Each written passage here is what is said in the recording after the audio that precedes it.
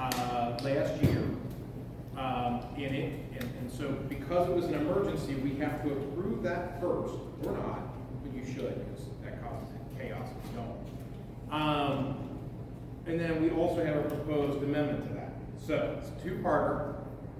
The first part is the amendment that was passed by the executive committee, which created a section E under Article 5, Section 5. E's the fifth letter, by the way. Just 5, 5, 5. I like that. The delegation chairman may fill vacant delegation seats after arriving at the National Party Convention. Priority shall be assigned as follows. Members of the state party, followed by members of the national party who reside in Kentucky, and finally to members of the national party who live outside Kentucky. This was the amendment that was passed on an emergency basis, and it is very similar to the language that we accidentally cut. And that's why it was brought back that way. So I'm going to ask for a motion. This needs to pass by 2/3 in order to be accepted. I'm asking for a motion to accept the amendment that was made by the executive committee in between conventions. We have to. Actually, I don't need to ask for a motion because the committee moves. I'm moving on behalf of the committee. Sorry.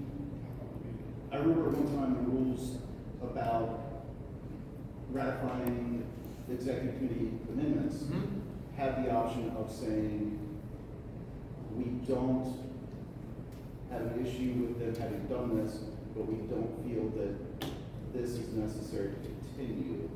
So that was part of that whole 47 pages of weirdness, where it's like, let's do an I before E, except after C, neighbor and way, and some other miscellaneous words. Okay. Yeah, we cut all that out. That's gone. I was just thinking, Yeah. if that language is still there and that was still an option, and the rules committee has a more long-term proposal to fix this, I was going to suggest going that route with this, but if that's not. Yeah, again, I don't know if It's on. Hi there. Good morning. I love the fact that it's very deep. All right. No one needs me to repeat the amendment, right? Everybody heard? I'm pretty loud. Everybody understands what's up?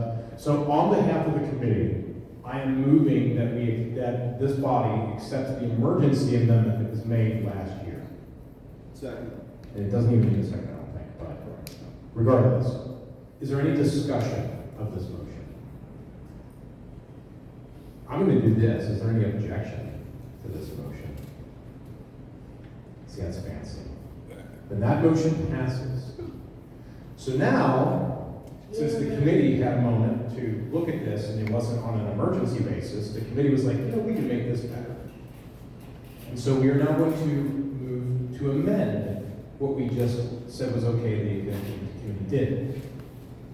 And this is closer to the language that we had. This is even closer to the language we pulled out. Again, it is Article 5, Section 5, subsection E, which would read, if amended, no earlier than 1 hour prior to the opening gavel of the National Convention, the elected and present delegates may gather and vote to add additional delegates to the delegate list. The delegate list may only be amended as follows.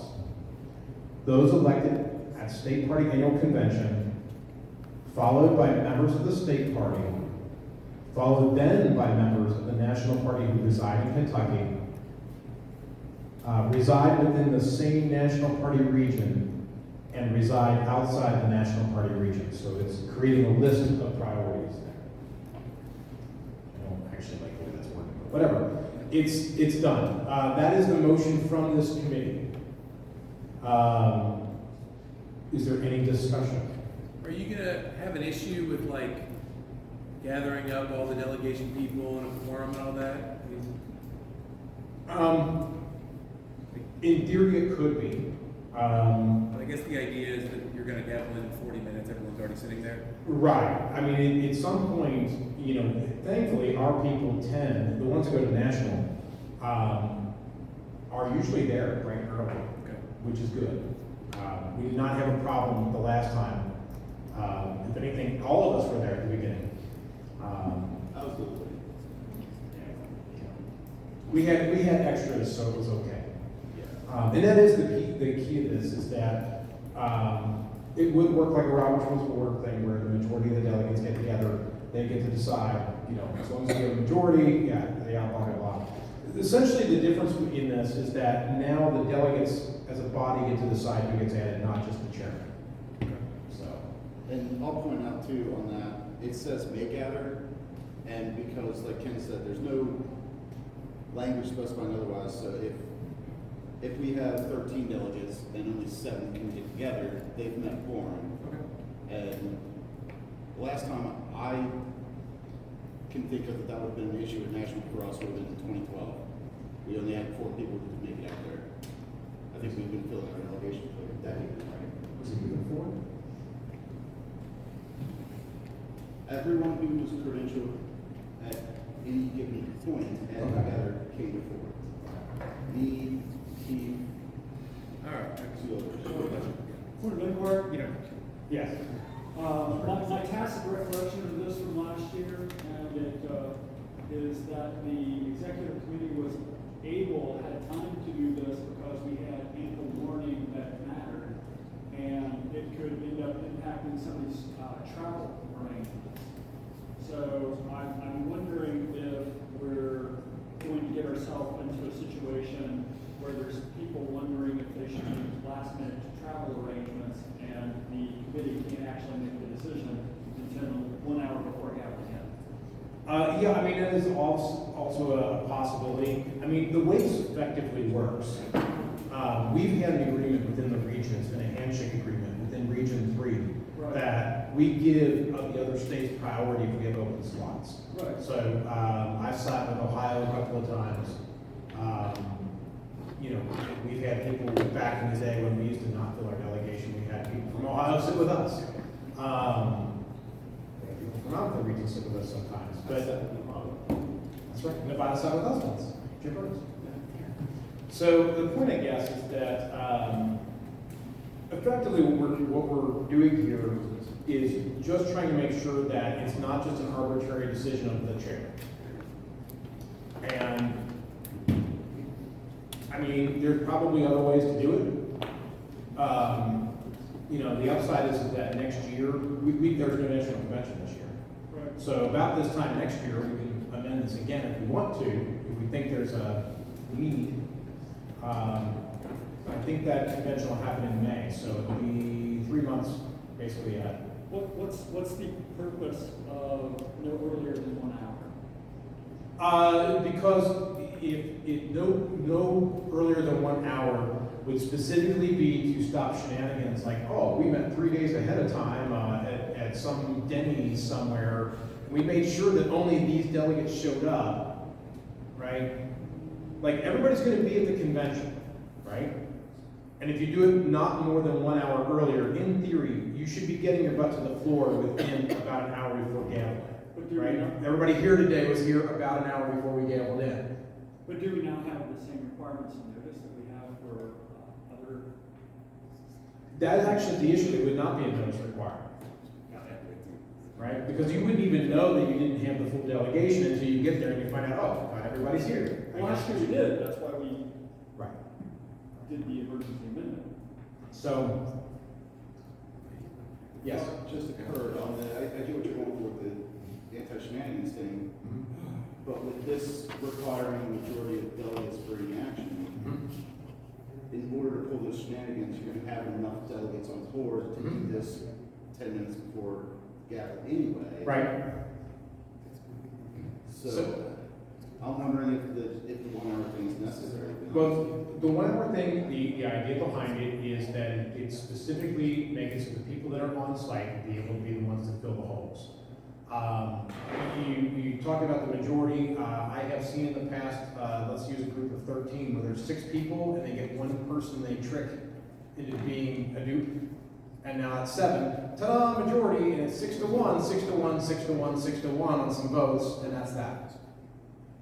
Okay, that's interesting there. Is this the only provision that will be in the rules to fill in delegate slots? I will. And if we come out of convention having not nominated enough delegates, is there something else that executive committee or somebody else can do to appoint someone ahead of time? No. Is there a proposal? No. that does that? Okay. No. It is typically not the problem. Right. Yeah, I don't remember last time we didn't have twice as many Yeah. people running to get slots.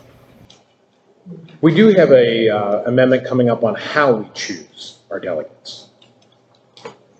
That's coming. Yeah, it's the cumulative voting one. All right, any other discussion on this amendment? I think to piggyback off what Eric was saying, I think he's got a point. It would be nice to have some provision. If at the convention we don't have enough delegates, we need something in between probably to allow us to fill that. So 4 or 5 that makes travel to get out there and for a vote that may or may not go their way. I mean, so where we're at right now, the chair gets to unilaterally decide who gets to fill the gaps. Okay. And they can do that at any time, right? Yeah, the chair can do that at any time. That's where we're at today. Oh, I'm sorry, no, I lied. It does say after arriving at the National Party Convention.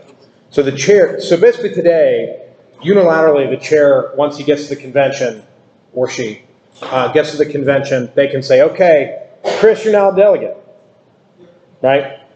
And they just wave their magic chair wand, and ta-da, you've been endowed with delegation. Yes, exactly. And instead what we're doing is we're saying that all the delegates, everyone who got sent to the convention by this body, get to decide, instead of just one person waving their magic chair wand. So that's effectively what we're changing. And then we're also changing the priority list because we forgot to put the National Party region stuff in getting that back in there was important. So, all right.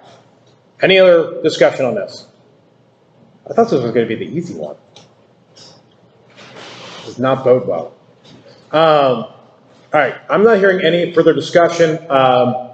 So we'll go to a vote on this. I think that's probably the right way to do this. It takes 2/3 to amend, so I am going to do show of hands because that makes a lot more sense.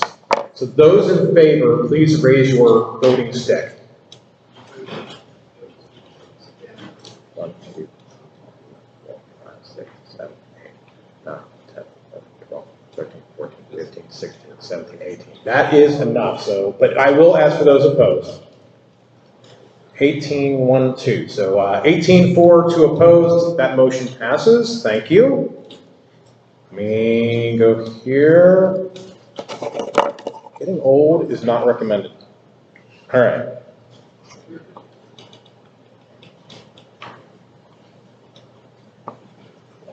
Okay.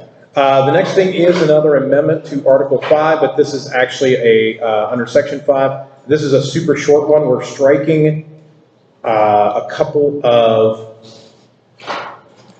things that were added a few years ago. This has never been a problem, but the delegation chair shall receive the first position. In other words, if you guys remember the Constitution, when we build our delegate list, it's literally a list. It's a prioritized list. The very first position is the delegation chair. So what we are proposing to strike here, well, let me read the amendment. The delegation chair shall receive the first position. The delegation chair shall be the State Party Executive Committee chair. And today it says, then in the order of ranking of state officers, and in the absence of any state officer, or the chair's designee. That doesn't make a lot of sense. If no delegation chair exists, then the primary delegates who have checked in shall elect a delegation chair from amongst themselves. What we are proposing to strike here is then in the order of the ranking of state officers and in the absence of any state officer. And going back to the traditional language that we've had for a very long time, which is the delegation chair shall be the executive committee chair or their designee, which is what it's been. And basically, it's the chair's in charge of making sure votes happen. I don't know if those that may or may not be familiar with how National Convention works. There's somebody in charge of rounding everybody up. That is usually the national or the state party chair. but it doesn't have to be. And so we are, in our rules, saying that the chair is the person, it is the default, but the chair can also be like, you know what, nah, I don't want to do this. I want Rob to take care of that if Rob's willing to do it. I'm going to make Rob the delegation chair, right? And that is the prerogative of the chair to basically say, there's someone more qualified than I to do this, is actually what we're doing. So we're just striking out this thing where by default, if the chair were to step down and not want to be the delegation chair, or if they can't make it, it doesn't automatically make the state party vice chair the delegation chair. And that's all. The chair would get to decide instead of it automatically being the vice chair. So that's the motion. Is there any discussion? All right. Seeing no discussion, now I'm just going to ask this, is there any objection? All right, without objection, that motion passes. Turns out that was the easiest one. All right, candidate nomination. This is special nominating convention cleanup. Okay, today, in the rules, there's no time frame set on when we would nominate candidates. So in theory, we could nominate people for the 2032 election for some state house race, even though it would be a different district by that time because of redistricting. But we could. That's insanity. And it has blown up in the face of multiple states in the past. So what we are proposing is that you can only call a nominating convention for elections that occur in the year that you're holding it, which would therefore prevent us from nominating years in advance. And so if you guys have the language up there, you see in the green, that we're adding that a party may call a nominating convention for the nomination of candidates for elections occurring that calendar year. And then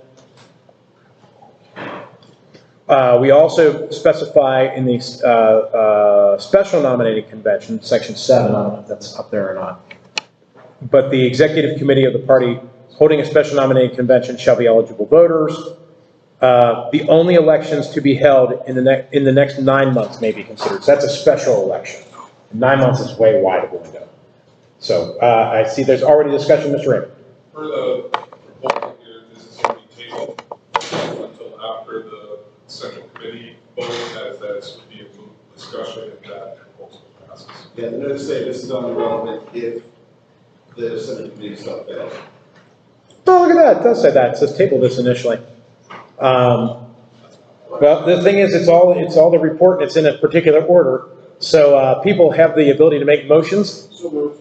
Table. Move to table. Okay. Is there a second to tabling? There's a second. Is there objection to tabling this for now? Cool. Hearing no objection, we're moving on. Cumulative voting. Motion to table. There is a motion to table and a second. It also has that note. Thank you. I appreciate that. So there's a motion and a second to table this until, we get back. Is there any objection to tabling this motion for the moment? Seeing no objection, it is tabled. We move on. This one does not say it needs to be tabled. This is cleaning up a loophole in the rules. Actually, there was a screw up in the formatting, was basically what happened here, but also some cleanup as well. So talking about party disaffiliation, for some reason, somehow, something that should have been out on its own level, at the capital letter level, ended up as a subpoint. And so we're proposing to fix that. And then at the same time, we are striking, because it's basically redundant, if the state party, oh, that's what it was. I'm sorry. That's not redundancy. That is anti-shenanigans crap. The state party can't be dissolved except here. Basically, we made it clear that there's no way to dissolve the party We had last time made a motion to amend that said the party was perpetual, right? This takes away the language about if the state party is dissolved, which basically means there is no mechanism, there's no direction, there's not like some sort of way to be like, oh yeah, we dissolved the party because it says we can do so, and then we follow these directions. So we're taking that away. From the executive committee, I mean, any convention body could come and say, we're done, right? That's, in our rules, the convention body is supreme. And then, under governing documents, and this again is all about making it loophole cleanup. Technically speaking, as we noted earlier, the executive committee has the ability on an emergency basis to amend the Constitution between conventions. What we are proposing to do is put a prohibition on amending Section 2, Section 3, or Section 8. So Section 2 is, I forget, one of them is the definition of membership, one of them is the party's perpetual, and one of them is the Constitution itself, which is the section that right here. So you can't amend this article to amend this provision, right? You can't amend the definition of a member, and you cannot amend that the party is perpetual. And that's what we're proposing here, that the party is perpetual, and the executive committee can do nothing about that in between. So that's what this motion is, and on behalf of the committee, I am moving this motion. Is there any discussion? Seeing no discussion. I'll ask this, is there any objection? By the way, just raise your hand if you object. I am seeing no objection. I will say that that passes without objection. Thank you. Thank you for not letting the executive committee dissolve our party in between conventions. I have a quick side note. Do we still Yes. have language allowing for non-substantive changes like renumbering and fixing typos without a vote? No. That was like a paragraph and a half that got cut. Yes. Because it was, but we had to describe every scenario and what's okay to amend and what's not. And we had a lawyer involved. So it became a paragraph. So. We can make a motion to fix typos at convention, Yeah, but the executive committee doesn't need the power to go, hey, we should have a comment, guys. That's It's not something simple like, oh, we have a 1, 2, 4, it should be 1, 2, 3. Right. Usually, a lot of rules of this sort have a provision allowing for non-substantive changes to renumber, fix typos, etc. If we're going to count wrongly, it has to be 1, 2, 5. Anyway, all right. So this is the big one. Here we are. Good times. This is county-based Central Committee for State Party Governance. And let me give some background on how we got here and why it's giant. If you remember, those of you that were here last year, it was a decision to try to move away and move things down the food chain. We dissolved, we got rid of all the district parties to free up people from being tied up in district executive committees, to free them up to be able to work at the county level. We did that. And we now have more county parties.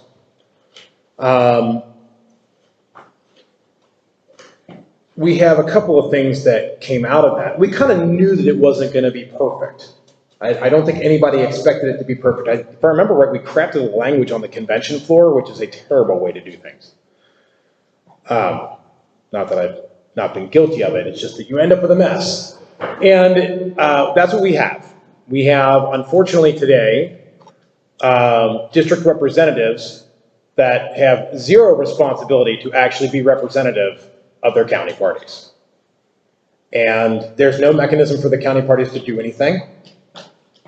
The people that get elected to the district at the district representative level are elected here. You may notice that we have more than the 24 people that are here today in our party, even as members, much less as registered libertarians. And so you end up with a subset of the county party voting for district, and sometimes, Jefferson County, is anyone from Jefferson here today at all? Our largest county, 1/5 of the population of the state? Yeah. So, They go to the Indiana convention. what's that? They go to the Indiana convention. I've been to those. Actually, I've been to one.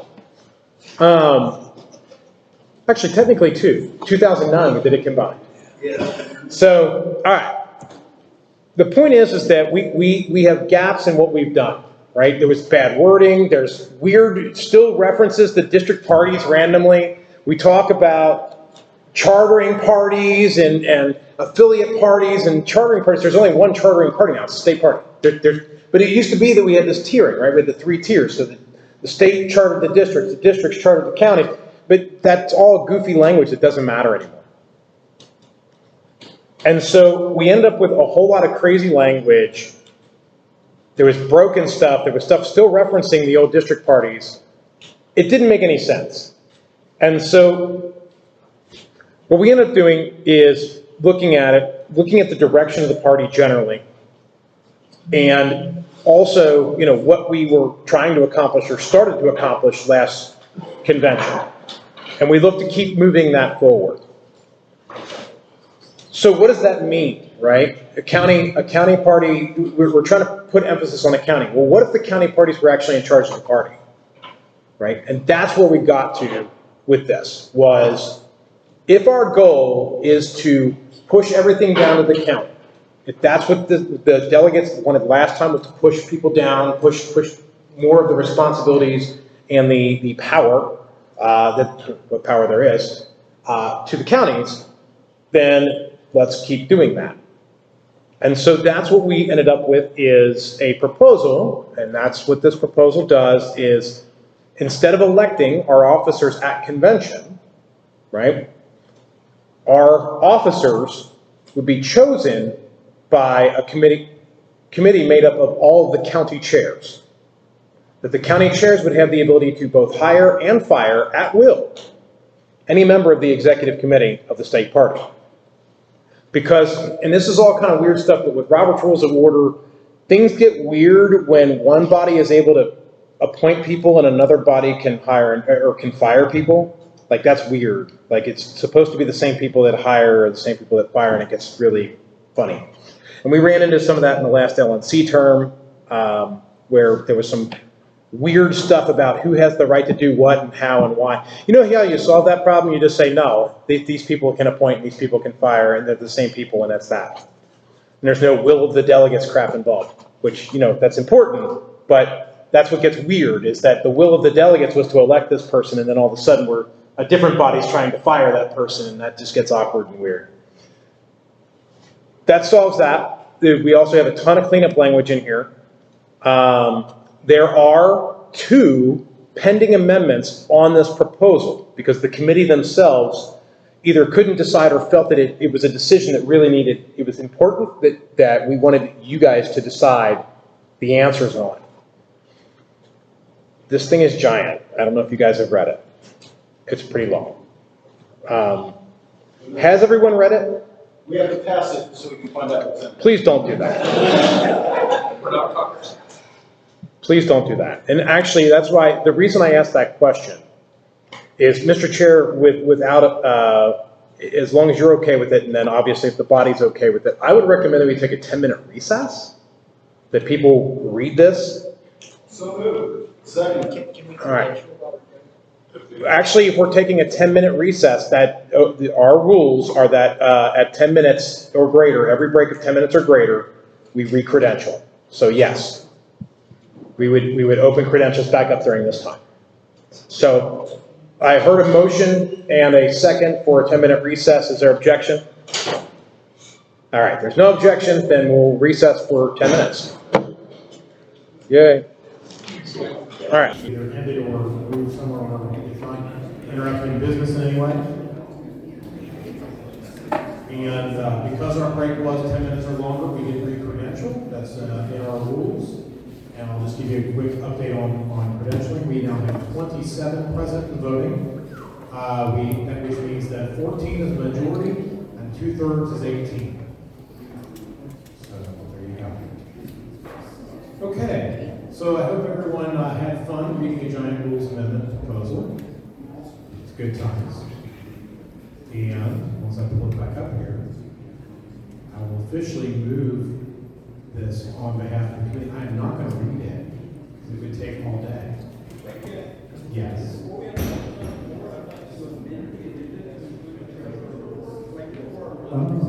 Okay. There's a motion to amend the agenda to include a treasurer's report. That's funny that we don't have, do we not have officer reports? We only had an address of the chair slated for 2 minutes on the agenda. There was Okay. no officers report section.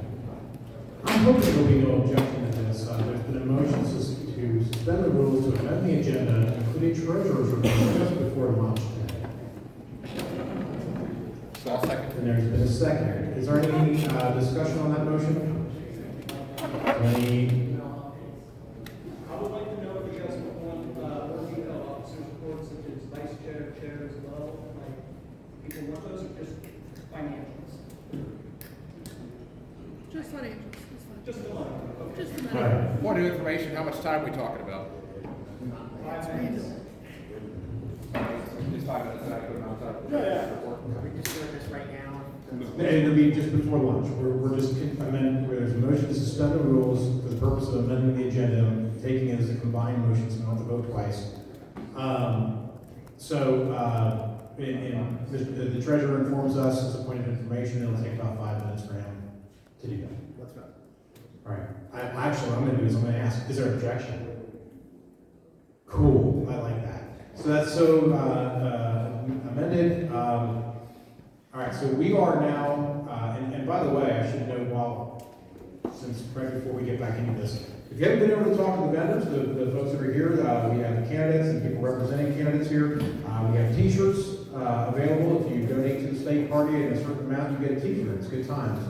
And then we have some booths from a couple of the caucuses here as well. So when we have some downtime, be sure to visit.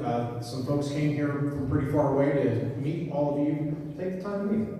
So, all right, where we were about to make a motion, or I was making a motion on behalf of the committee to accept the proposal to adopt the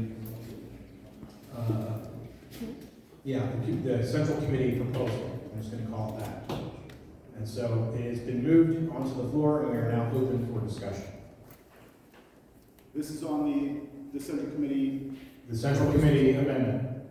And by the way, I'm sorry, there's 2 pending amendments actually. So that's actually where we start. Let me go find them. Buried somewhere in here are 2 pending amendments. There's 1.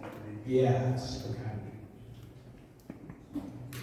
So, there are 2 pending amendments, and in the document, if you're looking at it, they're in purple. Those are the pending amendments. The committee had quite a bit of discussion, and that's actually, the way this works is we're moving and we actually move immediately into the amendments, and then we get rid of those and we go back to the main thing and discuss the whole thing. So the first question was, in part of the debate, the amendment, let me just read what the amendment is. There was a debate over whether or not it should be 5 people or 3 people that at a minimum have to vote to put somebody in a county party seat. And specifically in the affirmative, right? So it's not just 3 people, but 3 people have to vote yes, or 5 people have to vote yes for someone to be elected. This was put in place, the idea behind it is that a county party is not 2 dudes meeting in a bar every month and like having drinks. That's not a county party, right? A county party is actually getting together, doing business. There's actually people there doing things. So, that's where this proposal came from. I saw some of the looks around. I saw people looking at each other like, hey, that's what we do. I know. We're hoping that we move past that phase. So yes, I understand that some of our county parties, and we all know that, some of them are more social than others, but we do want our county parties, if they're going to be involved in the government and involved in choosing who the state party executive committee is, to actually be doing business and moving that forward. Mr. Cramer. On this amendment that's listed right now, and just this language in general, are there provisions elsewhere to cover nominating someone to run for public office in a situation where there aren't enough people to meet this minimum. Yeah. So if there's a county where only one person in the county is ever participating with the state party or any affiliate, and they want to run for office, there are provisions that would still give them that ability outside of this 3 or 5 vote minimum. Yes, and I apologize for this. Yes, this is the external political office one. There's another one later. Amendment 2 is the internal office. Yes, so essentially, if the county party didn't have enough votes, it would go back up to the state party. Yeah, if you don't have a county party, you can't have a nominating convention. You'd have to seek the nomination from the state party. So, and that was one of the discussions about this.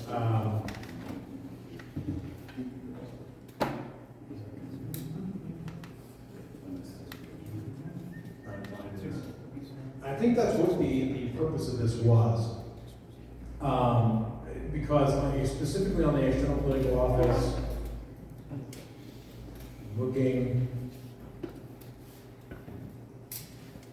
So this is a nominating convention. This is a normal nominating convention, not a special, right? So if you guys remember our rules, we have the ability to nominate at a special nominating convention, we have a normal nominating convention.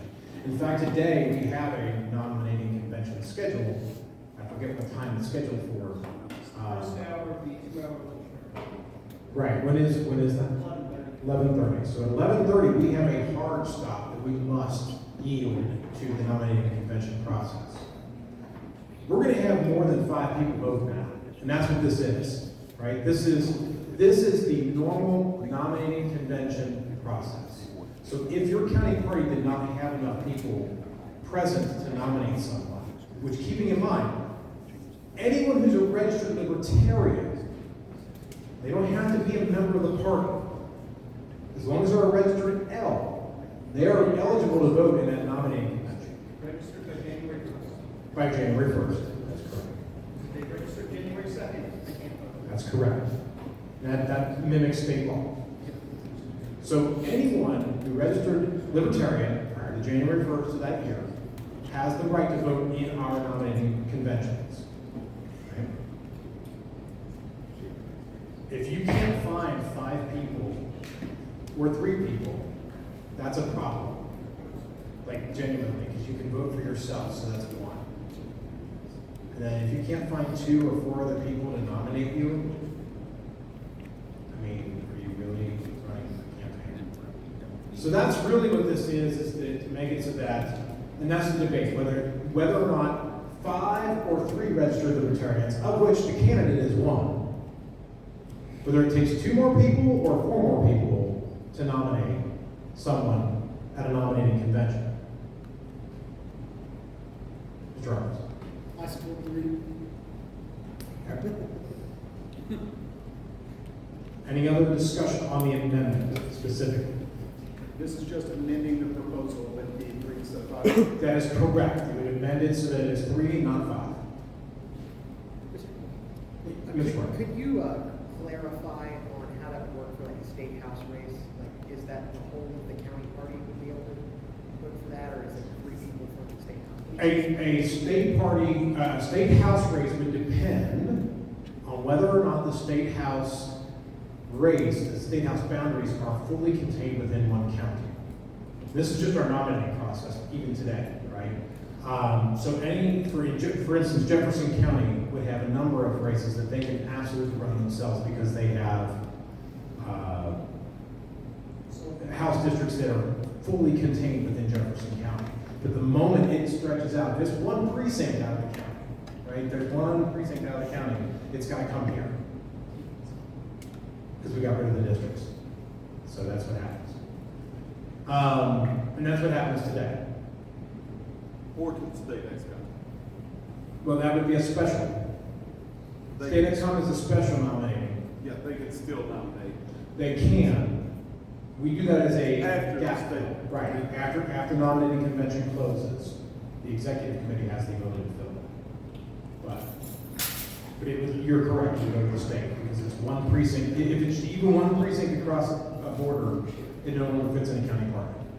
So, that's just how it works. Any other discussion? All right. This only takes a majority to amend, and it takes 2/3 to pass the whole thing, yes, but a majority to amend. So this is a majority vote. It is, what did I say the number is here? 14, all right. Those in favor of amending this provision and reducing the number of votes required from 5 to 3, please raise your voting stick. 1, 2, 3, 4, 5, 6, 7, 8, 9, 10, 11, 12, 13, 14, 15, 16, 17, 18, 19, 20, 21, 22, 23, 24, 25. Those opposed, raise your voting stick. All right, that passes 25 to 0. How many people I say we have voting? 27, all right. Yeah, just making sure all right, so that is amended. So that goes from 5 to 3. And then we have another such amendment, Amendment 2, which is in Article 10. And this is dealing with internal political. We have a provision that would say that no person shall be elected to any position within a party without receiving at least 3 votes in the affirmative. The amendment is to reduce it from 3 to 2. That's why I'm moving that amendment on behalf of the committee. Mr. Cranmer. Do we still have the provisions requiring a certain number of officers for a party to exist? That is in the main motion, yes. And that is Kentucky law, by the way. You must have a chair, a treasurer, and a somebody else. That is Kentucky law. So it kind of seems to me that this language already exists. Well, has a side effect of that.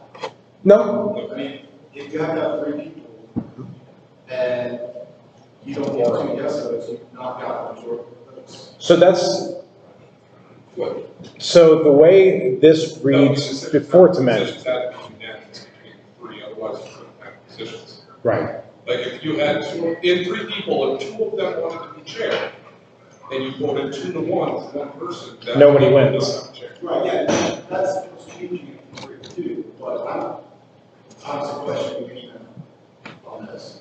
If you had that 3 officers to begin with, Oh, I just you think have it's- that 2 to vote for, you have to at least 2 votes for someone to hold an office. Correct. Why? Yes. I believe this was, on the rules committee, we discussed this because we wanted to, in this body, clarify 2-person versus 3-person thing that we have going on right now. Right. And that actually is, so I don't know if you all heard Mr. Varney. We have right now the ability for a county party-ish, and we'll call it a county party-ish, where 2 people without a treasurer can be considered a county party. Later in this amendment, we'll get into that, but we consider that now a development group, and a county party goes back to you have a chair, a treasurer, and a somebody else, because that's the law. We have to do that. But yes, I guess the point is, and I think I see what you're saying, Mr. Cranley, is that if it's 3 people voting on 3 positions, 2 is going to happen no matter what. Yeah. Right? Somebody has to win. The nature of the majority, you have that too, right? Especially if we're going to make the minimum 2 anyway.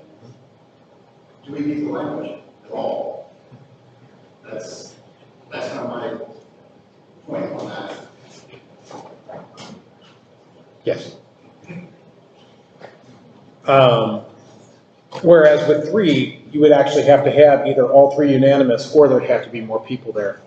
Yeah, and if you wanted to make a different minimum than 2, I'm not sure I agree, but I wouldn't argue that it's pointless. Right. And unnecessary language. I'd probably argue that that's not minimum. Okay. If one is agreeing Sure. with Cranley, is it permissible to amend the amendment, or must we handle the amendment and then make an addition? I believe we're now in the newest Roberts, we're allowed to go 1 more layer deep in amendment. All right, I believe 3D. then It's main amendment and amendment to the amendment. So this would be an amendment to the amendment because we brought this as an amendment to the report. Then I would like to move to amend to strike the language entirely.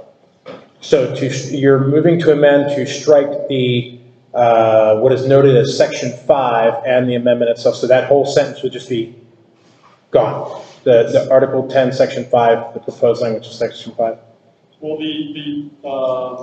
No person shall be elected to any position within any party without receiving X votes in the affirmative. You're moving to strike that language entirely.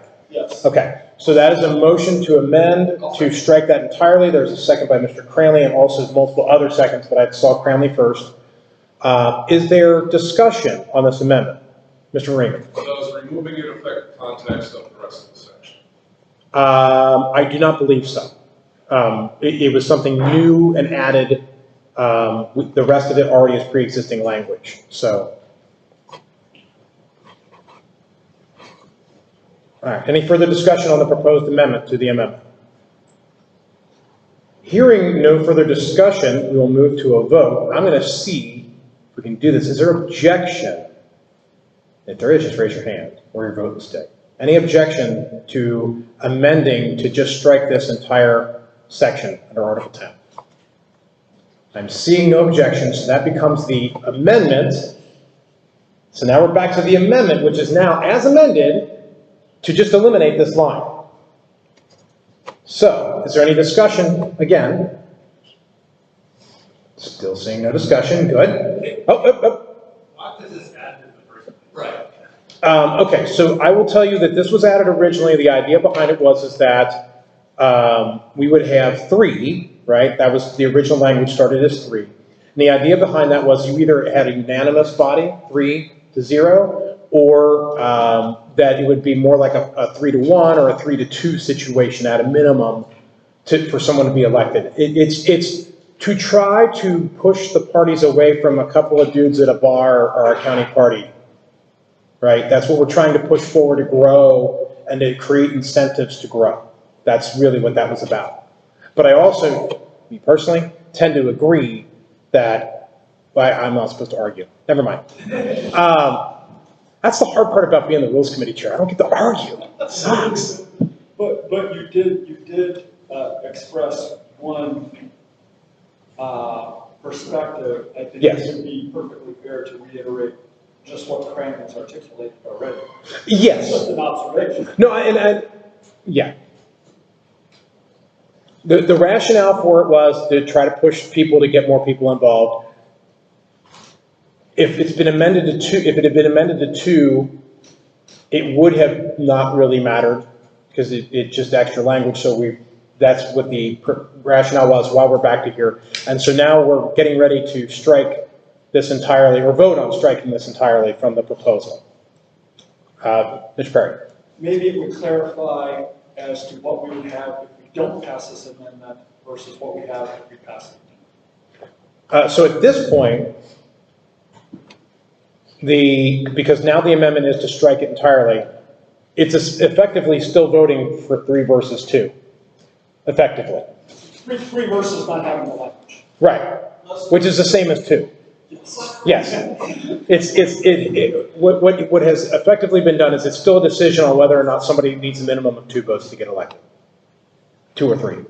Yes. This creates a scenario where somebody can be elected without some kind of plurality with our tradition of NOTA or no voting, one person vote for themselves and then 2 no votes or 2 no votes, and still be elected with just 1 vote for themselves. How could that happen? No. Mathematically, you would either end up as 1 to 1 to 1 and nobody wins. Like if it's candidate A, candidate B, and NOTA. Or it would be candidate A and 2 NOTAs, in which case candidate A still loses. So it either ends in a tie or they lose. So no matter what, there's no scenario where anyone can ever get elected with less than 2 votes in a committee of 3. Unless somebody doesn't vote. 2 people don't vote. So you could have 1 person vote for themselves and 2 people don't vote and it'd be 1 to 0. Which, I mean, that still kind of jives with the intent of this. two people didn't vote, they don't care enough. What's that? Sorry, I was just speculating that if two people don't vote in that scenario, then they're kind of saying it's okay by acclamation anyway, so it kind of still accomplishes the point of this. Yeah, So, I'm good. I see what you're saying. Okay. All right, is there any more discussion on this? Because now the amendment is actually just to eliminate this section 5 or keep it as worded with receiving at least 3 votes in the affirmative. Those are the choices we're at right now. And the amendment is to just strike the language entirely. So that's what we'll be voting for. A vote in the affirmative will be to strike that language entirely, just so we all understand where we're at, because we got a couple layers deep. Any further discussion on the amendment to just strike this sentence? I'm seeing no further discussion. All those in favor, and this only takes a majority, those in favor of striking this language, raise your vote and sticks. Okay, that's a majority. Those opposed? Yeah, okay, that's a majority. That passes. All right, so that has been struck. So we are now back to the main proposal, which is giant. I hope that you all had fun reading it during the break. we already moved it and we already did the amendment, so it's on the floor, and now we are back to the main motion, which is to adopt this rather lengthy proposal. And we're open for discussion. Mr. Perry. So just to understand the logistics of it, in this convention, we won't be electing an executive committee, and immediately after this convention, the county party chairs will need to gather electronically permissible. Yes. And elect a executive committee. Yes. Do we think they're prepared to do that? I don't know. That's all, man. In the event of the absence of county chair, is there an exception mechanism for vice chair, secretary, or rank officer representative of the county to vote in proxy? So in our rules, we already have that the vice chair can serve whenever the chair is not available. So if a county chair is not available, then the vice chair would step in as an alternate, essentially, because they have the right, when the chair is not available or unwilling, they can just not be willing to do it. The vice chair would fill in that spot, yes, of a county party. I bring that up because that's relevant for Ross' ability to facilitate the process today, should we, even if not every county chair or even former county chairs proper or present, vice chairs, secretaries, down the line. So Mr. Perry, just to give a little bit more clarification on what would happen if this passed today, because I think that is important for everyone to understand what would happen. Currently, we have elections on our agenda, right? Because under the rules today, that's what's in order and what would happen. If this passes, first of all, the section that required us to have elections was getting repealed, which then would make it out of order for our agenda to include that, which immediately invalidates that item of our agenda. What would then happen is Mr. Daniel would remain our chair until such time as the counties got together, because he serves until the next person's elected. That's how this works. That's how you end up without a headless organization. So, I won't laugh, but I'm in the same boat with you. yes, you are. So, the mind that we would have enough county chairs here, you guys can kick me to the curb. well, and we do specifically and intentionally permit explicitly that the county chairs can meet electronically, in person, or hybrid, because we anticipate that in our state, if those that don't realize how wide our state actually is, 9.5 hours east to west by car. They hit the easternmost point to the westernmost point. Because you also have to drive out of Kentucky to get back in, for those that don't know about Kentucky Bend. So all the way out west, we have a non-contiguous piece of our state, surrounded by other states.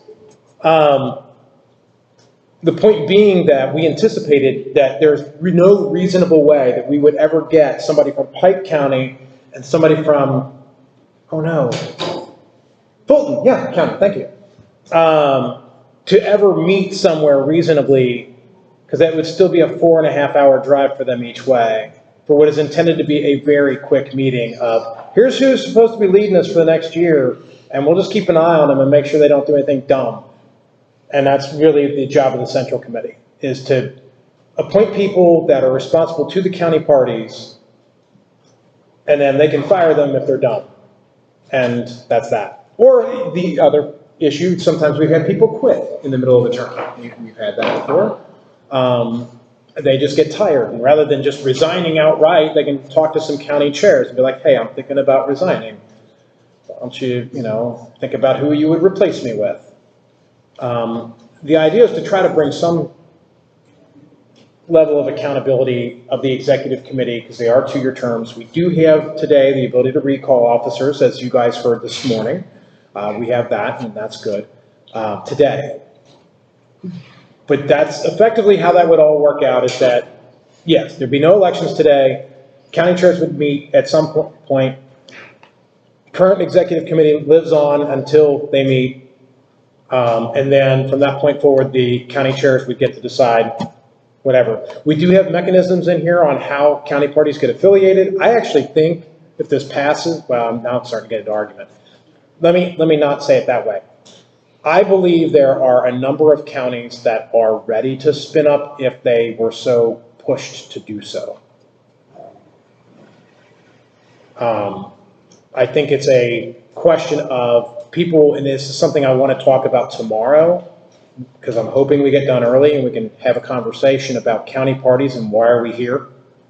I think that if people understood the purpose of the county parties, because I think there's a lot of people that don't, that they might get a little more motivated and excited to do it. Because it is my opinion, I will argue this, I don't care. I believe it's the most important part of our organization is the county party, because that's where you touch people and reach them. It's not in an illegal way. So the point being that that is the rationale behind all this, is to try to push the county parties. So, all right. Now I've rambled, and I went into debate, and I went everywhere, so save me, people. What do you want to talk about here? Any other discussion on this? Mr. Perry. So, as treasurer, I just prepared disbursement checks for the county parties. And so it was basically in my face. I didn't have to do any research for this. About 30% of the funds that were collected for the second half of last year are being dispersed to county parties that have treasurers. The flip side of that is, I'm saying this wrong, basically a third of it was from counties that are affiliated and have chairs, which means 2/3 of it wasn't. So that, and I'm sure some of you here are from counties. I'm from a county, Carlos from a county, who is an affiliate. So in some ways, this really does impact those people's ability to impact this party. So I did want to just kind of a tacit argument against, but mostly I just wanted to make you aware. I'd just like to point out that there are 2 people here from your county, sir. Yes. You need a third when you have a county party. Yes. Just pointing that out. Just as an Well, observation. I am also a state treasurer, so there is a dual hat rule. For now. Yeah. So, yes. So that's, all right. And thank you for that, actually. That's good information. I think the body needs to understand kind of where we're at as a party. Because we have, I think, 18 parties or 20 parties that had conventions this year, but only like 14 of them have treasurers, or 12? I think 10 have treasurers. 10 have treasurers? I'm not positive, but I think 10 have treasurers. Because that's... I wrote 9 checks. Okay, and that is an important thing to note. Like, this proposal draws a line between the parties that have treasurers and the ones that don't. And it says if you have a treasurer, you're a county party. If you don't have a treasurer, you're a development group. Go get you a treasurer. Because in Kentucky law, you have to have a treasurer to be a party. Yes, Mr. County Kramer. development groups do not have a seat on the central committee. That is correct. The committee, the development groups do not get a seat on the committee. And that's why I'm bringing that up. What's that? Or can they nominate candidates? They cannot nominate candidates, and that's already the law today, they couldn't. No nominations, no vote, no candidates, no money. Right. So they can nominate at the state nomination. They can in a state nomination, yes. But that means, and then, yeah. But you can't do it on their own. They can't do it at their organization for their partisan races. Right. Correct nomination on it. Which. That's a today problem. If they don't have a treasurer, can that state limitation as is for? If you don't have a treasurer, then in the state's eyes, you're not a county party. If you're not filing KREP, if you're not doing the paperwork to say I'm a party, you're not a party in the eyes of the state. Only a party can nominate someone for office for a special election. So they can't do it today anyway. I think, well, I'm going to get into argument. I think the idea of having two people build the group is great. I'm not dinging that, and we've used the term party for that and having a treasurer. This would delineate between the two, but I'm not saying that those aren't there. If anything, I hope it encourages people to get that treasurer or pushes someone that's been really thinking hard about it, could be treasurer. Man, I don't know if I want to do the paperwork. Because, who here likes paperwork? Raise your hand. You're here. We have one for those watching at home. One. I guess the point is that when it becomes necessary, right? And that's really a lot of what we do. We're libertarians. We only do this because it's necessary. Like, if the state left us alone, none of us would be here, right? I mean, that's the whole point. So the whole reason is we do this because we have to. And I think that's the same thing with the county parties, that if it becomes listen, if you really want to do things, and part of it is knowing how to do it, but part of it is getting that little nudge, we'll end up with a few more parties that have treasurers because there'll be a purpose to it. If nothing else, it's so that they get a voice choosing state leadership, which is kind of a silly reason to want it, but if that's the nudge it takes, that's the nudge it takes. Whatever it takes. So, Mr. Perry. Point of inquiry, I just don't have this straight in my head. People holding county offices still can't participate on the executive committee. Is that correct? I am going to go. Yeah, there's no deal with that. Yeah, I don't think that's actually the case anymore. Why is it that you can't be chair and on the executive committee? Is it a dual hat? I thought it was a dual hat between the state committee and the Executive committee, give me one moment. Are we inquiring about the rules as currently approved or the rules as being proposed? As being proposed. As being proposed? Okay. So currently, we will have, but as proposed, we were allowing. I think as proposed, we eliminate the dual hat problem. Or not problem, the rule. I thought there was something there about the central committee, not do that. Okay. Well, the central committee the central committee already is the county chairs, right? No, it's. Well, it's just that, like, the central committee could just elect themselves as executive committee. It's on page 5, 7. It says, State Party Executive Committee is appointed and recalled at will by the State Party Central Committee. EC Chair, Vice Chair, Secretary, Treasurer, selected by the CC, still cannot dual act. Oh, okay. Let me make sure that actually, even though it's in the summary, let me make sure that actually got put into the words. Because sometimes summaries don't match the words. Remember that part about reading it in the break? I was doing credentials. County parties. Is there actually an explicit prohibition? Do we need a because we can turn the mic over to a visitor. That's not a bad idea.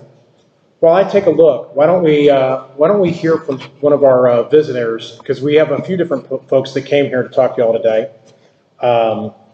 If you guys, without objection, give 5 minutes of time.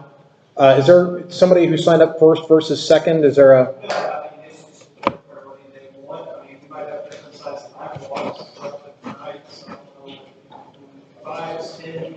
I think 5 makes sense. Unless you, I mean, you guys plan this thing. I'm just up here, the rules committee guy. I don't care.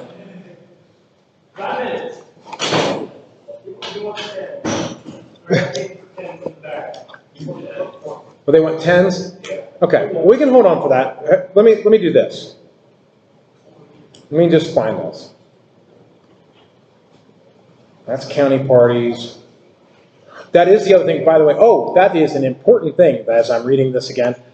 The county parties today. Have you guys read what a county party ends up with like 1.5 bazillion precinct captains, and your executive committee can be like this giant disaster? And in Jefferson County, you literally have like 1,100 people on the executive committee, in theory.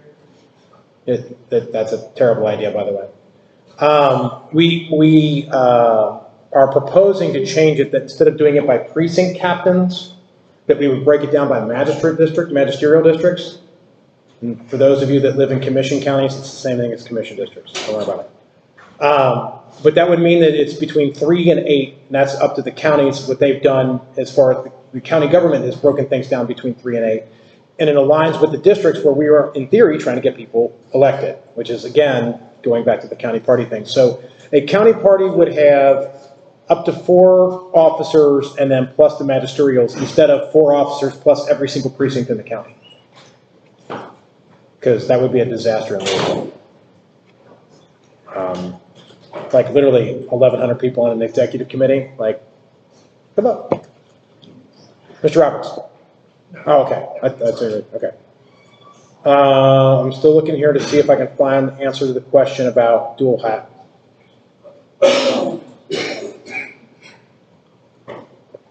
I don't think it's still here, guys. I am not seeing it. Recall, dissolution, conventions. I'm not seeing it.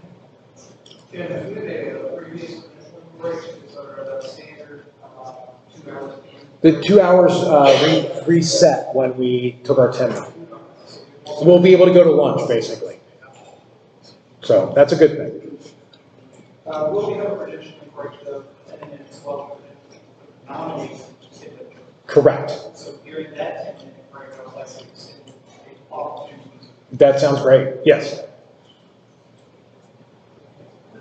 Elected among state party central committee.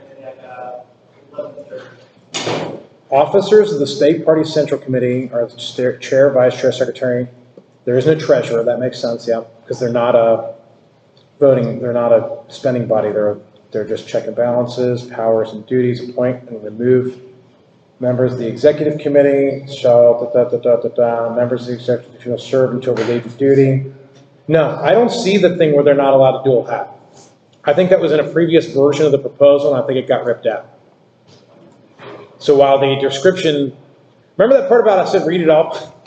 The description may lie, because that happens. Things get changed over time. You go through the committee process, and what starts as a proposal gets beat into something a little different. But I don't see anything in here dual hat prevention. I'm not seeing it. What's that? The description lies. Hey, blame the dum-dum that didn't fix it. That would be me. Sorry. I can't do everything. I gave you a stick. I gave you a stick. All right. Any other discussion? All right. I'm not hearing any discussion. I see a couple of people outside smoking. But they're still here and they're still checked in, so they still count towards the quorum. So that means, in order for this to pass, we need 18 in the affirmative. Just making sure we all know where we're at. And since there is no further debate, we're going to go to a vote. You can do that quickly. We are going to a vote. I like how Joel's just like, no, they're voting, hell with that. Just leave it. So that's awesome. All right. So we are voting on the amendment as amended. All those in favor By the way, you didn't miss anything. We just talked a lot. It's where it was when we came back. All those in favor of adopting this proposal as amended, please raise your stick. 1, 2, 3, 4, 5, 6, 7, 8, 9, 10, 11, 12, 13, 14, 15, 16, 17, 18, 19. Those opposed? You're allowed to raise your stick if you hate it. Okay, 1, 2. All right, 3. Sorry, 3. With that, the amendment passes. Thank you. That was a big one. And I'm sure it'll get tweaked. Listen, I just want to note, I'm sure it'll get tweaked next year. Hopefully not nearly as radically ever again. We went from a 3-tier system to a 2-tier system over the course of 2 years. It's a big change. I think we've done pretty well as a body. My personal thing, I think overall we've done well. We've grown our county parties, and I thank everybody who's involved locally, and I encourage people to get involved more locally. Yes, Mr. Cranley. The 2 things that we tabled, do they need to be brought back up and start? There would be a motion to bring them back from the table, yes. Do they need to, or could we just leave them tabled and be done with it? You could. I'd like to bring them up. Okay. Is there one in particular that you would like to bring up? In order. Okay. So I believe that the first one that was tabled, let me look here, was the candidate nomination. All this is cleaned up in the larger committee problem. Okay, that one's already done. The second part is already covered. Oh, that's the amendments, that's why. Hang on.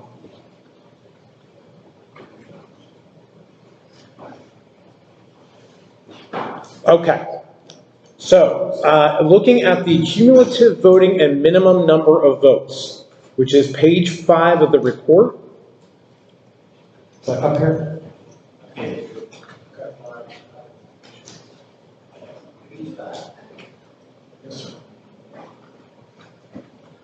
Okay. The notes on this note that part of this was covered, and it was. So section 5 was that debate about how many people it takes to elect people, and we've already passed something that did that.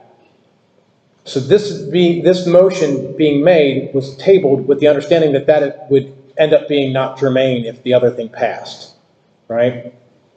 So the only thing that's actually germane that we can still consider, because we've already amended that, and that would be really weird to reconsider it when we've already beat that to death. Again, let's not do that. Section 1, the amendment to section 1 is what is in order and being proposed here. Cumulative voting is a form of voting that allows each person to have a certain number of tokens and to assign those tokens in any way that they want. It provides weight, unlike approval voting, but it's not quite ranked like ranked choice. Why does it matter? We had a very serious problem. Mr. Patrick was the unfortunate victim this time. He did get to be a delegate though, so it all worked out. But because Mr. Patrick didn't vote for himself on the first ballot as number 1, he ended up becoming the alternate, even though he actually had overall the most favorite of the votes. Like if you took the thing, flipped it over and said, who was actually the most popular generally? Mr. Patrick was. But he ended up, because of ranked choice voting, and I love ranked choice. In a field race, it gets weird, and then when you have 30 people deciding 14 seats, it gets really weird. And most voting systems get weird. As the number of voters approaches the number of choices, things get weird in voting. So you have to think, okay, well, how do we solve this problem in the long term? And that's what this proposal brings forward, that if the number of voters is not greater than 3 times the number of options, we'll use cumulative voting. Meaning that if 15 people are running to be delegates, and we don't have 45 people voting, we switch to using cumulative, which is a token-based thing. You get 1.5 times the number of choices, right? Rounded up to the nearest whole number. So we already accounted for the weird half vote problem or third of a vote problem. And so in that scenario I just gave, the 15 people running 15 people and not 45 voters, you would actually get 23 tokens to allocate however you like. You could give all 23 to Mr. Patrick. You could say, you know what, I like Ryan, I'm going to give him 10. I like Bill, I'm going to give him 10. And I guess I'll give this Randall Daniel guy the my last 3. Or you can be like, you know what, I like everybody, I'm just going to spread them out. Right? And you can do that. The cool part about 1.5, you don't have to vote everyone, but people kind of tend to feel like they're wasting their vote if they don't use all their votes. It inherently creates the ability to create weight, preference. And I think that's important because we know that politics is not a yes or no answer, right? It's not Democrat or Republican, it's not yes or no. There is the nuance, there's different layers to it. So cumulative voting allows you to provide weight, but if your weight is literally, I only like Christian Barney and everybody else can go to hell. That's a very valid. Right. You can give all of your tokens to Mr. Barney in our sample scenario. Does everybody understand the idea of having a certain number of tokens and being able to allocate them to in any number to the candidates as you choose? Does everybody get that? Anybody confused on that? Okay. So that's what cumulative voting is, and that's what we're proposing if we have another election where there are not at least 3 times as many voters as there are choices. Because boy, it was not fair, honestly. It was just weird. And I'm a huge ranked choice voting guy. Huge. But I felt genuinely bad for Ryan because it was messed up. Just because he didn't vote for himself as number 1. And we've had that problem once before where anybody who didn't vote for themselves as number 1 got screwed. And that is a stupid system in that scenario. So I am moving on behalf of the committee to adopt the amendment to Article 10, Section 1, and only the Section 1 part, not the Section 5 part. That's not there. Only the Section 1. And I'm moving on behalf of the committee, so it goes to the floor immediately. So is there discussion on this item? Why not adopt this for all, rather than when it doesn't need for? It is not, the system is not as, it still allows people to do bullet voting, right? As I mentioned, you can give all 23 votes to Mr. Barney, right? And there actually becomes incentive to do that. It's kind of like approval voting where you can do like, I'm only voting for one person or I'm voting for everybody except for one person because I hate that guy. That's a thing that happens with approval. Essentially what we're creating is approval but with weight, right? Ranked choice, I believe personally, and I'm the one that brought this forward, so that's how this ended up. But ranked choice still has the ability to say, I like Rob Perry the best. And I like Christian Barney second. That Ryan guy, I guess he's all right, number 3. Rob is number 4. You know, you get that. You still get that assigning of preference. Yeah, take the articles. Whole building's It's messages. Someone's sending us messages. Anybody speak Morse? I don't know Morse code. It's basically just what you All right. Nice. So somebody's reading on the in Morse code. Nice. All right. So that's the best answer I can give. Is ranked choice works really, really well, especially single election. It works great, and it works as long as there's enough voters. And we've been using ranked choice for since 2008 or 9. When did I get that put in? I can't remember. A long time. And it's worked great for everything except for selecting delegates. And it's not. And twice it's actually that what happened to Mr. Patrick is the second time that happened. 2016 was the time before when it failed horribly. And because I didn't vote for myself as number 1, and damn near didn't become a delegate at all. I was like, that's sad. I have to vote for myself in order to make sure. That's a bad system, right? If you have to vote for somebody as number 1 in order for them to make it, that's not good. So, but that's why. I don't know. Ranked choice works. It just doesn't work. and like I said, a lot of voting systems start to fail as the number of voters gets closer to the number of choices. I mean, think about it like going to lunch, right? If 3 people are like, oh, let's go to lunch, first of all, you got to get them all together. But after you get that done, if all 3 people have different ideas on where to go to lunch, right? But they only have one vehicle and they all have to go to that one place and they don't have enough time to hit all 3, that's weird. And you know, you get, and so you can't do ranked choice in that, right? Because everyone's going to have their own number 1, and that fails, right? Because the number of choices equals the number of voters. And that's the issue we're trying to resolve with this.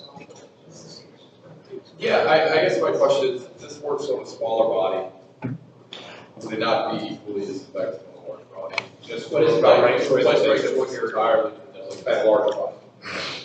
I think the main issue with replacing it entirely is you're going to end up with a drive to bullet voting. You start losing the preference. I mean, that's just my opinion. But, I mean, that is an option. You could just switch entirely over to cumulative. If I may make a suggestion personally, and this is not arguing for or against, well, it's kind of arguing against, but what you're suggesting. But I would say we've never used cumulative voting. Let's use it and see what happens.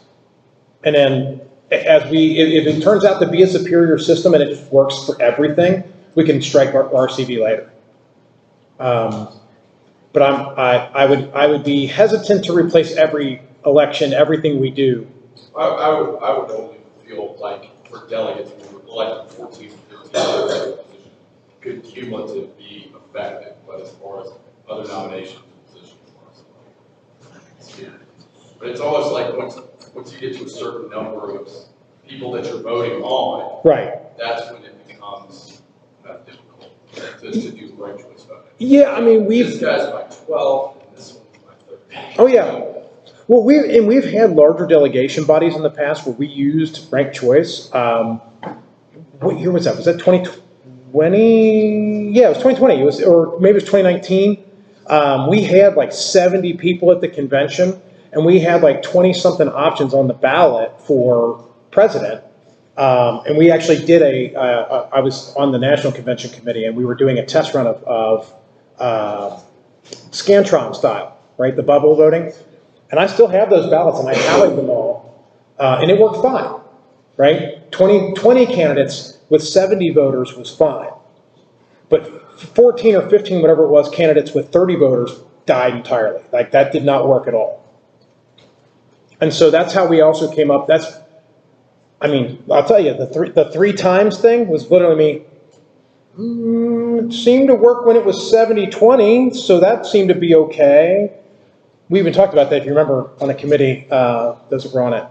Why 3 times? I'm like, felt right? I don't know, felt right.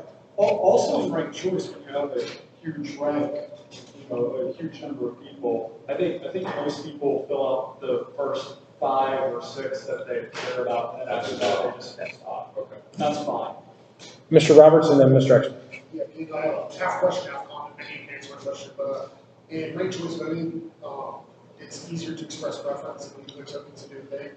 So the example of delegation, so say Christian and Ryan, Christian puts all 23 of his tokens into his bucket, but Ryan is actually his second choice, which he would have been able to express in ranked choice voting. Right. Christian comes in first by 150 tokens, but Ryan misses out. He should give it more of his tokens to Ryan. Which right. Ranked choice ballot, he would be able to indicate that in a better way than with the tokens. That's, I think you do. And so we've used this cumulative-ish. No, I think that's probably right. And we've had at the national level in the past, so we had debate tokens, where you had to collect a certain number of tokens in order to participate in the debates that we do televised for president.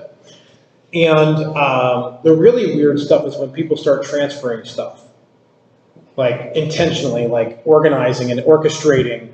Like, oh, well, I think this person's going to need those tokens, so I'm going to give them more than I actually think they deserve because I want to make sure this person gets a shake. Now, we still have some of that. I mean, I'll freely admit that I may or may not have made sure and expressed to other folks at the National Convention last time that, hey, you know, very likely this person's going to be chair, but we really should hear from these other people that are running, so you should really think about that, because a debate of one person is boring, and you may want to, yeah. It just still didn't work out for one of them, but that's okay. The point is it happened. But we've actually had tokens trade for president. Yes. Oh, wait, no, I'm sorry. I had said Mr. Eckstein would be next. So you used the analogy of like 3 guys on lunch.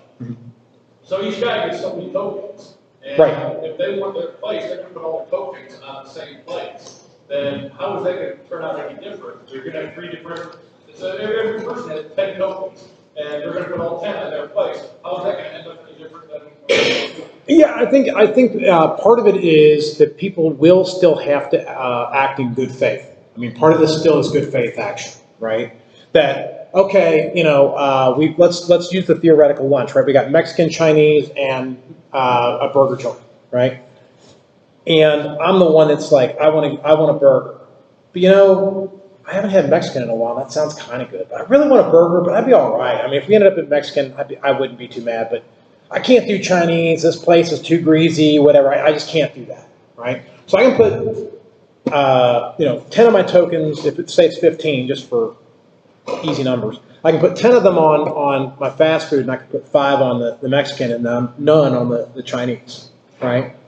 And that's not to say anything other than, yes, this is what I want, but I could settle for this other thing, but I definitely don't want this thing. And that's what we're trying to accomplish. I don't know. I was open to other ideas. We've been dealing with this at National too. Like, what's a better system? I don't know. I don't have an answer. Mr. Randall, and then I think Mr. Perry after Mr. Randall. So a situation in which this is applicable to our committee appointments, such as rules and platform, correct? It could affect platform and bylaws, depending on how many people do we elect? 9. 27 people here today. No, it's not greater than 3. What if 1/10 a person runs? Then we've got, then it would be applicable to go to approval, and that way we just have tokens placed rather than having, people battling and bringing tokens for an hour or 2 people. So, I have a feeling we're going to get I forgot about the committee stuff. I have a feeling we're going to end up, if this passes, we will use it today. yeah, and so the example I'm seeing is we've got 27 people able to vote, 15 nominations for platform committee. That's going to happen. And this would then allow us to include voting in a single, just toss the tokens, who's on the committee, top 9 vote getters out of those who received votes being on the committee, rather than having to have about 2 hours of people tallying votes and potentially not knowing who's on the committee until the following day. So, Mr. Reynolds, to your point, I think actually more to the point is we'll actually get a live demonstration of it in convention if this were to pass. Yeah. We will get today. We'll get to see how the XCOM handles it, or CENTCOM, or whoever, CENTCOM, XCOM, whoever deals with it, because it's during the count. Okay, it's only internal party positions, external party candidates, yep. So we will get to see this in action over the course of a year as well, because that'll be internal party positions that the CENTCOM will be doing, which means that before it actually rubber hits the road, which is convention time next year, right? Because that's when this really gets contentious, is the national delegation. Let's just be where we're at. We're going to find out if this works or not this year until we get to convention next year. And if it sucks, we can repeal it before we elect delegates, right? Because elections come after bylaws. I think Mr. Perry was next, and then I swear I saw a different hand, and then I see Mr. Eckstein's up again, and then you're up again. So we're going to... Well, the point I was going to make is change with that. Yeah. But ripping off that, like, platform, we're not electing all of platform today because it's staggered, correct? That's a good point. Yeah, I think you're correct. So I don't think we're going to get to close out. But I was originally going to go more or less the same direction, because I think those elections are a much better example of what this is going to look like than your 3 people going out to eat, because you're voting on one thing still. Right. Okay. But that's okay. We'll see a good example. I never said I was good at analogies. I'm just hungry now, that's all. Because you keep talking about food, and I'm like, damn. And Mr. Eckstein. Okay, so I thought we were making this available lesson, so I thought, how can I make this more complicated?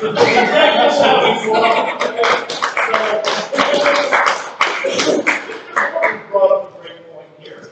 And the way to keep that out of something with your lunch analogy, the way to keep that from turning out just like ranked choice voting, where everybody's going to put their choice as number 1, would be to make it so that nobody can put all of their tokens on one choice. They would have to say at least a small number, you can make 1, you can make any number. Say they could put 75% on 1. That means they would have to at least allocate some to other choices, and that would prevent it from ending up saying that's ranked choice. You are correct. I brought a similar proposal to the national bylaws. It's not been officially proposed. That was something I considered after the deadline to submit these. So I will note that, number 1, it's 11:16. Number 2, we have some people that want to speak for 10 minutes. Number 3, we have a hard stop, like hard stop at 11:20, or 11:30, excuse me, 11:30. Credentialing can start again at 11:30. It's a break. So actually, we don't have to start credentialing at 11:30, but we would have to start credentialing before we came back to order. We have to allow credentialing. Because we'll have credentialing for the nominating convention. That's in case anybody, other registered Libertarian wanders in here. 13 minutes, we have to stop. Yes. Nominating convention.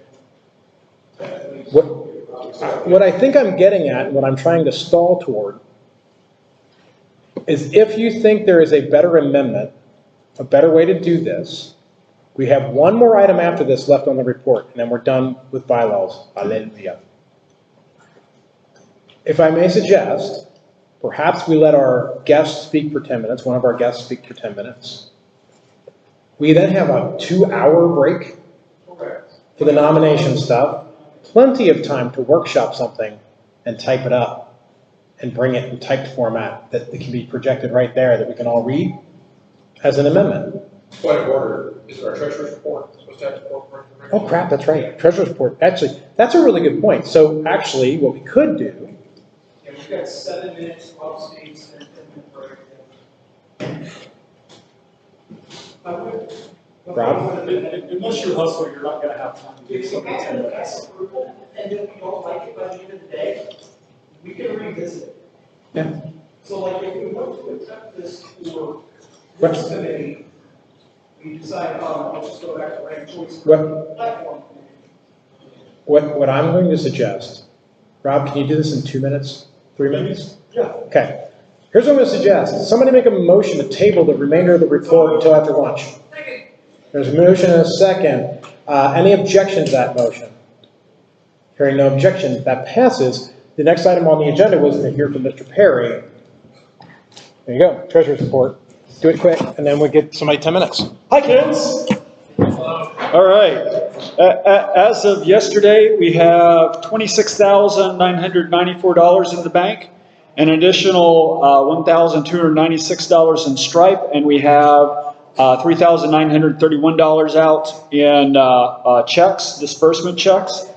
I didn't get disbursement checks ready until Thursday, so with one exception of somebody who I knew wasn't going to be here, I just brought them with me. That one exception got mailed, so if you're a county treasurer and you want your disbursement check, you can just grab it off me. If you don't grab it off me, I'll drop it in the mail, probably Tuesday. Since our last convention, we've dispersed $5,096 to our county affiliates. Of course, those funds come from our contributors, and since our last convention, They've donated $19,830.14. Woohoo! And those contributors speak to us, they add notes. They tell us things like the party of principles is the only party for me. We need to take our liberty back from the duopoly. And this one's always good to keep in mind. No step on snake. Since my last treasurer's report at the last convention, we've also gained 5 lifetime members, including Robert Lauder, John Hicks, Dan Hull, Dusty Watkins, and Brian Briggs, he's at convention, but I don't see him now. Where'd he go? Anyway, yeah, I was going to ask you to do that. Join me in applause for our new lifetime members. And given the time crunch, you don't really need to hear the rest of what I was going to say. Do you have questions? How does the balance compare to this point last year? I think a bit more, but I didn't really compare. Just off the top of my head, I think a bit more. I'm thinking $3,000 more, but I didn't really do the numbers, so I'm just... I'll take that as it. Anything else?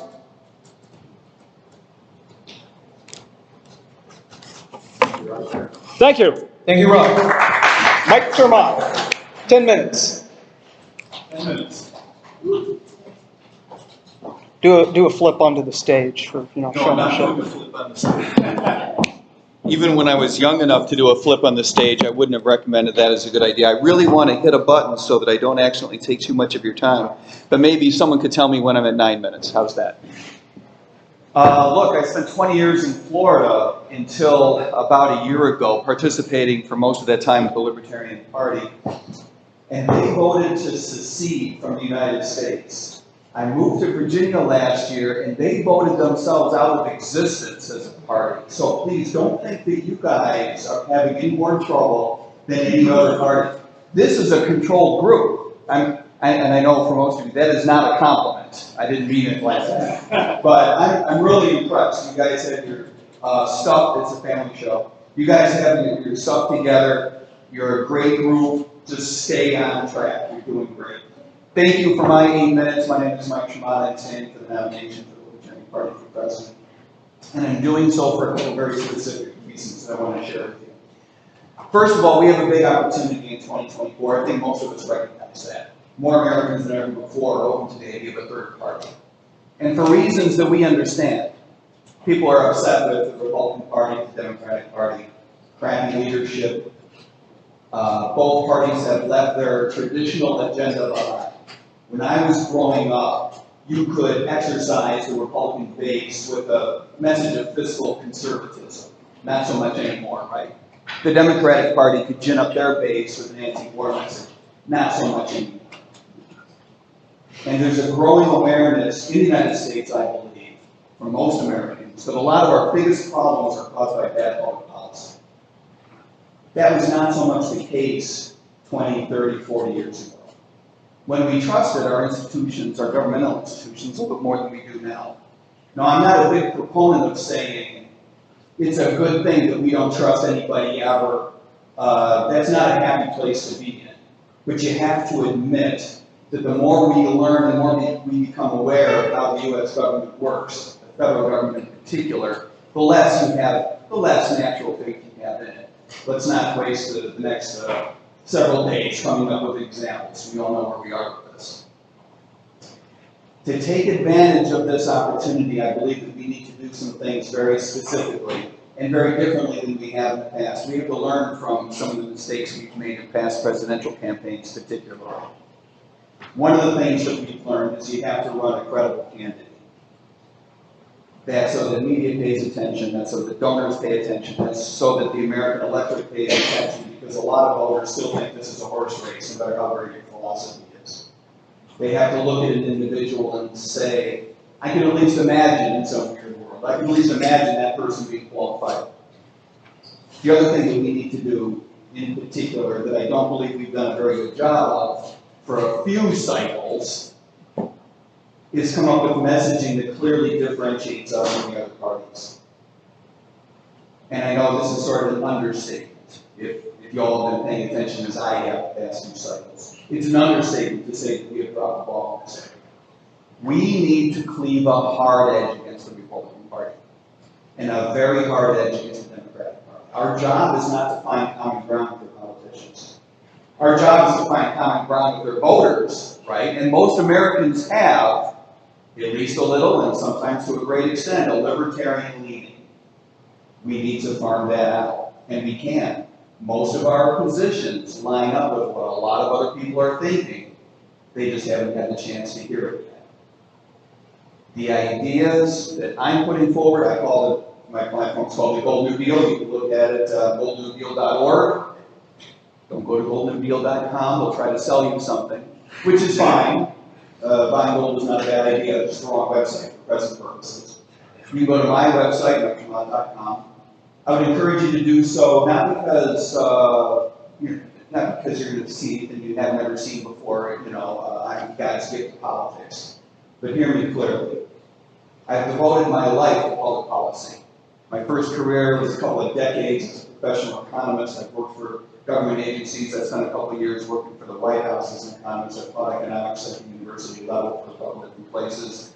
I've had my own business educating bankers. My second career was as a police officer. I know that's weird. I don't mean police officers are all weird. Probably be a better world if that's all they were. That was not a planned joke, it just occurred to me. My best stuff I had never thought of before. Let's be honest. My wife says if I do too much thinking, that's when I get in trouble. But no, I became a police officer around the time I became a registered libertarian. That's what I meant by it. It's a little bit weird. But you do find that most police officers, and this is kind of strange, most police officers have a great deal of libertarian leanings. And that's what I learned. There's a great deal about police work that's worth saving, and a great deal that's not. We need to make big cultural changes inside of law enforcement. I think that's a lift. It's something with which we need to be patient, but I do believe there are things that we can do, particularly to accelerate that process. Starting with replacing qualified immunity with private sector liability insurance, requiring officers to be bonded by third parties. And the reason this is so important is not because qualified immunity affects so many cases, frankly it doesn't, but because police officers believe that it does. It's part of that attitude that creates a buffer between police officers and accountability. If there's a third party involved requiring information and holding people accountable and market pricing for your premiums depending on what a goofball you are, again, it's a family show, so I say goofball. As a police officer, I was lucky. I was in an agency. Am I out of time? Okay. 2 minutes. That's more than I deserve. I worked for a good agency. I didn't have some of the problems with my team that we see on TV. Even in my relatively short 11-year career as a police officer, which, by the way, strangely, was from age 49 to 60. So I was lucky in the sense I already had gray hair on the way in, which really helps being a police officer. I feel badly, actually, for the communities that have nothing but 21 to 38-year-old male cops. I'm not going to describe that. You know what I'm thinking already. I was lucky, and I saw cultural change even in my 11 years, some progress. So I know we can make progress. But the unions hold us back and politicians hold us back, and we just need to keep at it. And on the encouraging front, it's worth it. Okay, I've seen good police work. We've all seen crappy police work. I've seen it up close and personal. I've seen good police work. It's worth getting there. I'm a big believer in public service, and metaphors about babies and bathwater are coming to mind right now. You get where I'm going. So, thanks for taking the time to listen to me. I do believe this is not just an opportunity for us as a party. Let's be honest, it's an obligation. We are the people who are the philosophical descendants of those who created our Constitution, founded our country. And it was really only for one reason, that's to protect our civil rights. And if we don't stand up for that, nobody else will. Think about how many people are in this room. And we're lucky to have as many people as we do, right? It's not a huge number. Everyone's got to pick up their shovel. You know, there's 50 groups just like this all over the nest, some bigger, some smaller. Everyone's got to pick up a shovel. This is my shovel. I think it's worth it. It's a tremendous amount of work that's ahead of us, but this is a government that hurts people, and we need to take that seriously. Thanks a lot.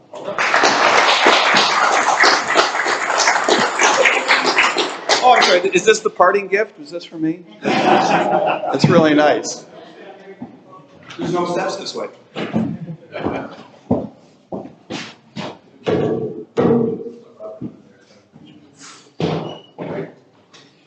Randall.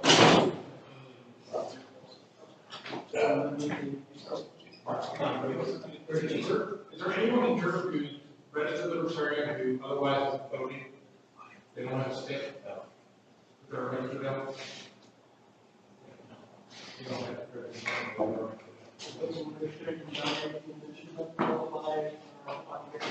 Yes. My thought is that, you know,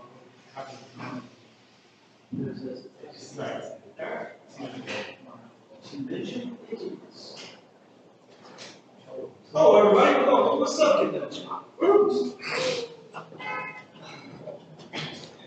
Alrighty, so we will now be going into our nominating convention. This is the portion where dues paid membership is not required to participate. Your prerequisite must be a Kentucky resident registered to vote in the Commonwealth of Kentucky.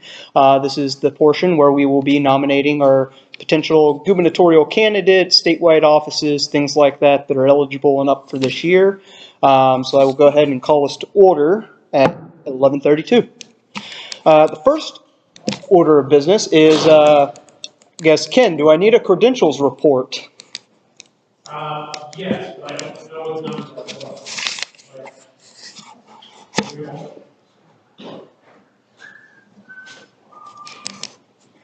And following this little convention, prior to lunch, we'll have another speaker, and then you guys will be able to go get something to eat.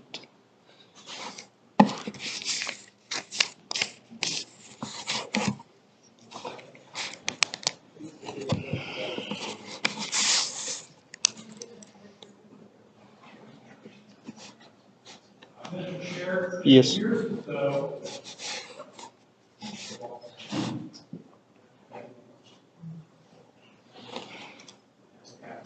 Mr. Chair, it appears as though we have 27 eligible voters present at this time. I will note that it is people or other Libertarians who want to in during the 2-hour period and vote. All right. But right now there are 27 here present and able to vote. All right. Is there any particular order that we want to tackle these nominations? Top of the ticket and go down, or does the body have like, man, I just got to get that agricultural commissioner out of the way first? I do have one that I want to bring up. It is a state senate. Special election? Yes. Well, if it's the will of the body, we can entertain that one first. All right. Yes, Ken. If I may suggest, we have only a handful of offices that we can qualify for that are actually up for election this year. Let's just let people nominate whoever or whatever. We'll aggregate that list, and we have a 2-hour vote. Okay. Well, then, do we have any nominations for any of the special elections up or the general election that will be up this year? Mr. Perry. I would like to nominate Ken Holtman for Secretary of State. Mr. Molman, would you accept said nomination?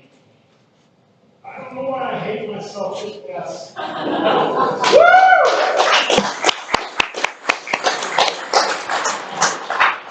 All right. No, I do not believe nominations technically, yeah. We just need a nomination and an acceptance, and then we will go through the voting process after we aggregate everybody for any respective offices. So, Charles, did you have a nomination for a special election? Yes, I would like to nominate Mr. Chris Hall for Senate District 28. He's ready to go. We've got paperwork. And that is Kentucky State Senate District 28. Senate 28 covers Clark County, Montgomery County, Fayette County, and Bath. Is he willing to accept this nomination? It's informative, we did that. Alrighty.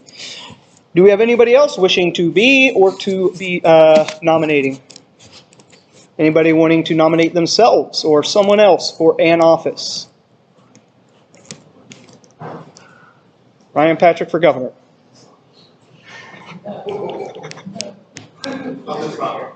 What elections are up? So for the general election, we have your entire state office slate, which is 7 offices over 6 tickets. So you have your governor, your lieutenant governor, your attorney general, your agricultural commissioner, your secretary of state, your treasurer, and your auditor.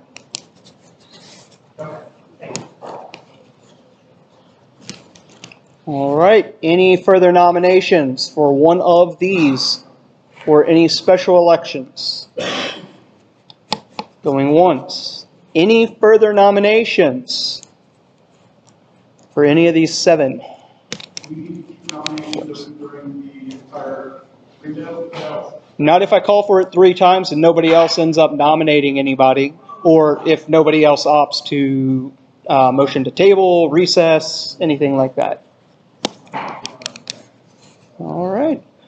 Keep in mind, you will have opportunity to nominate via the state executive committee or other means should someone present themselves and wanting to seek office. This is not the final last call, but this is my 3rd and last call today for a nomination for governor, lieutenant governor, secretary of state, auditor, treasurer, so on.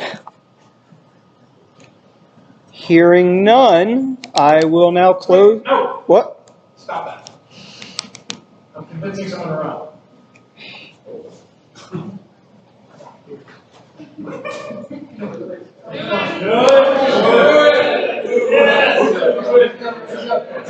Google gobble one. I'm nominating Rob Perry for treasurer. Oh.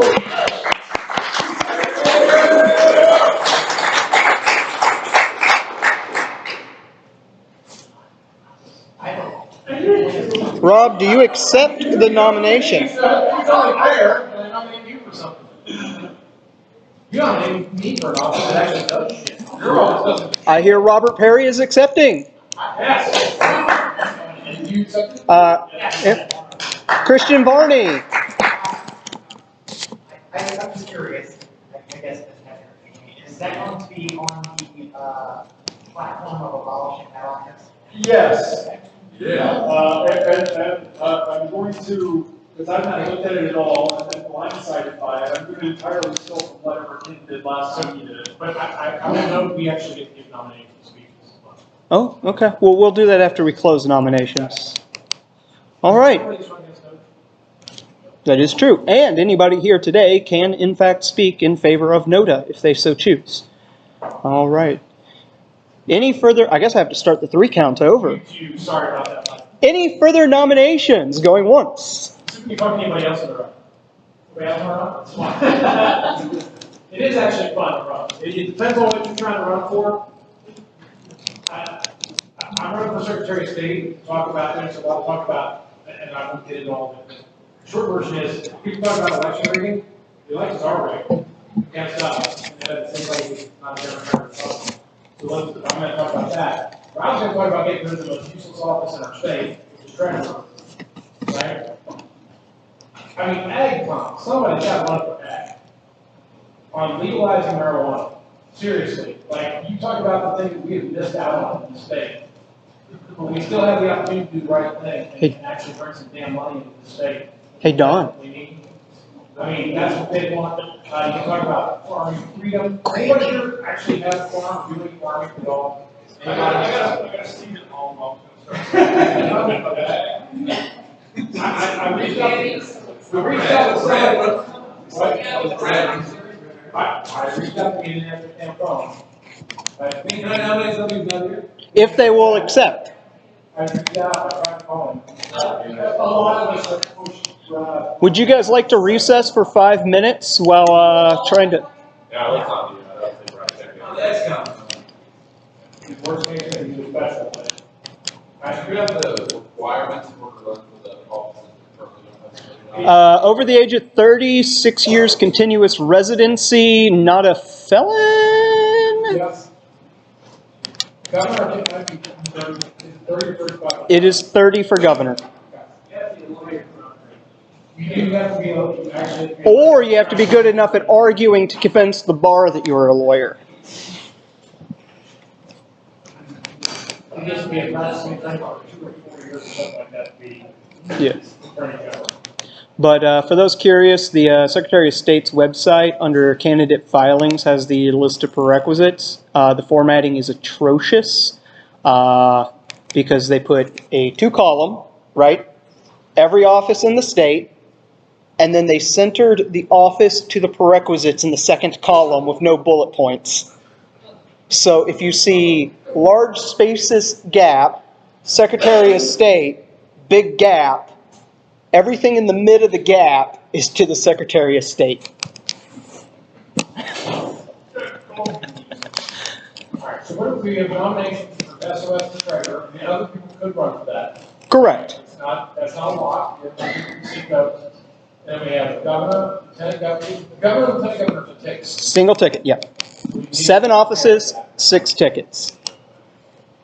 Let's see, so governor, lieutenant governor, 1 ticket, SOS, treasurer, ag tom. Hey, Joe, you want to run for ag? You know a thing or two about gas, like the oil barges?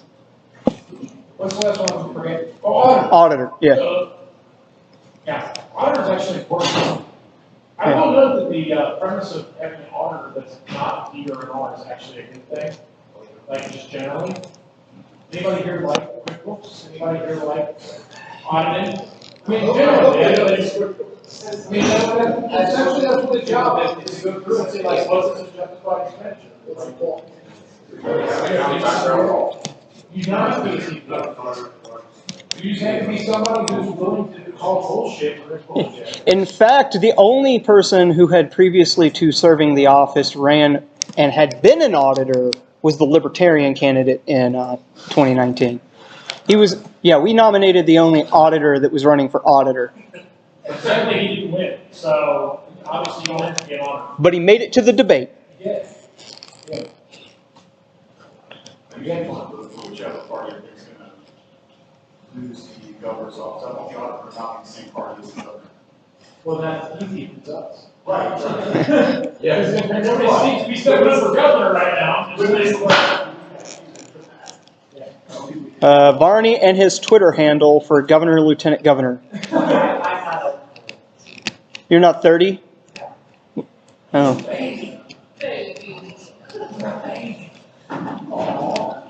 Will you be 30 by January of next year? All right. Any further nominations? 2nd call now. Mr. Chair, point of information. Yes, Mr. Molman. If for some reason we don't get nominations for these other things, other people could be considered at a special nominating convention.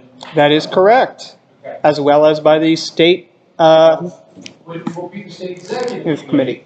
For the moment, it's still you, Mr. Chair, you, Mr. Treasurer, and yeah. Anyway. Amanda and Charles are the other. Yeah.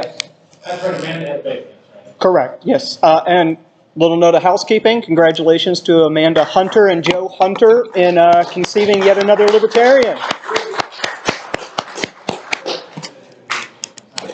I just bring that up, Mr. Chair, because I want to encourage folks to think about it.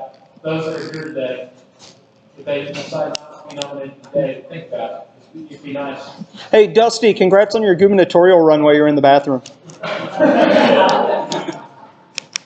All right. Touch more housekeeping by assuming that our vice chair is keeping minutes since our. Yes, he had volunteered to do so, and I've been hawk watching him over his shoulder, and he's doing a superb job. Yay! Thanks, All righty. Any? There is something I like even less than the treasurer. Any further nominations? Third and final call. Carla? Okay. Hearing none, I will now close nominations. All right, so now we get to go to speeches. We have 3 people who we nominated today, the first of which was Ken Mullman for Secretary of State, followed by Chris Hall for Kentucky Senate District 28, and finally Rob Perry for Kentucky Treasurer. I will give Ken 2 minutes, and then if somebody would like to speak to NODA, we will allow that. Then if Chris Hall has a prepared statement, followed by NODA, and then Rob and NODA. Hi, everybody. I ran for statewide office in 2011, and I swore I would never do it again. And now I stand before you saying, hi, I'm here to run for statewide office again. He's an admitted liar.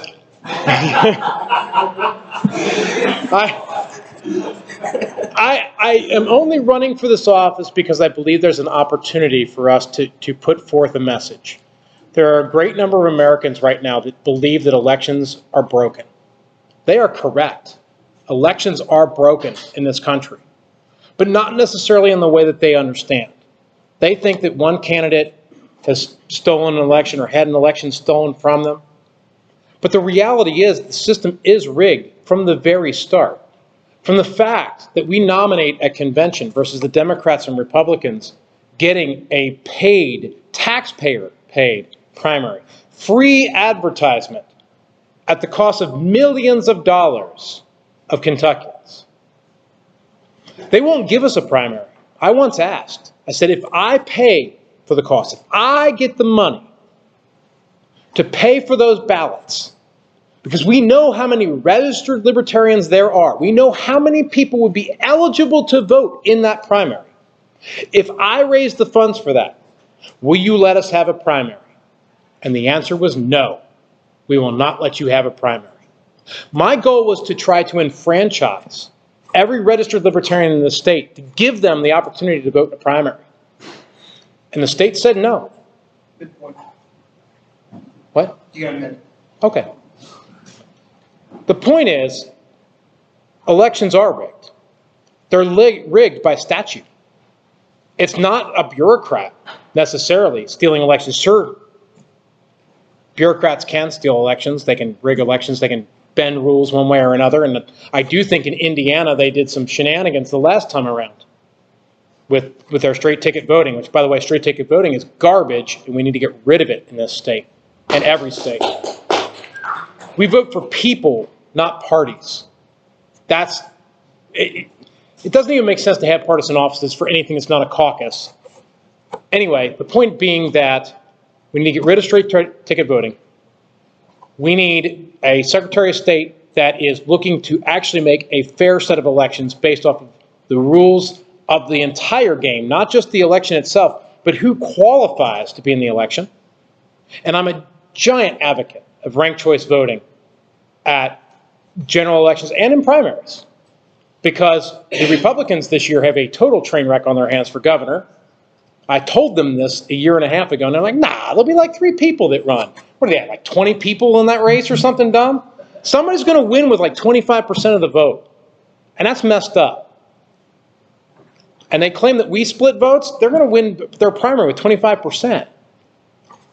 We need a system that will make sure that there is a true majority winner. We need a system that gets people out of the lesser of two evils mindset, that forces voters to choose between Coke and Pepsi, when I personally am a Dr. Pepper fan, or the official drink of Kentucky, by the way, Ale 81. And that's the point. We need choices, and we need somebody who will push the system to be actually fair for every American, and most importantly, build trust of the voters, that the election results can be trusted, that the election results are legitimate, and that is the main thing missing in America today, not just Kentucky, but America, is trust in elections. And that's what I'd be run on, because I have no vested interest in whether the D's or R's win. Honestly, I'd hope they both lose. I know somebody's going to win, but I'll make sure that whoever wins actually won. So that's all. Thank you.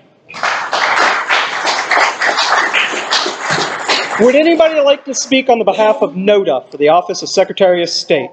Sure. All right, and then I'll give a... NODA has 2 minutes. However, I allowed Ken to run over by an entire minute. So if you guys would like to divvy NODA's time, you're welcome to do so. It's going to take me 10 seconds. Okay. I suspect Ken's wife would prefer that you vote for NODA.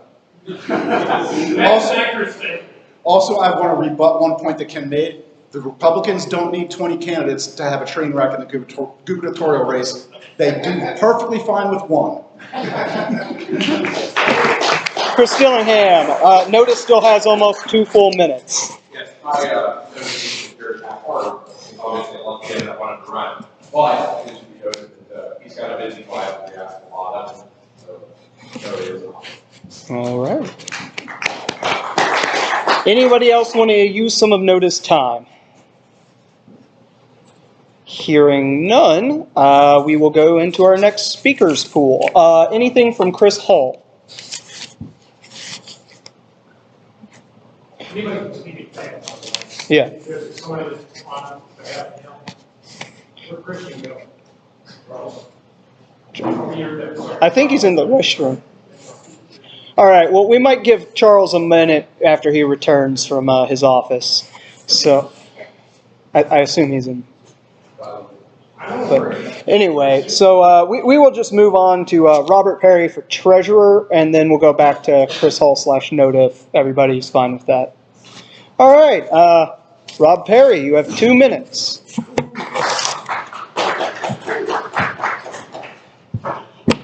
Thanks, guys. Sort of.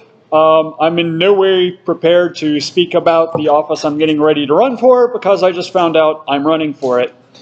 I do know I'm going to pull heavily from Ken's work back in 2011. I'm willing to do this largely for a point Mike made. It's about, somebody's got to do the digging. Somebody's got to go to work with their shovels. And that's the same attitude I had in 2018 when I decided to run for Congress in 2020, is just we want somebody to go out there and run for the office.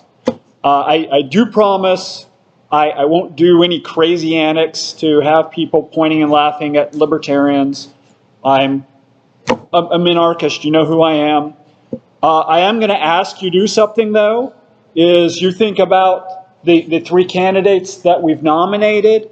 If we have these 3 candidates run, if we're doing that, that doesn't sit down and take the rest of the year off time for you guys. You can view it as helping Ken, or helping Chris, or even helping me if you really can't find anything better to do. But think of it as training. We know we're going to want to run people next year. This is also an opportunity to recruit. You use the mission to build the army. So as much as anything, this is what I plan to do with my run, is help get more people engaged in the party and help you guys have an excuse to go door knocking, have an excuse to learn about putting out signs, have an excuse to learn about how to help campaigns, because if we're going to accomplish our mission, we have to learn to do those things. That's all. Thanks.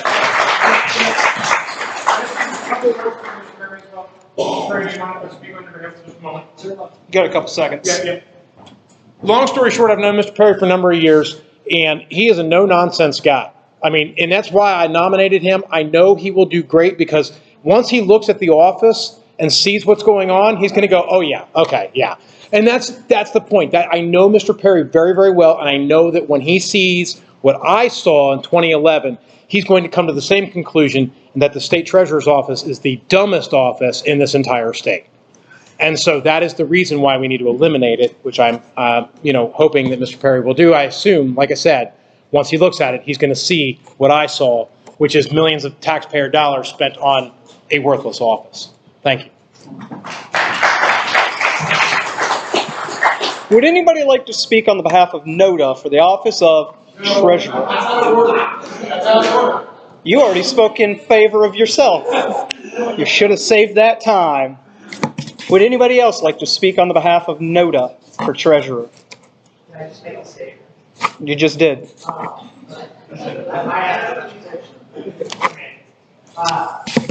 was said that the treasurer's office, the most recent office was named, and Andy Shearer currently occupies the governor's office, so that is it. Oh, okay. I can agree to that. Andy Shearer is the governor. It's more useless than the treasurer. All right. Would anybody else like to speak on the behalf of NODA or say their piece before these two are wed? All right. Well, has Charles returned?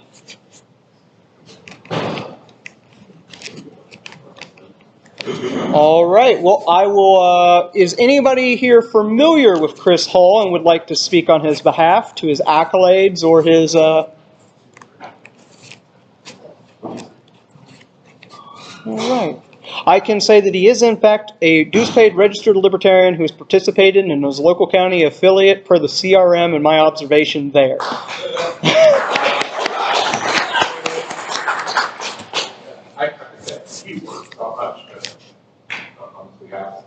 Have you had the opportunity to? Do you know him? Have you met him? Not in person. Okay. Well, come up here and speak for Chris. I'll add what little I do know about Chris Hall. First of all, he's hilarious on Facebook. I wish I could be Chris Hall. I believe that if he runs, he's going to have an entertaining campaign that will do us proud. Secondly, I know he's helped with the IT team as well. I feel very good about his credentials as far as that's all I can say. And that is from the Chris Caucus. That is Chris supporting Chris. Andrew? I would ask the tools at the very least. Former bodybuilder, right? Okay. Oh, okay. So he's willing to take a punch for the party then. Right. All right. Would anybody like to speak to NODA for Kentucky State House District 28? Hearing none, I guess we have closed our speeches and we will then go into balloting. Ken, we need to rank choice this, yes? Or should we just, since it's a single candidate versus NODA? It's a yes or no question. Yeah. Do we want to do paper ballots or is... All right. Do we have any designated tellers for the nominating convention? Well, that would fall to our state party secretary, who is absent due to having just given birth to a human being. And Charles is the acting, and since he is absent, pecking order dictates Robert Perry, I believe, as treasurer, be our first teller, and then, yeah. All right. Well, then, do we have any nominations for tellers?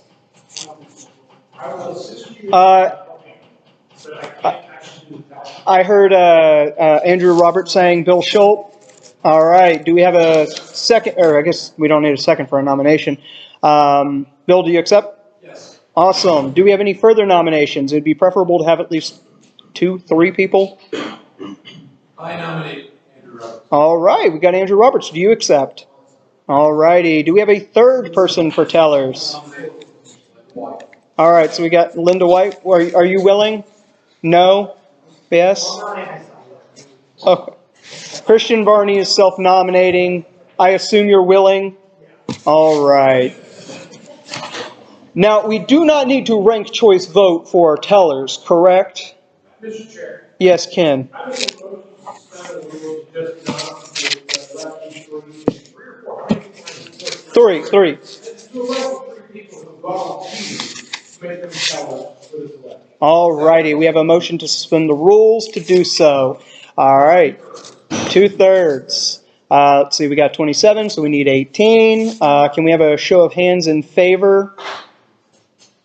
All right. 1, 2, 3, 4, 5, 6. Yep. Motion passes. All right. So I've got some yellow paper, and I'm going to give that to our tellers. Yes, Rob.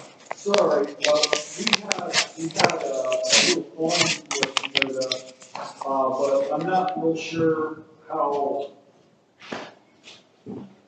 knowledgeable everyone here is about the process. well, the legitimacy of yoga on the mat. All right. So I would like at least a serious recommendation about it.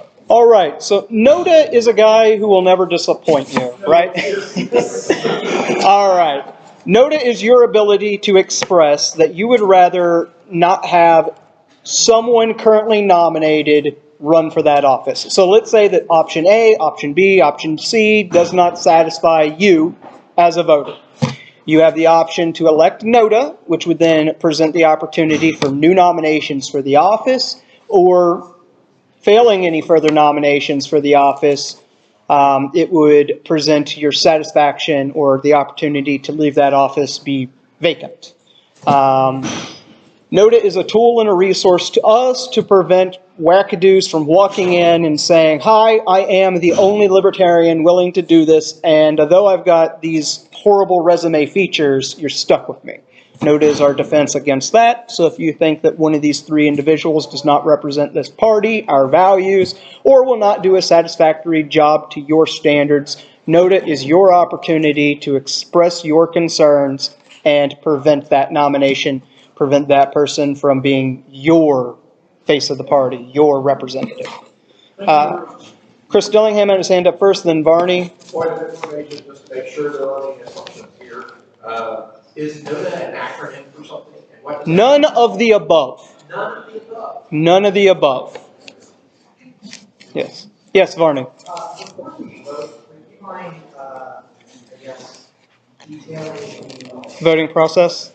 I was thinking, we currently do not have ballot access, so maybe just. The petitioning requirements?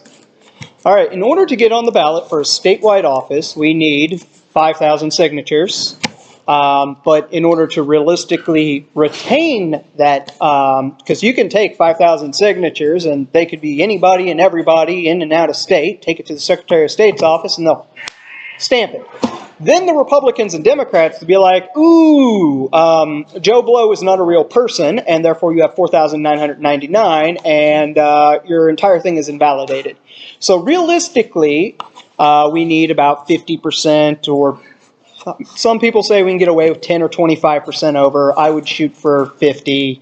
They will scrutinize our ballot access. We will realistically want 7,000, 7,500 or more signatures, which is, you know, good libertarianism, Mormonism, you know, going out, knocking doors, collecting signatures. It's going to be a good exercise for us, but we will have to collect near 7,000 signatures in order to realistically get those statewide candidates on the ballot, and that will cost us the equivalent of tens of thousands of dollars in man-hours, effort, and, you know, the like. For Chris Hall's race, being a state Senate seat, I believe the requirement is only 100 signatures, and he will also most likely want to, I would recommend him shooting for 200 or more signatures, because you know, it's not that hard to invalidate 100. So, you know, the lower the total prerequisite number, the higher percent overshoot you probably want to do. Is that satisfactory, Mr. Varney? Yeah. Okay, cool. Any further questions of me while we do this process? Yes. Does everybody here vote on the special legislation or only the registered voters from that district? Hey, Ken. Yeah. All participants in the special, or everyone here gets to vote on Chris Hall, not just the people who are in his district, correct? I think it's just people that just, See, that's why I needed a credentials report. I have no idea where district it is or who is. All right, well then, when... Here's the deal.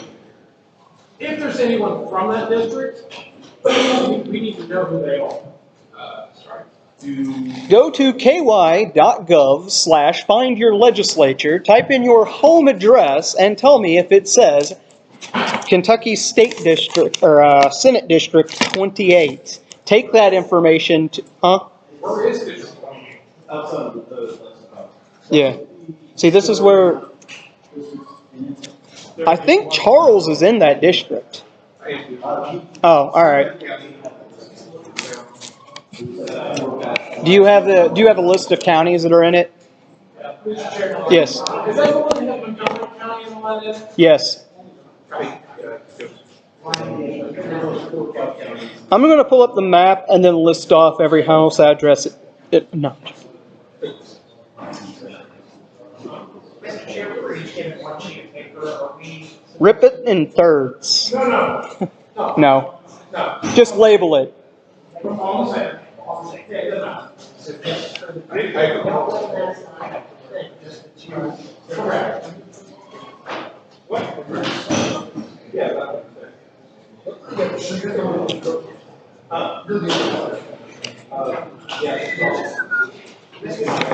Yes.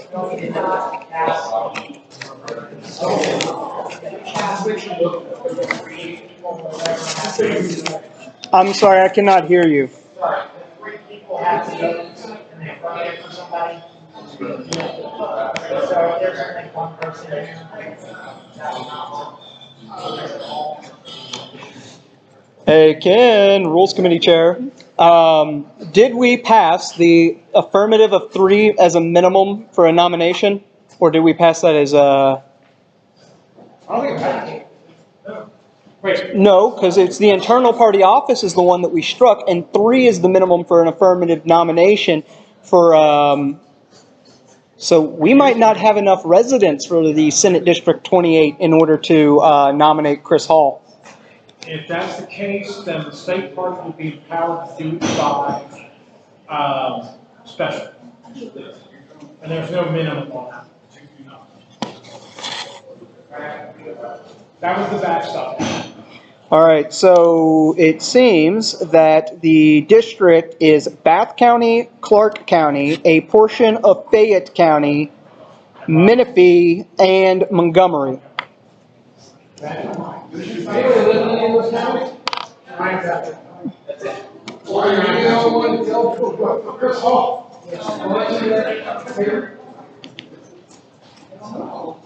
don't think he's listening. Hey, Ken, what is the notice requirement for a special nominating convention of the executive committee? No notice requirement. As long as you have one. Because once Charles gets back, because we got rid of the region reps, the state executive committee could do that nomination. We have 3 of. Yep. So you can have that clearly and be done. If we so see fit. And then the central, and then the state party, all the county chairs can veto whatever you do. Correct. That's how that works. I personally like that. Yeah. You guys are empowered to do things in a small body, and then people do the things, and if you do something dumb, the county chairs can be like, whoa. Yep.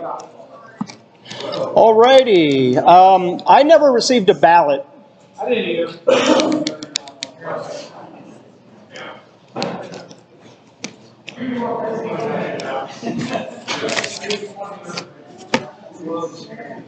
Yeah, Bill, I ripped out every page unused so that I couldn't forge votes.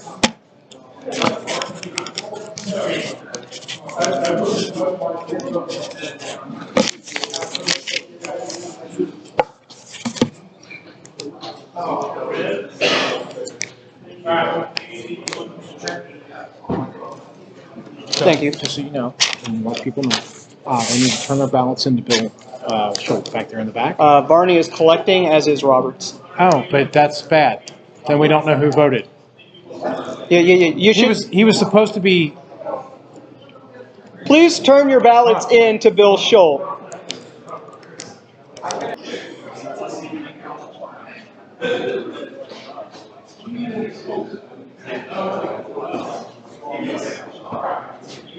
Well, I don't know where our microphone went, but it is currently 12:20, and I'm sure you guys are quite ready for lunch. So, if you guys will make sure that everybody who is present has voted and turned in a ballot to Bill Schultz, and we can't close out the nominating portion of our convention until 1:30, but if you guys would like to go ahead and leave, and then be back by 1:20, and then we can give 10 minutes to our guests to speak. We need Charles in order to do the video presentation anyway, so rather than us all waiting around on Charles before lunch, we might as well go to lunch. Please be back by 1:20, and please make sure that you have voted before you leave.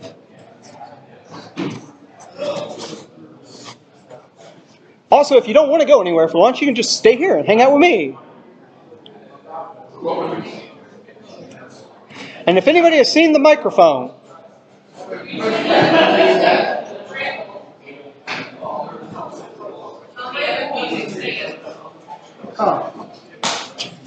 Thank you.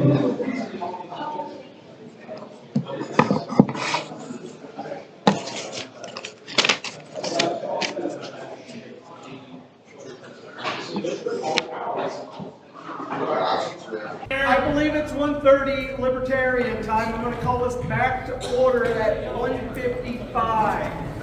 That sounds right. All righty. So the microphone is currently propped up underneath my laptop speaker so that the video here in a minute will be audible in theory for you all, so bear with me.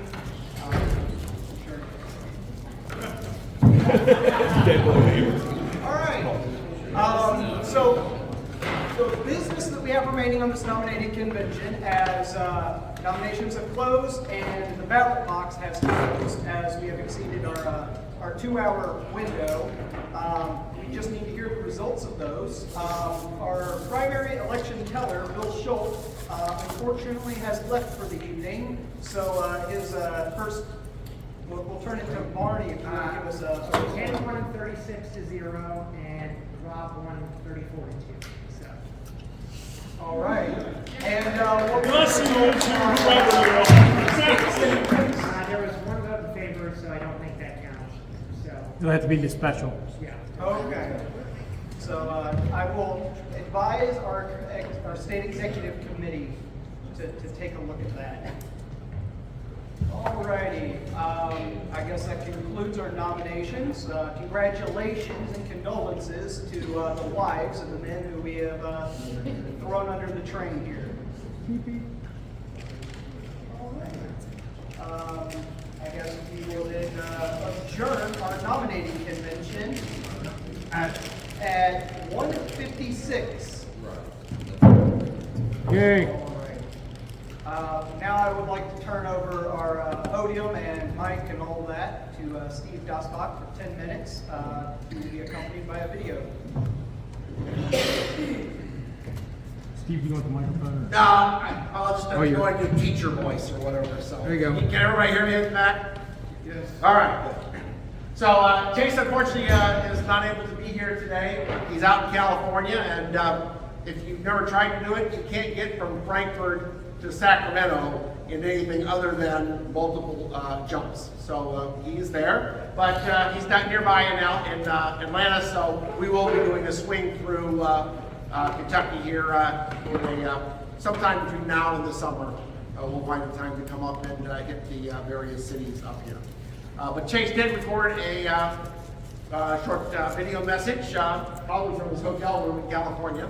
So if we could go ahead and play that. Hello, Kentucky Libertarians. This is Chase Oliver here. As you can tell, I am not in Kentucky for the convention. Travel had me elsewhere this weekend, but I am excited about having my team out there to talk about a positive message of liberty that's going to break through the two-party duopoly static.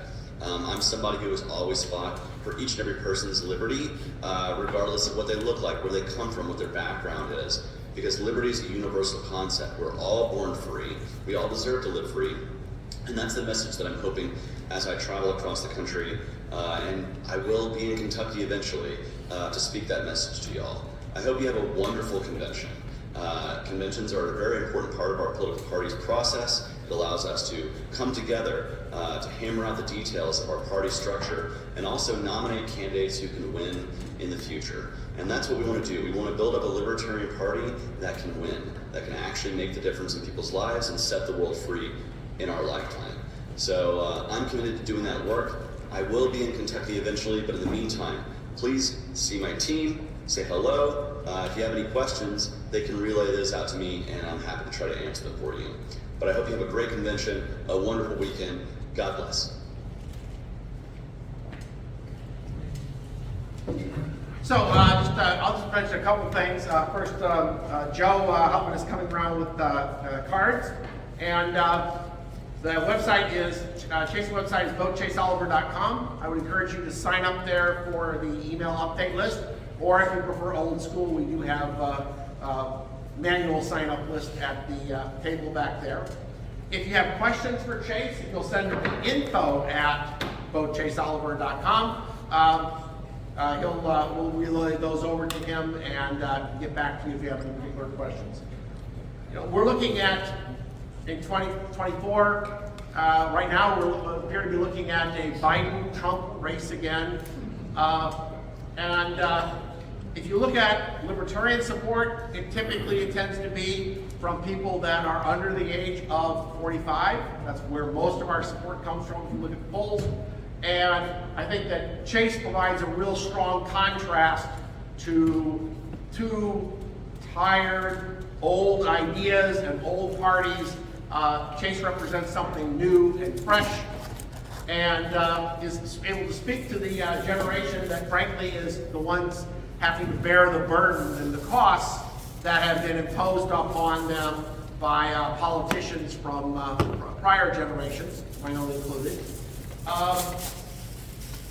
His focus is to have a positive message, one that is geared to the entire Libertarian Party, and then more importantly, externally to the broad electorate that is not already part of the base of the Democratic or Republican Party. We're seeing the independents, the people that are fed up with both options, growing and growing and growing. We need a candidate who will speak to that group. This is very much a grassroots campaign. We currently have, I believe, 78 volunteers working on the campaign in 39 states. Kentucky is not one of them. So if you would like to be one of our organizers here in Kentucky, please see Joe or myself. We'd love to get you tapped in.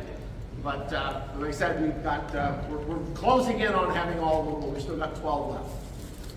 With that, I don't want to take any more of your time, other than to let you know that Joe and I are back at the table. We'll be happy to answer any questions that we can. And more importantly, if you have questions for Chase directly, either talk to us or send an email to info@votechaseoliver.com, and he'll get back to you with the information and the answers to your questions. With that, turn back over to everything else, and thank you much.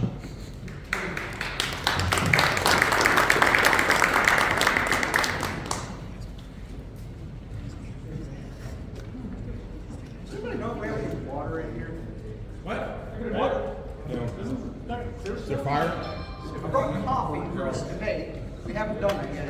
We're kind of late in the afternoon. I brought the coffee maker and the coffee from the office, but I don't know if we actually have a kitchenette for water. So if somebody ever wants to set the coffee maker, that's The notes are free right there. I appreciate it. With toilet. Oh, that'll work. Thank you. I might get a glass of water here in a minute. But I guess that brings us back to our convention proper. Chair? Yes. Just point of information, or Yes. maybe? Who's our secretary? We don't currently have one, but we haven't gavelled into our convention proper yet. I thought we did. No, I haven't said it. We're about to go back. Yeah, I haven't. I'm calling us back to order for a convention proper 203. All right. Yes. Point of information. Who's our convention secretary at this point? Well, it was Charles Alton North, but he's currently missing. He told me he'd take notes in his absence. He'd take notes in his to take notes in. So he appointed someone. He appointed me. Is that kosher? Yes.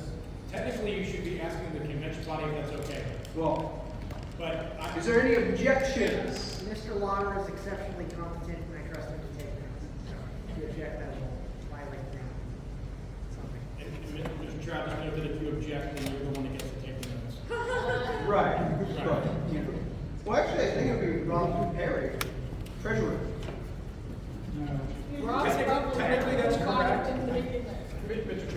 Yes. That would technically be correct in order of whatever, but the reality is, the treasurer being in line for that is silly.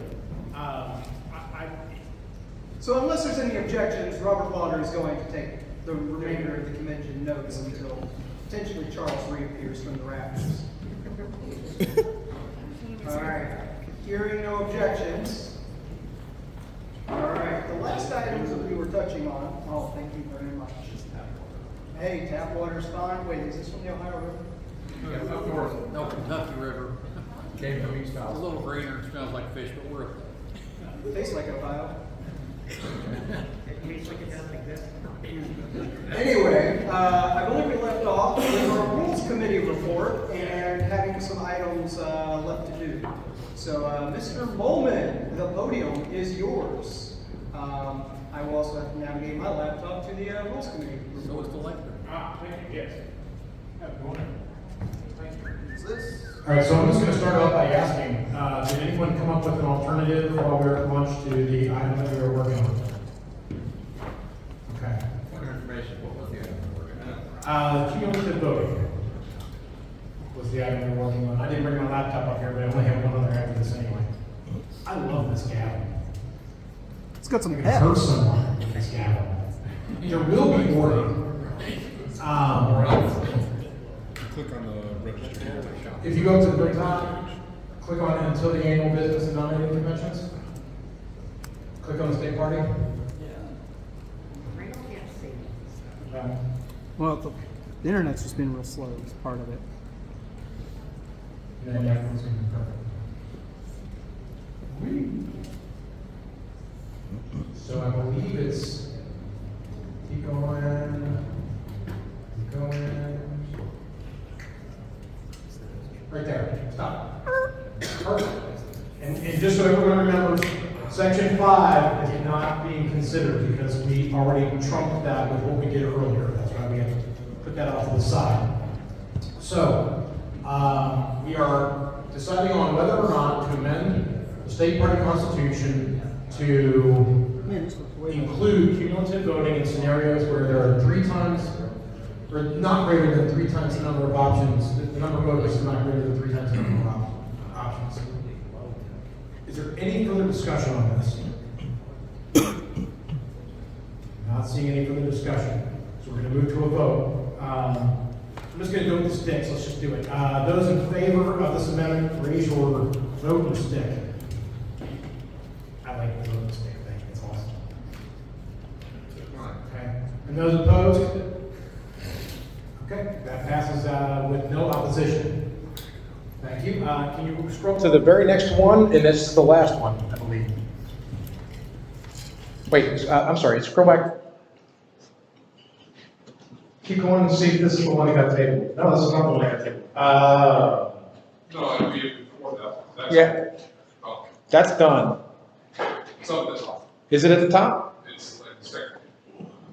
But it, only 2 things got tabled, and both of them were gonna be covered during the table. So I think the first table was. Was it this one that we tabled again? The National Convention, or did we pass that? Pass that. That was passed. Okay. This is where we would need a secretary to tell us what we've done and not done. Just saying. And that's not anyone. That was tabled. That was tabled. Did we pass that one, or did we bring it back already? Interested in the big vote, so I don't think we can do that. Okay. All right. If that was the case, it was to go to the top of that section and specify that, they both had that. Cumulative. Okay, keep going. We did this one. Keep going. They definitely did that one. That's the last one. Why do I feel like we missed one? Table 2, go up. Yeah. Okay. So the first thing we tabled, we've already come back and we just voted on. The cumulative was the first, and the second. Keep going. Okay. Hang on. Go to the section that shows the titles. Oh. Okay. We did this, right? Yeah. We did that first. We did this, right? We made it so that the people on the floor at the convention decide. Did we do the special nominating convention cleanup?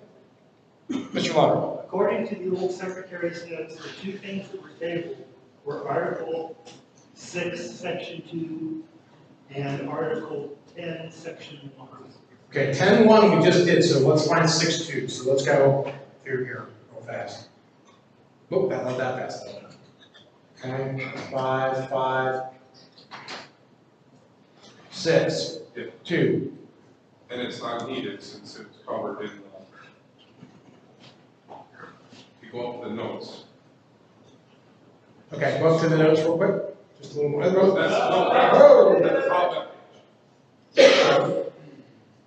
Right there. Yes, okay, so this no longer gets moved, so we're done. Cool, great, thank you. Yay! Oh yes, I'm sorry. Is there anything from the floor? Point of information. Yeah, point of information. In the rules as they now exist and were passed, are titles such as chair referred to in gender neutral language, or do we have chair? We have not changed any of that. I think the gender neutral stuff all kicked in, I mean, gosh, that was 2014 or 15 when we took all the mans out of everything. Yeah. We took the man out of this party, something like that. I just wanted to make sure that you weren't aware of any cases where it crept back. I'm not aware of any, no. We refer to everybody as the chair, the vice chair, the secretary, the treasurer. So, Mr. Dillingham? Yes, as the term central committee has forever been ruined by its association with communism, I would like to move that the laws be altered so that everywhere that appears central committee, we replace that with board of county chairs. So many more words. Okay. The motion is to replace the term central committee with board of county chairs throughout the document. So that motion has been made. Is there a second? Second. There is a second. Okay. So is there any, you kind of did speak in favor of it, but Mr. Dillingham, would you like to speak in favor? I mean, just to reiterate that, the central committee term is reads of communism, unfortunately, so I think that board of county chairs have kind of gained out some options with a few other people. The idea, I like including the county in that to kind of emphasize that it's the county people that are controlling that. And board just sounds less onerous than committee, but not by a lot. That was just the language we liked, but I have some amendments if someone has better. I saw Mr. Roberts next. Speaking against, yes. I mean, first of all, I'm not going to let that communist control my language, so I'm going to take the word back like some of the and other states use the word central committee, so I think it just keeps in mind where the states have. That's kind of all that. With that, rules to be not just people, but that's why. So, Okay. I would just like to play this. Okay. I'm looking for someone to speak in favor. I'm going to go favor, against, in favor. Mr. Patrick. I think it would be good because people don't know what central committee is, and that describes it. Also, we can just call it BCC for short. Okay. Someone against? Mr. Daniel? It's going to take up a lot of somebody's time. I'll call Ken Bowman to edit that and, not substantive changes. I think that we can better allocate Ken's time. In favor? Mr. Perry? One of the reasons I like the name board is my understanding of their role is largely the oversight, managing the executive committee. This isn't really a group of people that's us all that terribly much. They oversee other people getting that done. And to me, a board describes that better than a committee. Okay. Anyone else want to speak against? Anyone else want to speak in favor? Point of information. The original motion was Mr. Dillingham. I did not catch the second, but I believe there were multiple. Carla. Is that who seconded it? Like I said, I saw. Yeah. All right. I'd like to talk. So I didn't hear anything. I hear no further debate, and therefore we are moving to a vote on this item. It does take 2/3 to pass, just so you know. Oh crap, we didn't do a credentials report after this. Hang on. 1, 2, 3, 4, 5, 6, 7, 8, 9, 10. Actually, everybody with a stick, raise your hand just so I can get a count of the sticks. All right. As I point to you, put your hand down so I don't get lost. 1, 2, 3, 4, 5, 6, 7, 8, 9, 10. Yeah, that table. Back in the back, I didn't get you yet. 11, 12, 13, 14, 15, 16. I just saw Dusty there, 16. 17, 18, 19, 20, 21, 22, 23, and I am 24. Okay. So that means we will need, math is hard, 16 to pass. All right. So all those in favor, raise your voting stick. We are changing, I'm sorry, that is a valid question. So we are voting on whether or not to amend the Constitution as it currently uses the term Central Committee to instead replace that with Board of County Chairs.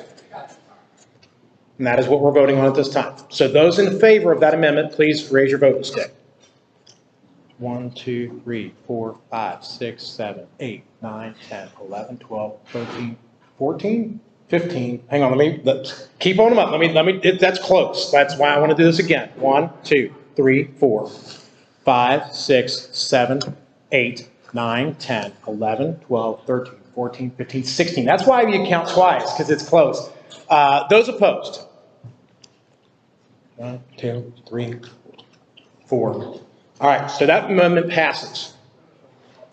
Are there any other motions from the floor for the Bylaws Committee, or for Rules Report? All right, Mr. Chair, I don't see any other person bringing forth any other motions from the floor, so I would like to return this microphone to you. All right. And thank you all for going through that. Well, I believe our next item on our agenda is the Platform Committee report. Platform Committee Chair, Don Stacy.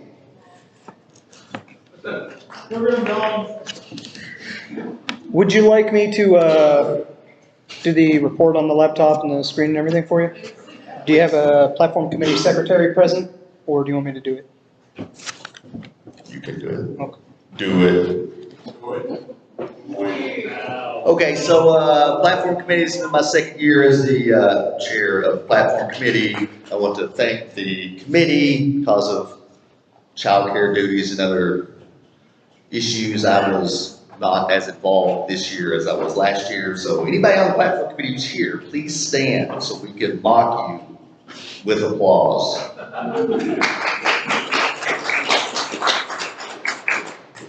Very good.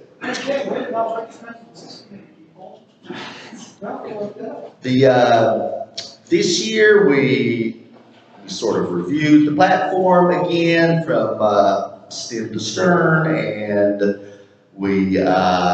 there weren't as many adjustments, I don't think, or possible adjustments as there were last year, but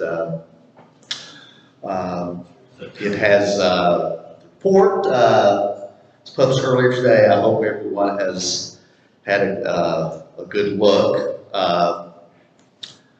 If not, please review as we go along.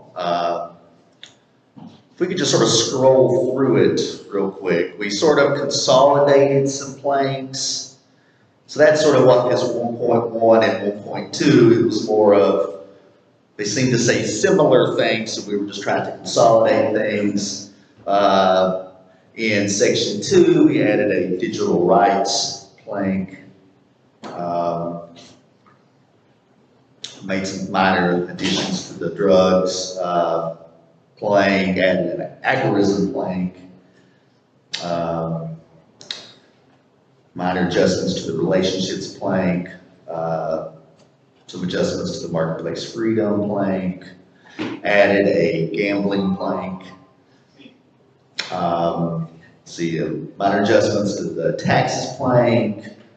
some more aggressive adjustments to the education plank, minor adjustments to environment plank. We added a licensure plank, also added a science plank, and a government employment plank, and an adult rights and responsibilities plank. I guess that sort of goes through it from top to bottom. These are basically obviously all proposed changes. So as of right now, we have a platform from last year's convention, and so we're offering this for your review. Do we have any motions, comments, any discussion?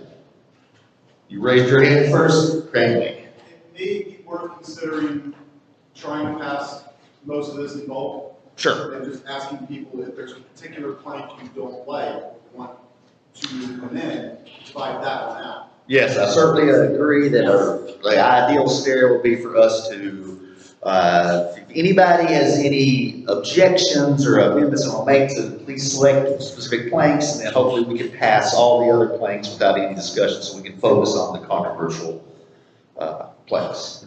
I move to chase out the recommendations. Sorry. I move to separate sections 1.1, 1.2, and 3.3 into their own votes and the rest as its own. Okay, so 1.1, 1.2, and 3.3. Ken? Just as a point of parliamentary, whatever the hell, what you're looking for, I think, is you were looking for a motion to adopt all of the recommendations. Yes. And I think Mr. Raymond just made a motion to separate, to specifically divide out those three planks that you mentioned. But then, those are those three. Yes. That's what you're doing right now. I just want to Correct. clarify that that's what's going on. Correct. Okay. Are there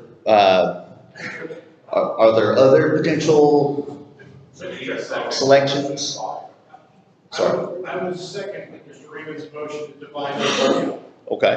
Okay. Do we have any? Should we vote on that first, or is that open? Yes. Go ahead. Okay, then let's vote on that, and then if there are other planks other people want to select out, we'll vote on those. Quick point of order. Yes, yes, sir. I made a mistake. We had our committee elections prior to platform. I jumped the gun on this. Oh, I see If we how you body did. once, we can continue where we're at and then take together everybody allows the platform. Yeah.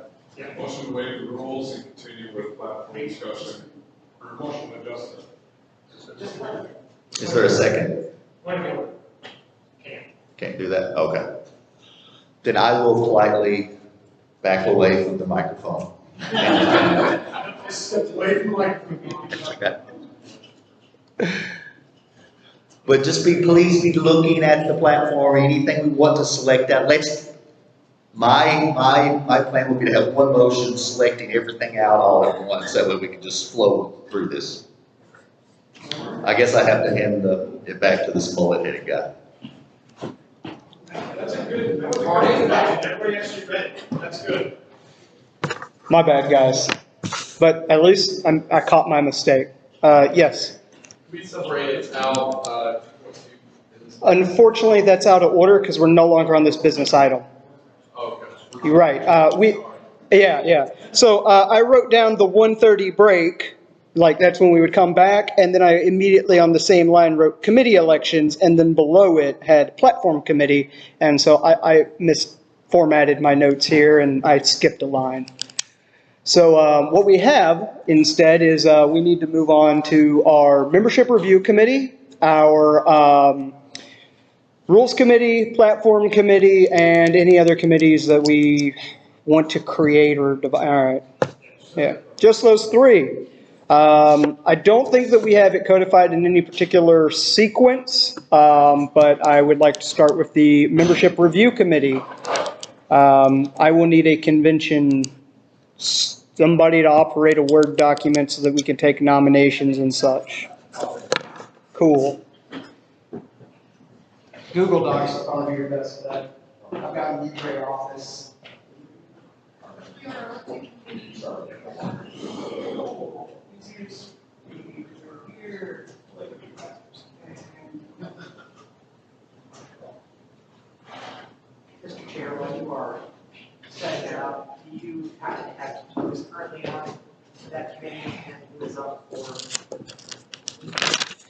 Well, that committee hasn't met in over a year. I know that Dale, myself, and 3 others were on it, if I'm not mistaken.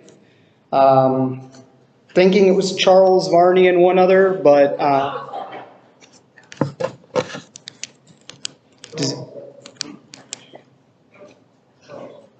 Charles, Varney, and oh, Varney wasn't? Okay.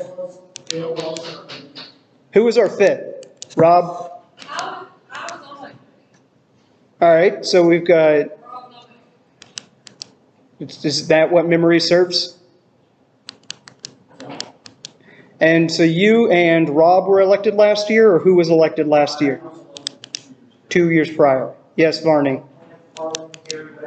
Yes. Could we just check the convention minutes? We could.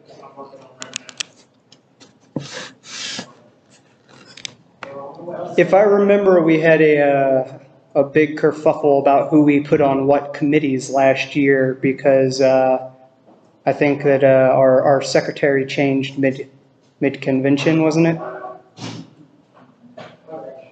Huh? Seems to be a trend.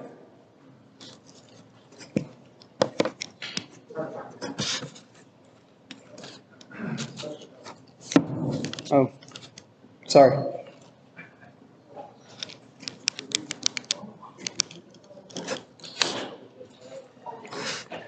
I'm pretty sure my term is one of those that's expiring on that committee, as would be Dale and Rob's.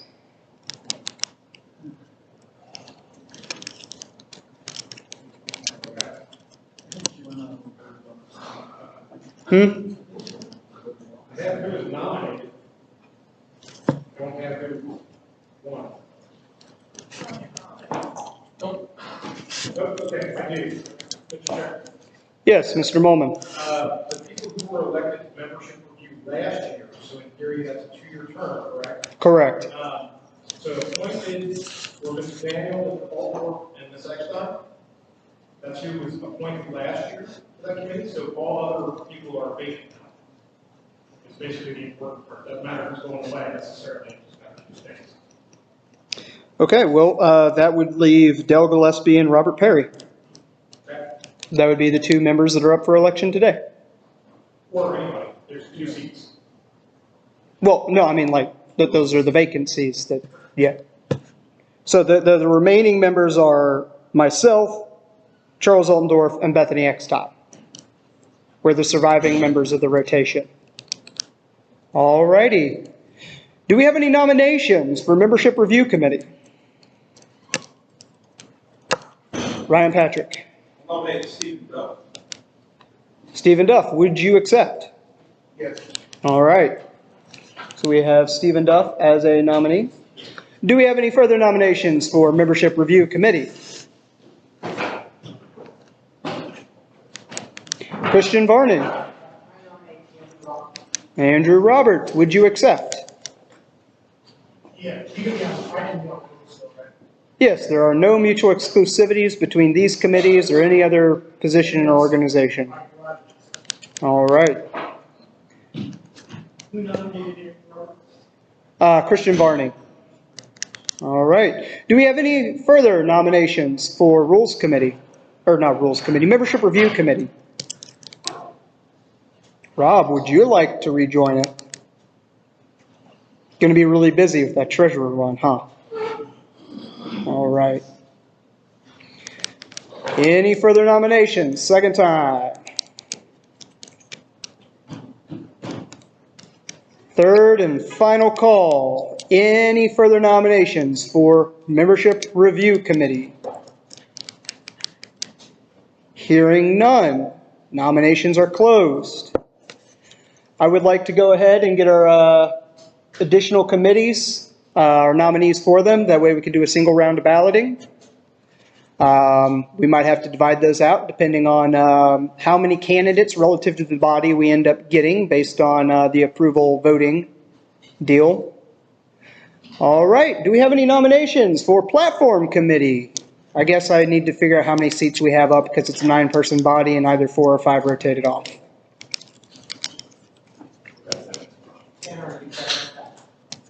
What's that?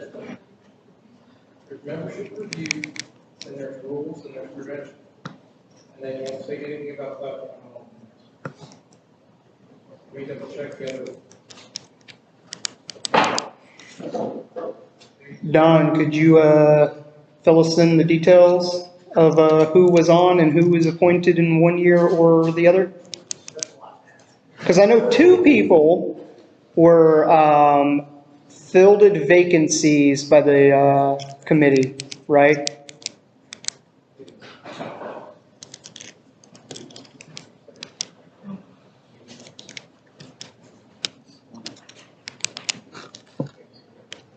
Welcome back. Don Stacy, everybody. Maybe we can talk this out. So, Brandon McGlone was on the committee this year, but he stepped back, and then we added Jill, so she was a replacement. Dale was on the committee, and then, but we didn't ever replace him. Yeah, because we were sort of mostly through the work anyway, but he wasn't able to participate in it. You and I have been there for 2 years for sure. Yes, I agree with that. Those are the 4 that I am aware of. Who else is on the committee? Let's just try to go through the names.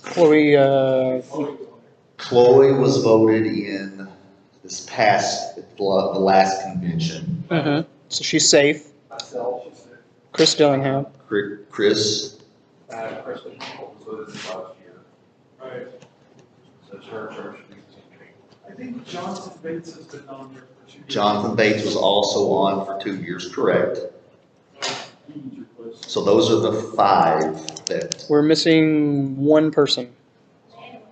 It was Chloe, Chris, Hinkle, and Dale Gillespie are the one, but then, yeah, Amanda. Amanda, okay. Amanda was also voted on Last year. last year. Looks like we've got our 5. It would be Jill, Dale, Rob, Don, and Jonathan Bates are the 5 that have either served 2 years or we're finishing off someone's 2-year term. Correct. Yeah. So we have 5 seats up, and Chloe, Chris, Christian, Hinkle, and Amanda Hunter are already on the committee. And will be for 1 more year. Correct. Okay. Thank you. Alrighty then, we have 5 seats. We have 4 members already on the committee. Those committee members are Chloe Meinhausen, Chris Dillingham, Christian Hinkle, and Amanda Hunter. Alright, so do we have any nominations for Platform Committee? I have. Yes. Is it possible to make sure that we record this information for Casey? Yes. As you have already spoke to the grand performance that is Robert Lauder's secretarial skills. Alrighty. Do we have any nominations for Platform Committee? Ken, you wanna? Don Stacy. I will nominate myself again. I really enjoyed the committee. So I would love to return for that couple years. All right, we have a nomination of Don Stacy and accepted by Don Stacy. Christian Varney. Sure. Will you serve? Glad to hear it. Do we have any additional nominations for Platform Committee? Christian Varney. Yes. Do you accept? All righty. Do we have any additional nominations for Platform Committee?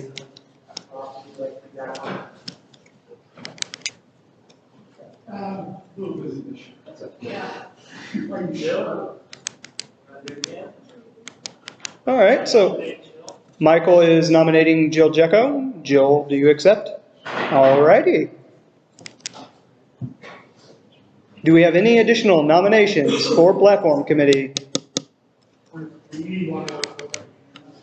Well, I'm counting to 4, so yeah, I believe we need 1 more. That said, we can leave a vacancy if this body so chooses. That vacancy would then be able to be filled by our state executive committee. I will nominate. Bethany? Sure. All right, I'm going to nominate Bethany unless that's improper. All righty, so we got 5. Does anybody else want to potentially join the platform committee? All right, going twice. Does anybody want to join the platform committee? Last call, third and final, for the platform committee.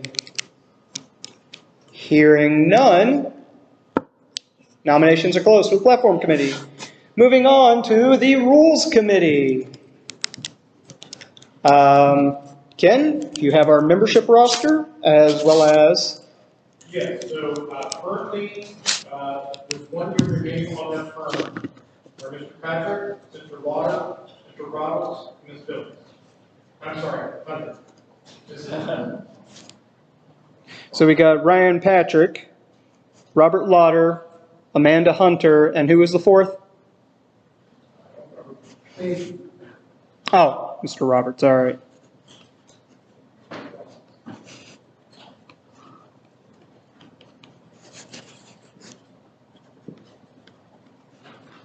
All right. Do we have any nominations for the Rules Committee? We have 5 seats. Christian Varney. Would you be interested in being on this committee again? One more time. That's it. Andrew Roberts. Varney, will you serve? All righty. Do we have any additional nominations for Rules Committee? Yeah, I will. Although that means that I've got conflict of interest and I need to hand off the mic. You guys are cool with me staying up here? For this one, okay. Just a nomination.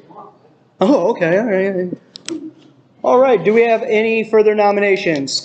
So far, we have Ken Mullman, Christian Varney, and myself. Joe Hunter was the other. Though, You never showed, sir. I think I'm the one, and Do you want to be on it? Will you vote this time? it's a lot of fun. I'll try. All right, Ryan Raymond, nominated by Andrew Roberts.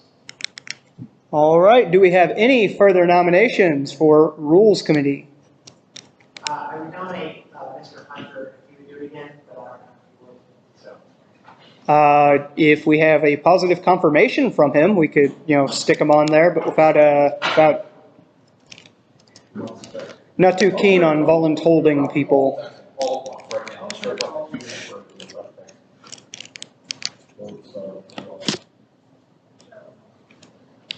Hey, Dusty, you want to be on Rules Committee? No. 9.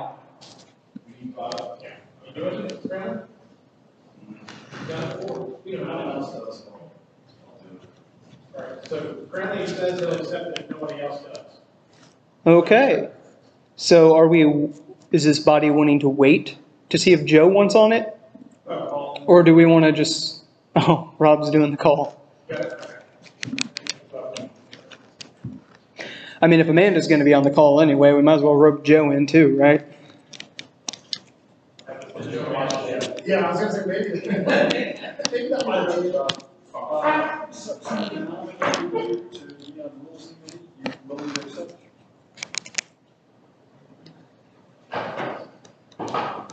All right, we have a positive confirmation from Joe Hunter or the Domino's driver that Rob just pretended to call.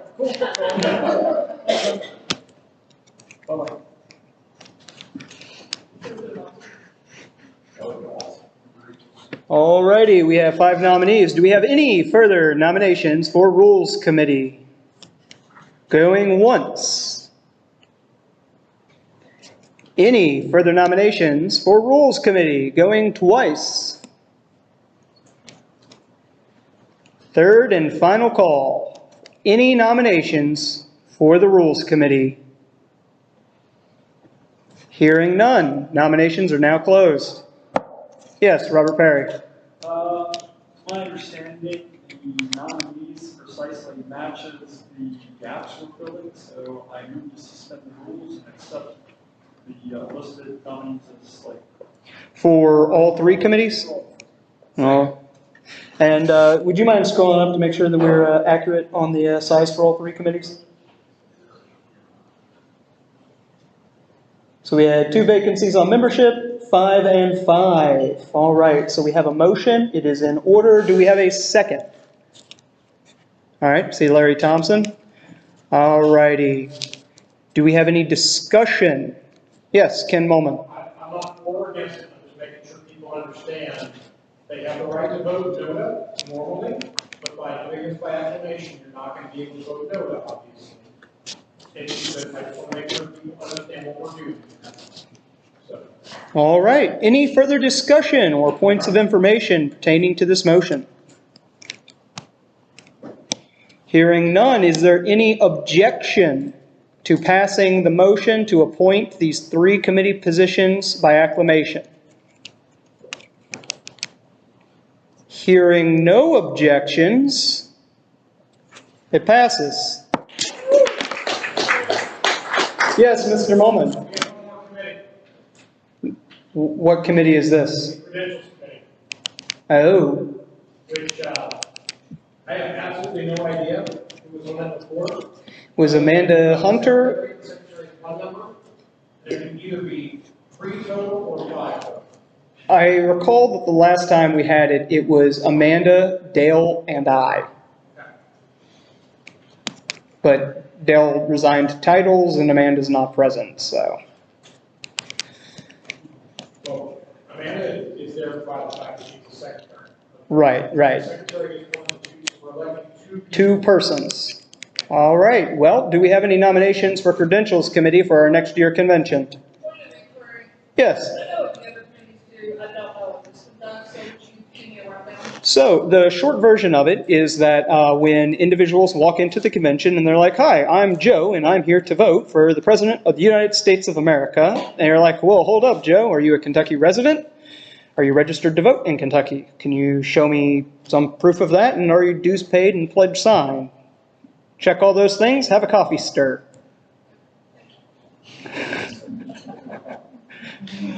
That went from formal to not very quick, and that's our party. Yeah, so it's what Ken and Rob did today. So if somebody wants to serve in that capacity, it's we need to start getting a little more formal in these regards, especially as we go for federal and congressional races. Alrighty, do we have any nominations for Credentials Committee?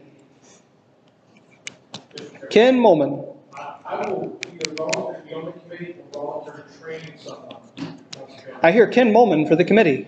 No, I hear Ken Mulman for the committee. I hear Ken Mulman. Does he accept? Ken Mulman, do you accept? As Mr. Chairman reported, if no one else wants it, there's an open spot, I will fill it. I would rather have 2 individuals step forward that I can show how to do this so that going forward, it doesn't always fall to me.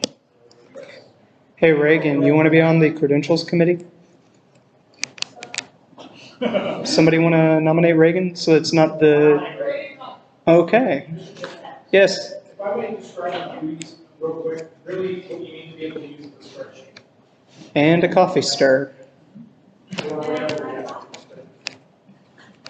It's clearly a spreadsheet. All right, so we have a nomination of Reagan Conley, and she accepts.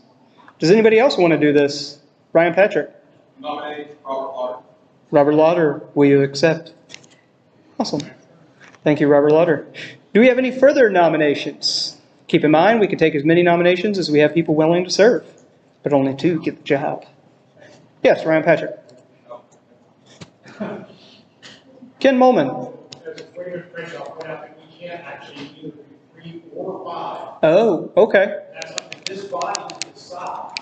So if there are 2 more people that are willing to serve, we can expand the size of the committee. All right. Do we have 2 more people that want to serve? Ryan Patrick. Nominate Chris Jones. Chris Dillingham, are you willing to attend our next year convention for both days?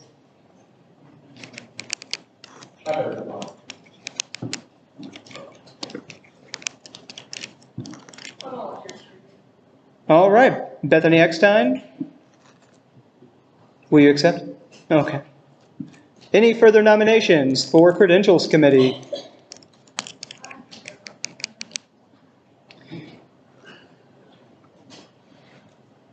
All right, it looks like we've got Ken Molman as our fourth.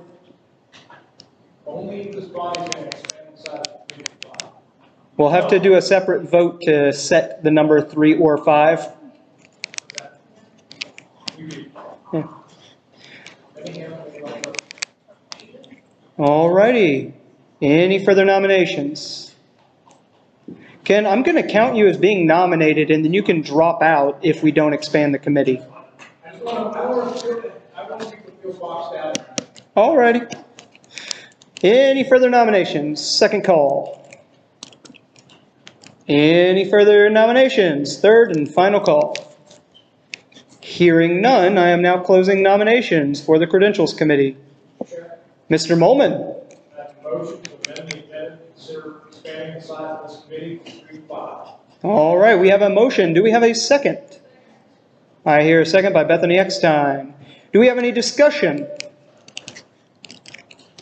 Hearing none. Do we have any objections to expanding this committee to a 5-person body as opposed to 3?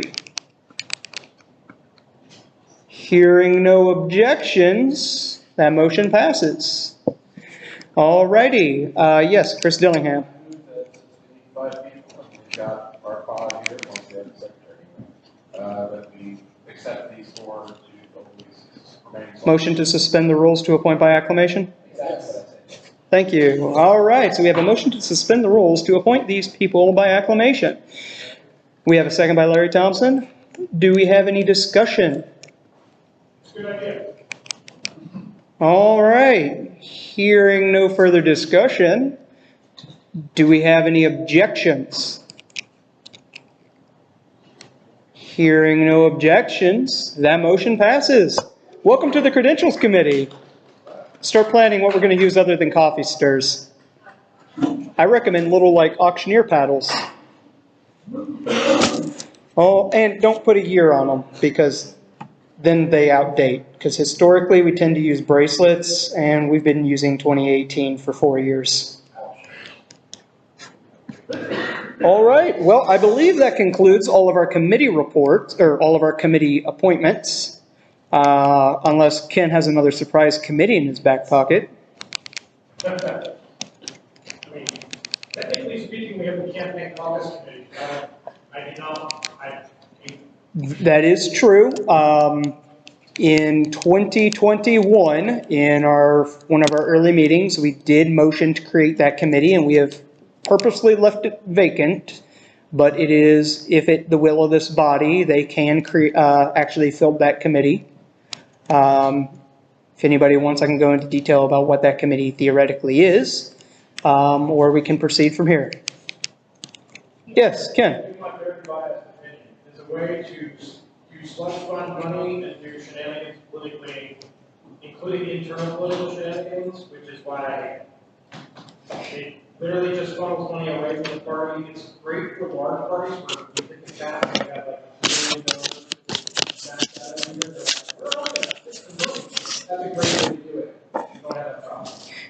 So it's basically unnecessary, and it will only be shenanigans. So I'll give the backstory now. All right. The reason why we opted to create that committee, but not filled that committee, is as soon as we formally filled and create and do all of those processes, it's another entity that we have to start reporting to KREF and all of that.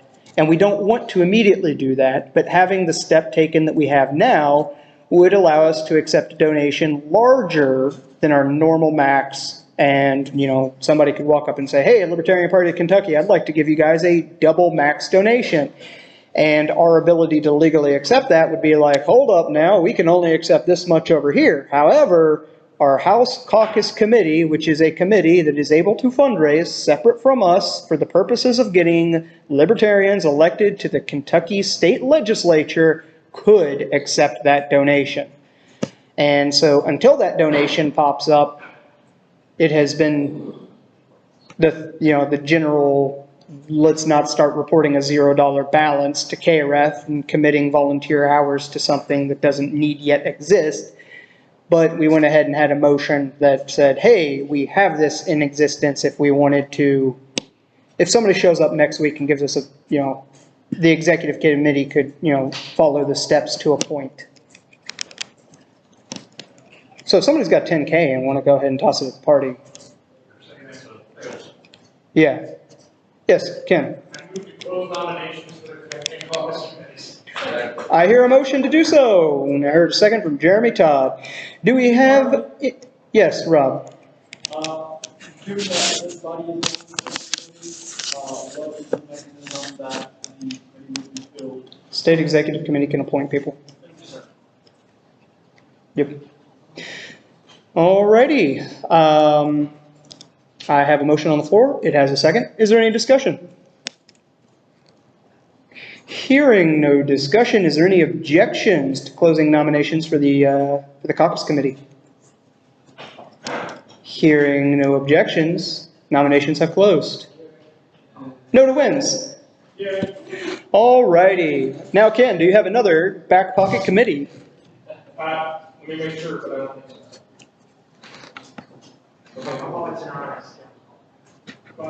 think so. Bureaucrats anonymous in this room. That's it. Alrighty. I believe that concludes our committee appointment section, and I should give the microphone back to Don Stacy for the platform committee report, now in order. Give it up for Don.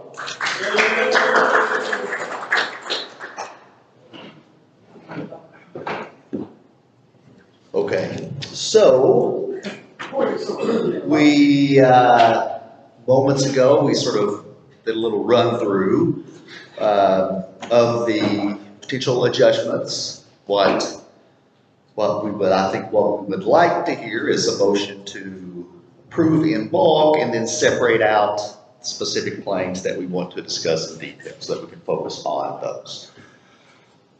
Here to hand up first, sir. I'd like to make a motion to divide sections 1.1, 1.2, and 3.3 into separate motions, and the rest of the things as a container. Okay. May I offer a friendly amendment? You can offer a friendly amendment before the second. It has not been seconded yet. So technically, 1.1, 1.2, we're kind of combining those. So can we make that as a separate those two out as one? So then you consider and then separate that the other one you mentioned, 3.3 as a separate division. Okay, are there any other friendly amendments? Friendly amendment to add 2.2 to be separated out. Okay, 1.1, 1.2, 2.2, and 3.3. No, you have to apply it, you accept it. Other friendly amendments? Or anyone says that other word, is there any other one that divides, so we can do this in one motion? And 360. Ken? Mr. Stacy, as a point of order, Yes, sir. so you should be moving on behalf of the committee to adopt all of the changes that are recommended. Gotcha. And then Mr. Raymond's motion is then to divide out certain pieces. You can do it combined like you're doing, you're dividing them out as a block. That's not a block. But you have to individually make a motion to divide out each plank individually, consider those planks individually. Okay. As if it's an amendment, right? Okay, And then we have to go back to vote, the so we meeting. have to vote each one. Correct. Okay, scratch that motion. I'd like to make a motion to divide the motion to take section 1.0 overview, because that is this is a combined. Second is the section that proposes to amend. The section that proposes to amend 1.1 and 1.2. I'll second. Okay, second. Are there any objections to that motion? If so, then it's adopted. Do we have any further? We'll go to Jeremy, I think was next. Oh, sorry. You to do it. Well, I have to do each one. Yeah, so I would make a motion that we move to separate two for discussion. Okay. We have a second for that. Oh, sorry. What is that? We are. No, but I mean, like, we need to debate the 1.1 and 1.2. Yes, there was no objection. We're just getting it. There was no objection to that, now we're not addressing the, Ken's point is we have divided. You divided it, now it's got to be. I understand. We got a two cut off. I got time. That's what I'm saying. We're gonna get lost in a big long list of stuff. Okay, so we are on 1.1, I moved to divide it. So I guess now we should. Yes, so we've had a second, and we've adopted that removal, so now it's time to pros and cons debate on this particular plank. Yes, do I want to pass it as the motion maker speaks first? Motion makers speak. Okay, in its current form, I am not in favor of this proposal. It appears, as someone who's not on the committee, that the idea was to create a non-aggression plan. While doing so, we have deleted self-ownership from our platform and replaced it with control. Now, I may control my company laptop, but I don't own it.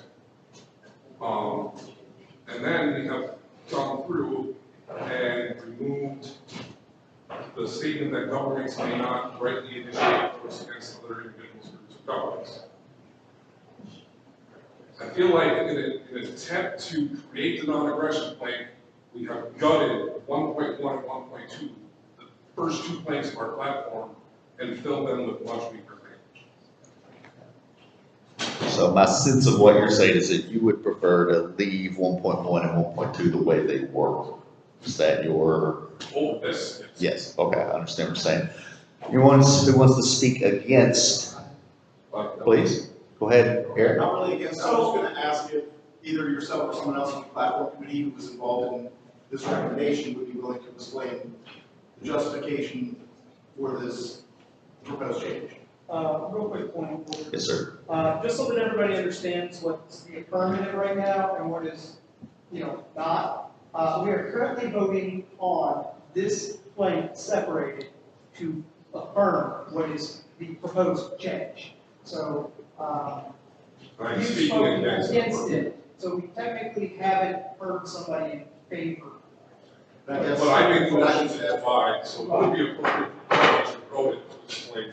Yeah, I was just making sure that people knew that if we voted yes to accept, it would be to ratify the proposed change. And hopefully somebody involved is willing to speak. Frank, can you do me a favor and, pass out, let's include the area. How's that? That's a little small. How about that? Is that sufficient? Dr. Young, can you speak? Please. Okay. Let me compare this, right? So, I actually grabbed this language from, I think the one is that there were a lot of similar, concepts being touched on in the current language of 1.1.2. And we were trying to combine those into stronger, language that addresses both of those thoughts that are on there. It was not my intent to take out the ownership part. I was, actually had in mind to, come back to this and add, where it says to be the exclusive controller of their own body and life, to amend that to say to be the exclusive owner and controller of their own body and life, to adjust that. When we kind of workshop this in the platform committee, if I'm not mistaken, I think we voted unanimously that this is a positive change. Of course, why I feel that way, that's fine as well. We were just attempting to get kind of stronger, more concise wording and so you guys. Anyone to speak to? Okay, thank you. Anyone else would like to speak against the potential revisions to 1.1 and 1.2 platform plans. Christian Barton. Our current platform's not that long. I think the prior one is fine. I'm seeing to change it. Anyone, next will be someone speaking in favor of the revisions. Eric?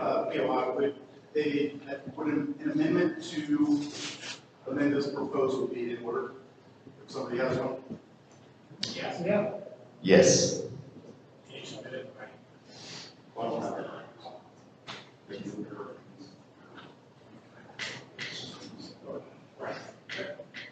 If I may. Please. Make a suggestion. Yes. Maybe a point of personal privilege on this one. And it really is for everybody here. If you're going to make an amendment, make a motion to table with the understanding you're going to bring an amendment, type it up, bring it back with a typed up thing. Don't try to words it from the floor. It always ends poorly. It ends up being repeated 6 times, 6 different ways because you don't remember what you said at the beginning. You have an amendment, type it, bring it, or write it, and bring it one or the other. Don't just try to wing it from the floor. It doesn't end well. In that case, I move that we postpone this until after we address the rest of the platform. Is there a second to that motion? Select Eric, second. We would go to a vote on that. Are there any objections to tabling this? Technically postpone. Stay. Table the study now, but I'll intend to bring it back up. Well, Ken, I would rather vote on it itself and then re-propose an amendment that takes itself. Okay, so we have an objection, so therefore we would need to vote on if we want to table or not. All in favor of tabling our discussion on 1.1 and 1.2 until later in our platform committee review here, please raise your magic sticks. All right, so I see 1, 2, 3, 4 people in favor of tabling. If you are do not want to table, raise your magic sticks. Okay, so 1, 2, 3, 4, 5, 6, 7, 8, 9, 10. So that side won. So we've the tabling motion failed. So we will now continue debate and discussion on these particular revisions. Call the question, skip to an up down vote. Okay. Is there a second? It looks like Eric is seconding that. All right, so now we're calling the question, and I guess we need to reiterate the question. I guess the question is, does the motion is to adopt these revisions to the plan. So if you are for the revisions, you would vote yes. If you're against the revisions, leaving it the way it was before the platform committee played around with this past year, you would vote no. Technically, we're gonna vote to call the question. Right. Excuse me? The question right now isn't the matter. We're working on, are we calling the question? A yes vote right now. Oh, gotcha. Gotcha. All right. All right, so then let's vote on calling the question first, okay? All in favor of calling the question? 1, 2, 3, 4, 5, 6, 7, 8. Okay, it's 14. All not in favor of calling the question? Rob? 2. Okay, so with the motion to call the question? 1. So therefore, we are not calling the question. So now we move to an actual vote on these particular revisions. So if you support the revisions to planks 1.1 and 1.2, please raise your magic voting sticks. 1, 2, 3, 4. Okay. Everybody up again. I'm just going. 1, 2, 3, 4, 5, 6. Everybody, everyone who opposes the changes to 1.1, 1.2, raise the magic voting sticks. 1, 2, 3, 4, 5, 6, 7. 11, 12. Okay. So the revisions failed. So as of now, 1.1 and 1.2 have not been changed at all. If anyone wants to potentially make further revisions later, that can be offered from the floor later. Okay. Now we're back to the main motion, it's the whole report, unless somebody wants to divide out another section.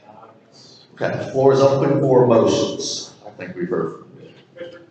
Chair, motion to separate section 2.5 from the rest.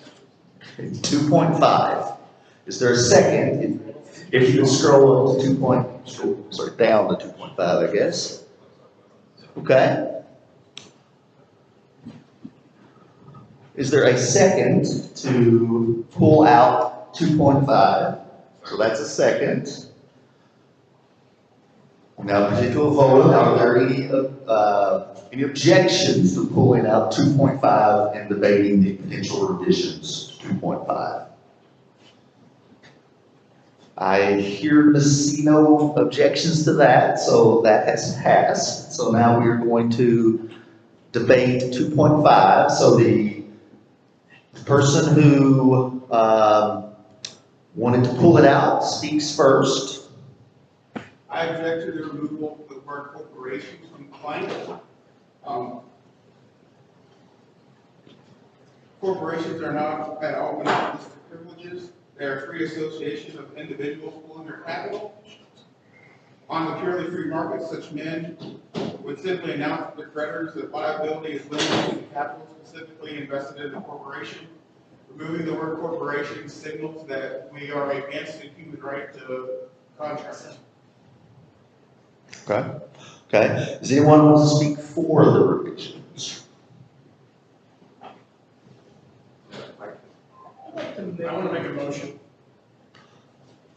to amend. Okay. I would like to keep all the other proposed amendments and not strike the word corporation. Also, that's Okay, so this amendment would add all the revisions and the red line incorporations would go out. It would remain in the plan. Is there I think I heard a second for that. Okay, multiple seconds for that. Would we like to,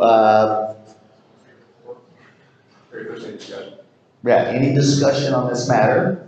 Kim, please. I actually have the same concern. Corporations, while it can be claimed are creations of the state, I think are actually a reflection of individuals that gather for a common purpose. They build an organization, but the state puts licensure around it. It's not the fault of a natural right to associate to build these things. And so it is not a corporation's fault that the state creates licensure. That's the state's fault. We're not against corporations, we're against state licensure, which I believe is later on in this platform. And so that's why I'd like to see corporations return. I agree with partnerships and firms being added because there are different types of things, and we're kind of explaining all the ways we see that. We're not definitely against protectionism. I love the rest of the amendment. I just think striking corporations, I get where that was coming from, I think, but I think that corporations themselves are not the enemy. It's the licensure is the enemy. Okay. Thank you. Does anyone want to speak in favor of continuing to strike the corporation's work? Chris, go ahead.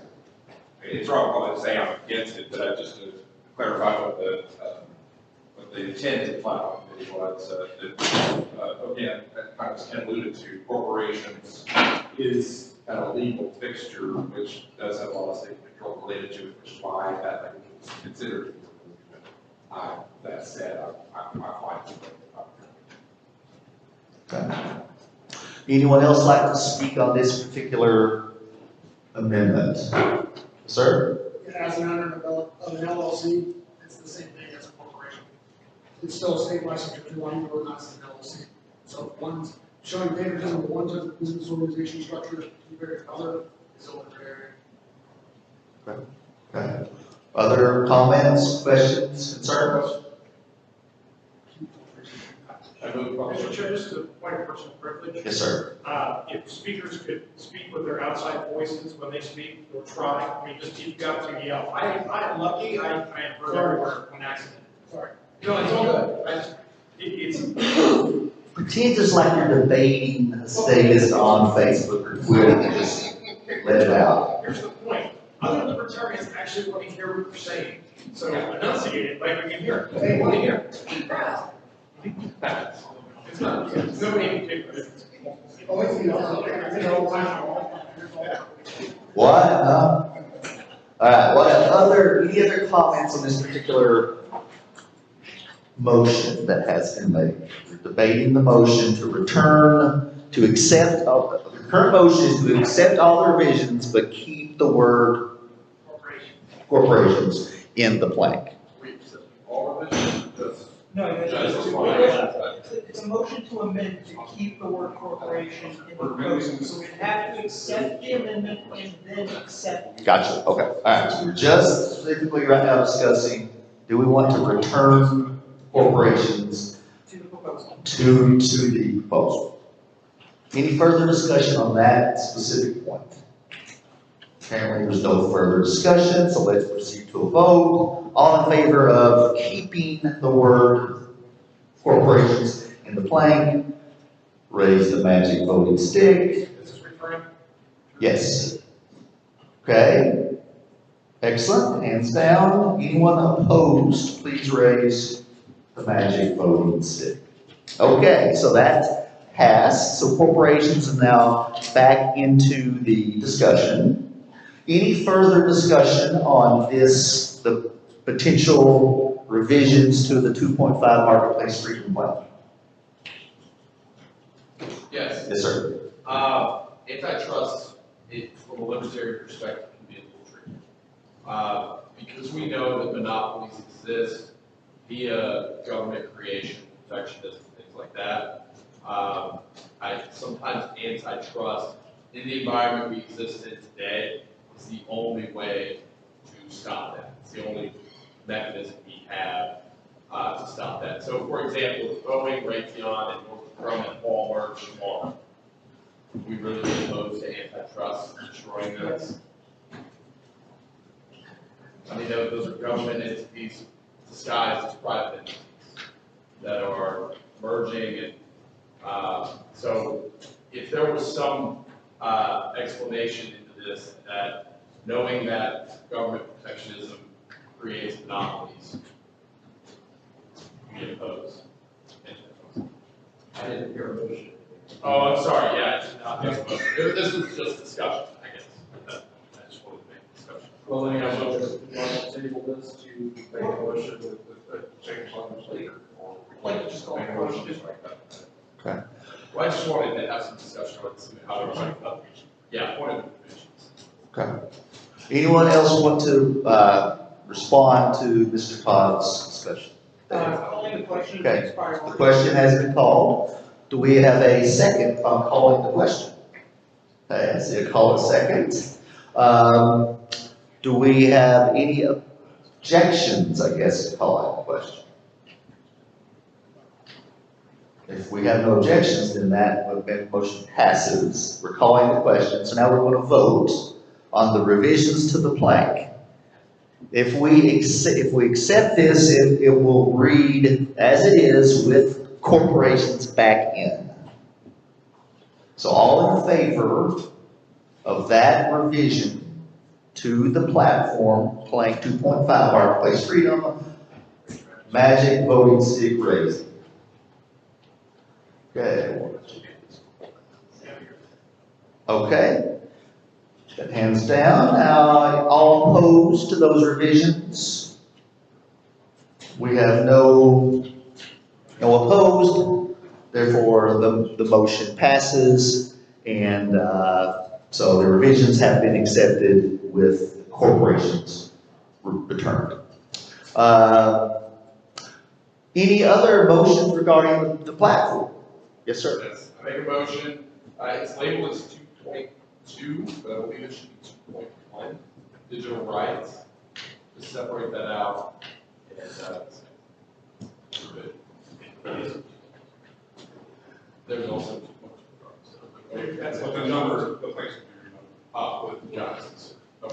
Is there a second to that motion? Christian Varney seconded. Are there any objections to discussing the pulling the potential revision 2.2 digital rights blank? No objections. We are to the discussion. Mr. Todd, please discuss. Yes, one thing that is not caught in here, and I think it's a little tricky, but will be very important moving forward, is image and likeness of individuals and where we have rights over our own image and our own likeness. With some controversial things like deepfakes that are coming of age, government use potentially, police departments potentially using AI to model us into videos. Do we have rights over our digital image? And should that be something that's covered? Do here. Right. And so this says data and personal identity. It's just that I think that in our discussion. No, I would just like to hear if you feel like this covers image and likeness, or should, does it? I do not think that in our platform committee discussions that we specifically discussed that. So my sense of it, since we didn't have anything in the plank at all, the intent of the committee was to add in a plank. So I do not think we specifically discussed that. Rob? Yeah, I want to point out that if we end up voting against this thing, that's fine, but while fighting, right now, keep in mind, we're going from 0 to something. Right. So, what you're suggesting, if you can't come up with a language today, but this is better than nothing, you very well may want to consider doing this and tasking the next platform committee with figuring it out. Okay. Which, by the way, is what happened with this last year, is we knew we weren't there, so we tasked ourselves with doing it this year. Yes, sir. Can I just recommitment to add a part in like this separate identity on the first line? Yes. I'll second that. So the motion is made and seconded, and it's to say all persons have a right to control the use of their data and personal identity and likeness online. So you're moving to adding a column. No, he wants the double ends. Oh, we have a double or in the, later on in the whole committee thing I saw earlier today. I was thinking through, I was like, oh, I can solve the whole thing for more. Yes, personal data, personal identity, and likeness. I guess so. Data, likeness, and personal identity. That's what you're saying? Okay, that'll make certain I understand. All right. Do we have a second for that? Okay, we have a second for that. Let's, so we on to discussion of that. The proposer discusses first. Okay, anyone objecting to that potential addition? Like this, Ryan Patrick? Does this mean I can't use Randall and me? I'll allow it. That's all you need. Is that a likeness? As long as the name is either just really non-tasteful or funny. He just gave you the link to official should not. Yeah, don't ask Steve, he said it's okay. He gave you Yeah, the it's official. Whatever you Don't explain what you plan to do now. He said it's whatever okay. you need. What about if somebody says you can't use them on me? Are they elected public official? Yeah, that's That's the line. If they're an elected public official, they don't get an opinion on the matter. If they're a private individual. Well, see, technically, anybody who holds an executive office in our party is considered a public individual, and so, you know, if Andy Shearer wanted to meet you, and you're a county chair, He could. yeah, it's an unfortunate reality. You punch down with the whole way to state troopers, and call you a horrible. Andy Bashir called you a terrorist, he's a piece of shit.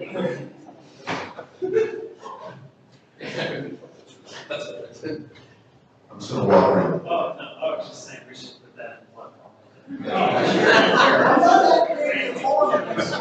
I'm just advocating that maybe we should consider the legalization of harm against others. The other people speaking for the addition of likeness. into this possible revision? Anyone else speaking against adding likeness into this? Ken? I apologize, it's entirely my fault, but where is likeness going into this? Yeah, so it would be like, it would say, all persons have a right to control the use of their data, comma, likeness, comma, and personal identity online, period.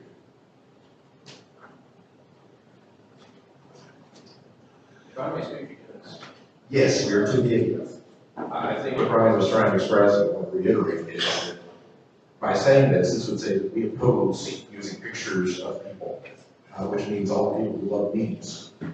You're basically standing for the memer's right to say no, you can't use pictures, right? Which I'm not sure I should say. Correct. Not to So, yeah, so I guess my thought is, how about we, I'd like to suggest we pass this on to the next platform committee to see if we can find some way to express that without restricting. Except for the use of means clause. We've done Means clause. I'd like to propose that. Are we still on voting on the amendment? Yeah, we're all in it. On the amendment. We're not at simple. So the amendment has been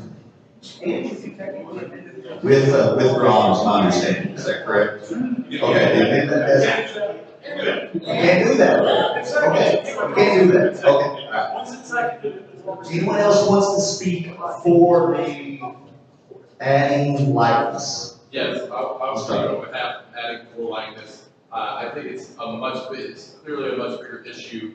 The difference between deepfaking some child into pornography and using somebody for a meme that needs to be hashed out over the next platform committees. So I would recommend, I still speak there. Oh, wait. Okay. So it's been a call the question. Is there a second to calling the question? Are there any objections to calling the question? If not, then the question has been called. So right now, we're voting on whether or not we want to add the word likeness, and it would say, all persons have a right to control the use of their data, comma, likeness, comma, and personal identity online. It's the only thing we're voting on at the moment. Everyone in favor of that, raise magic voting sticks. We don't see anybody. Everyone against that, raise, okay, so the against win, okay, so that has been voted down. Now now back to the full potential new plank. Any further discussion? Barney? Now, I'd like to just, no one's going to talk and then call the question. Okay, call the question. Is there a second to calling the question? Second by Chris. Any objections to calling the question? No objections have been lodged, so we will now proceed to a vote. So now the vote is on this full potential new plank. All those in favor of adding this plank exactly as it reads now to our platform, raise magic voting sticks.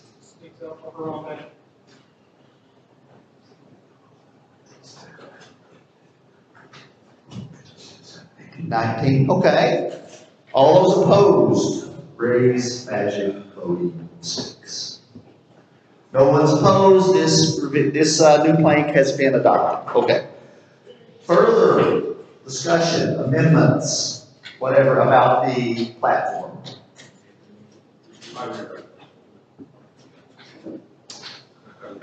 Let's sort of scroll down through.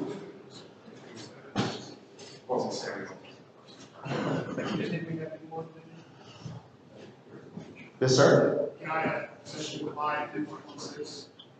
So you said 3.16? Okay. If you'll please scroll down to 316. All right, here we go. So this is a potential new plank, adult rights and responsibilities. There has been a request to pull this out to have further discussion. Is there a second to that motion? Second by Christian Varney. Any objection to pulling this out of the bulk of our potential platform committee report? Seeing none, that passes. We will now discuss. Yes, sir. All right, I honestly,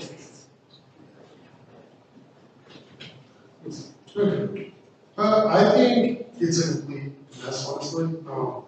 Okay, adult rights and responsibilities. Then it says, once individuals are old enough to vote and serve on a jury or in the military, they should not be restricted by governments on the basis of age. If the government tells me I can't vote or I can't serve in a jury or in the military, my rights come from my creator. That has zero basis. So if I want to use, I'm assuming this is talking about things like drinking. So if you're 18 and you're in the military, you can't drink. But if I want to drink and I'm 16, that's not the government's business. So my rights don't come from the age or from my ability to be conscripted into the military. And I definitely don't get any additional responsibilities because the government thinks I'm a certain age. Point of information. Yes, sir. Can't they, minor enlist in the military at the age of 16, by this, when did they be, you know, re-added? 17. 17 for parental consent. 17.5. 17.5, okay. So there's I just wanted to see how far into the minors can consent territory this was treading.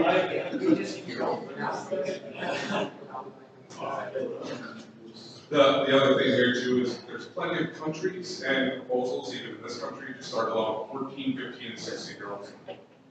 So that opens us up to a whole other conversation that we probably don't. Let's get rid of it. What is your most opinion of child? Mr. Chair, I rise to speak against this amendment. I like the concept of this amendment, that you're either a child or you're an adult. That's what it's trying to be established here, that you either have the rights of an adult or you don't. And I get that. I just think that in trying to weave, to thread the needle, I think it missed. The thread went off to the left to the right, and it missed the eye. And I think we should vote this one down and send it back to the committee for further consideration, bring it back next year. I want this to come back, I just want it to be worded differently, unless somebody's going to want to submit it today, while we're considering this report quickly, we just need to lay this one on the table and come back next year. Any further discussion about this potential new plank to the Libertarian Party of Kentucky platform? So okay, it sounds like there's no further discussion. I would just say from a platform committee standpoint, we certainly were just trying to add in something to sort of, certainly the discussion was mostly about it's bizarre. We have different ages for different things, and that we need to choose an age and just stick with it for essentially the vast majority of activities. So hearing no particular motions, I guess really what we're discussing is voting on this plank as a whole. Is there a motion to call the question, or we don't have to do that? All right. So we're now going to proceed to a vote since there's no further discussion. All those in favor of adding this particular plank to the platform, raise your magic voting stick. I see 1, 2, 3, 4. Okay. And all those opposed, 1, 2, 3, 4, 5, 6, 7, 8, 9, 10, 11, 12, 13, 14. Okay, so that fails. So 3.16 will not be added to the platform. Okay? Point of order. Yes, sir. Would it be in order to, like, specifically refer that to committee?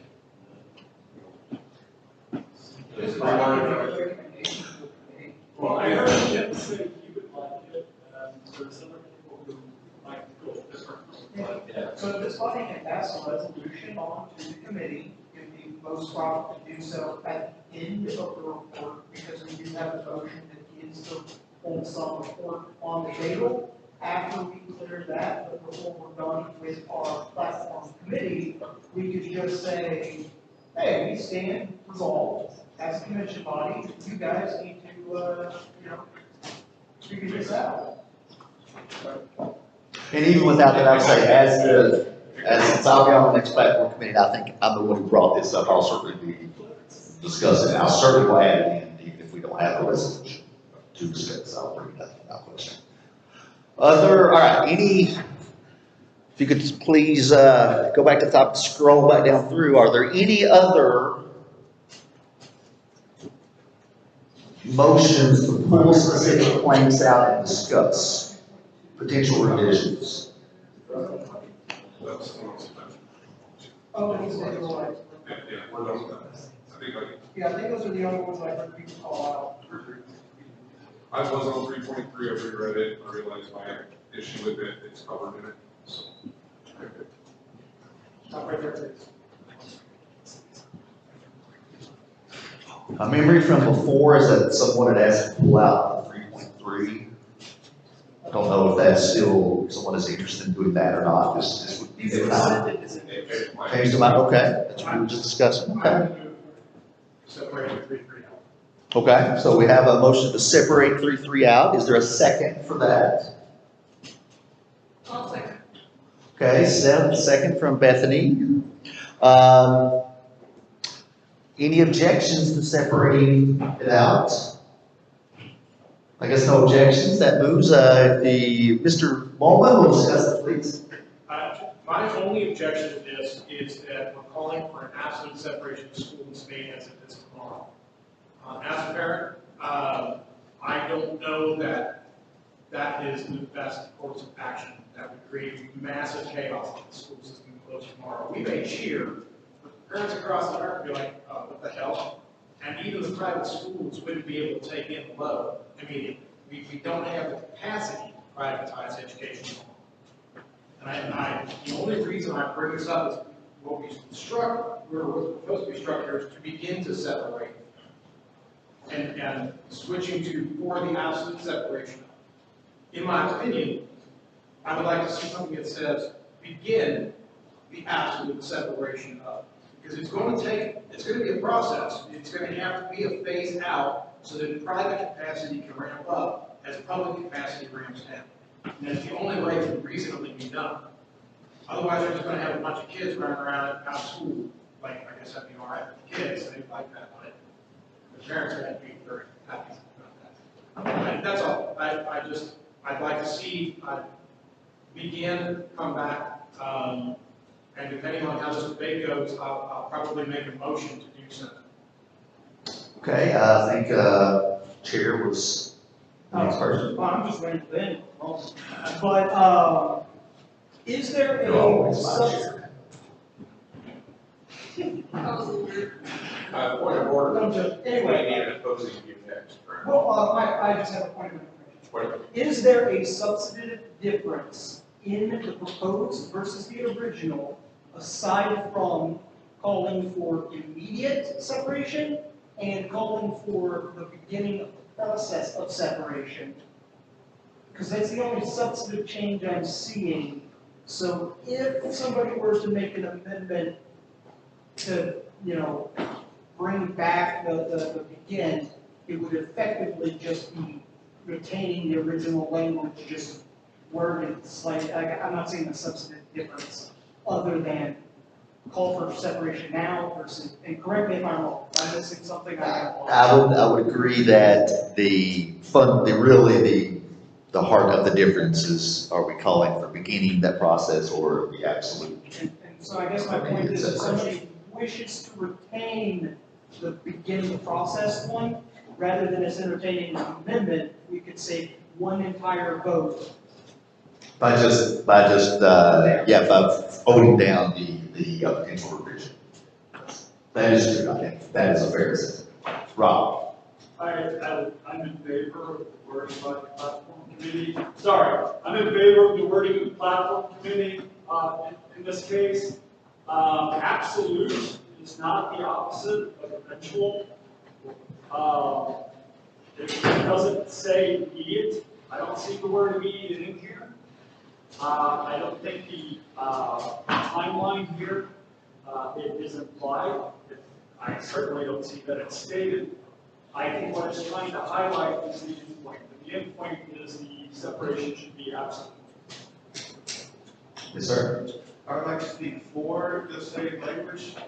Not that this is necessarily an indicator of what we have to do, but to be consistent with the national party, they've tweeted similar things, using the framework, using the words, we mean we won't rest until there's an absolute separation of education and state. And I would like to suggest that maybe that means that we should agree with them if we do. Point of order, generally we want to go for against, Yeah, sorry. I apologize. So, other voices against the potential revisions. Ms. Lehman. Yes, sir. The one thing I've heard is that we don't want to scare people with our platform and say absolute, if it applies immediate, it might scare people away from voting for us. Even though I love the wording, it could be scary. Conflict of interest. You're trying to save your job. All right, so we have is there ready for a 4 person? I'd like to approve 4. Okay, 4. I just want to reiterate that when we say we call for the absence of separation of state, I don't think there's anything about that that feels immediate, which I think calling for it is the right call. That's specifically why we didn't say that we intend to propose legislation that we do this. We said we call for it. I think people interpret that rightly as something we're looking to do ultimately, but it's politically feasible, not something we're looking to do. Okay. Against voice? I'm not sure if I'm for or against, but I just want to point out that absolute, by the wording, the absolute separation is ambiguous. And some people might take that as, okay, we have to do this right now, absolutely. Other people think, okay, we're going to call this absolute. But and there's too much ambiguity. And so I think that we do need to have some kind of wording in there pointing to a timeline, whether it's immediate or not. Okay. Chair, I make my motion now. Okay, yes, sir. For beginning between 4 and the absolute separation. We would agree for the beginning of the absolute separation of school and state. That's my motion. Okay, could you repeat that? I'll just make sense. So it would say, therefore, we call for beginning the absolute separation of school and state. That is the amendment that is now on the table. Is there a second? Second. Okay, we have a second from Randall. I'd like to speak to my motion. Yes, sir. I have heard what has been said, and I agree that the long-term goal is the absolute separation of school and state. However, until we get the capacity to do that, we call for the beginning. And as it begins, we change our platform to say continue. And then as it gets closer, we can say done, right? The point is that it's going to be a process. Using the word beginning infers that, number one, it has not happened yet. And it has not, right? And 2, beginning means we're going to get this thing started. And then if we're successful in getting it to begin, great. We'll come back and we'll beginning to continue it, right? And that'll be the next platform committee. So I guess my point is that this assures people that we recognize that there is not separation of school and state today. We recognize that it needs to begin, and it is going to be a process to get to our end goal. And that one word achieves all of that. Okay. Somebody who wants to speak against.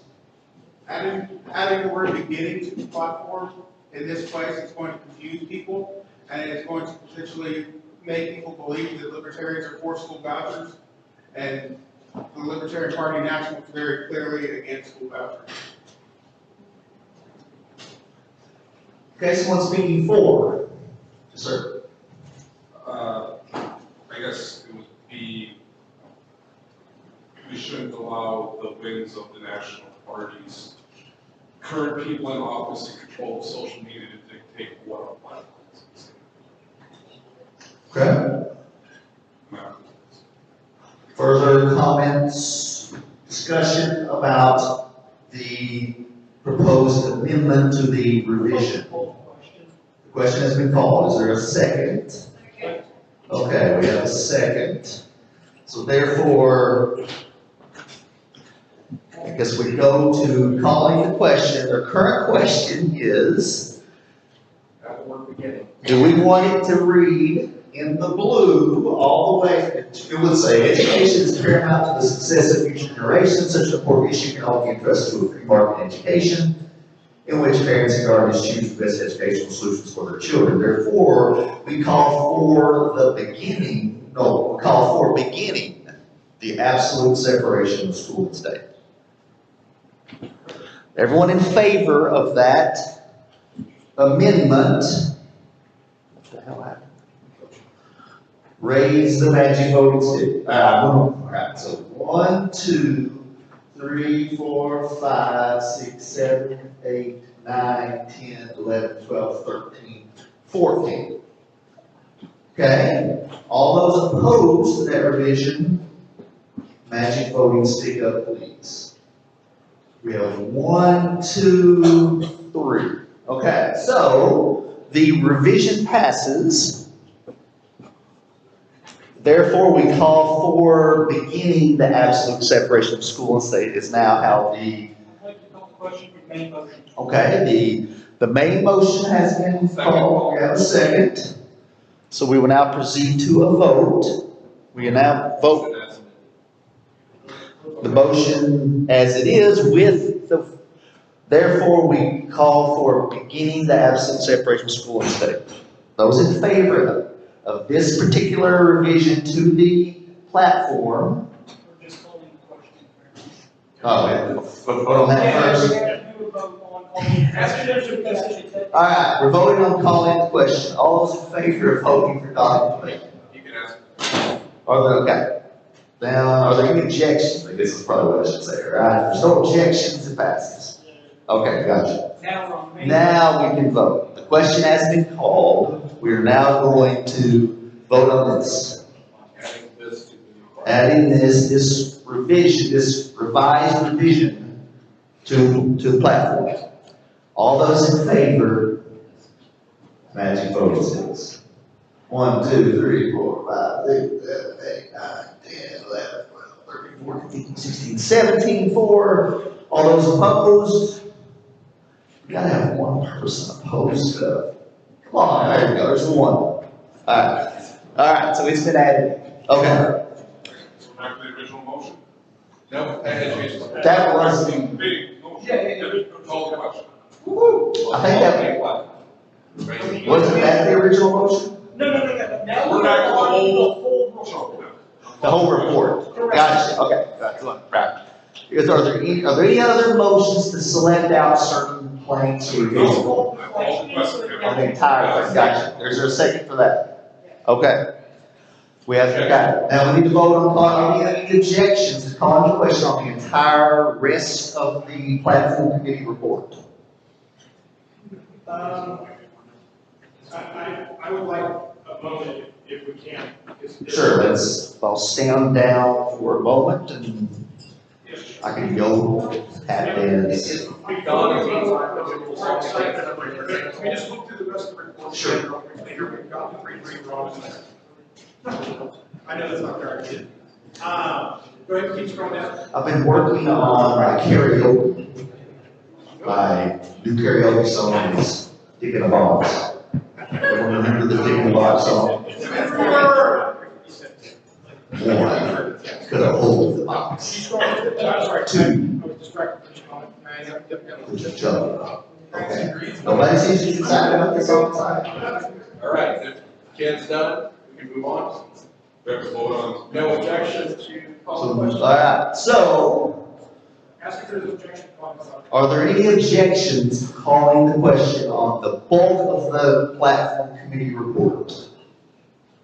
No objections. We're now going to vote on the bulk of the platform committee report that we so far have not discussed. All those in favor of accepting the platform committee report, raise the magic voting stick. 1, 2, 3, 4, 5, 6, 7, 8, 9, 10, 11, 12, 13, 14, 15, 16, 17, 18, 19, 20.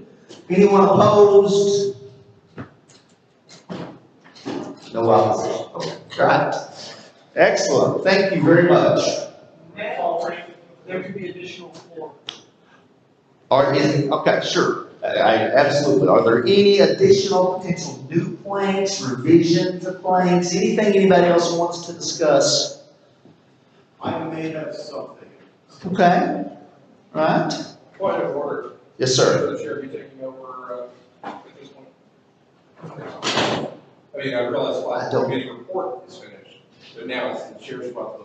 I don't know, and I don't think so until I. Here's the thing, I can hand the mic to anybody I want, so if you want. All right. All right. So as we're in final discussions, we usually communicate on the platform committee via Signal to schedule meetings and all that. I've already deleted the people who were on it last year who have abroad. They're done. They're out here. And so we now have 7 members on that Signal platform. Mr. Todd and Hendrickson, I do not have you on there.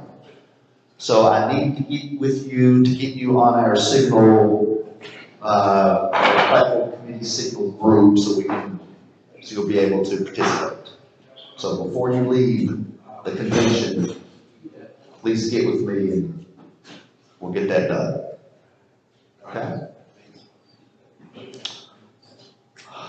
All right, does anyone else have anything they want to discuss from the floor? Potential new planks, revisions?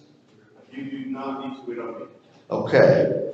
Mr. Cranley has declined. Mr. Bowman, he's declined. Anyone else? I see, hear nothing. So again, I want to thank the body for carefully reviewing our report and making adjustments and accepting the vast bulk, and we look forward to serving over the next year. And now back to the bulk area.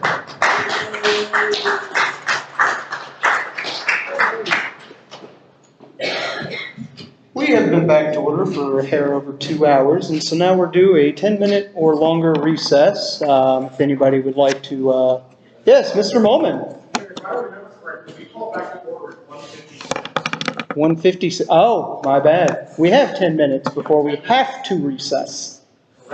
That said, I believe what we have remaining on our agenda today is additional business and adjournment, followed by post-convention state party leadership meeting.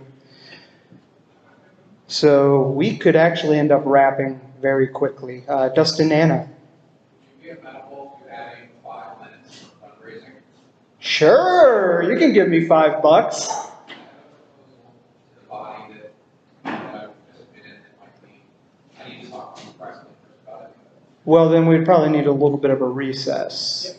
And if we end up talking for 9 more minutes, then we will have to recess. So, yes, Mr. Molman. I believe it was someone who was going to bring forth a motion for resolution, thank you, dear Lord.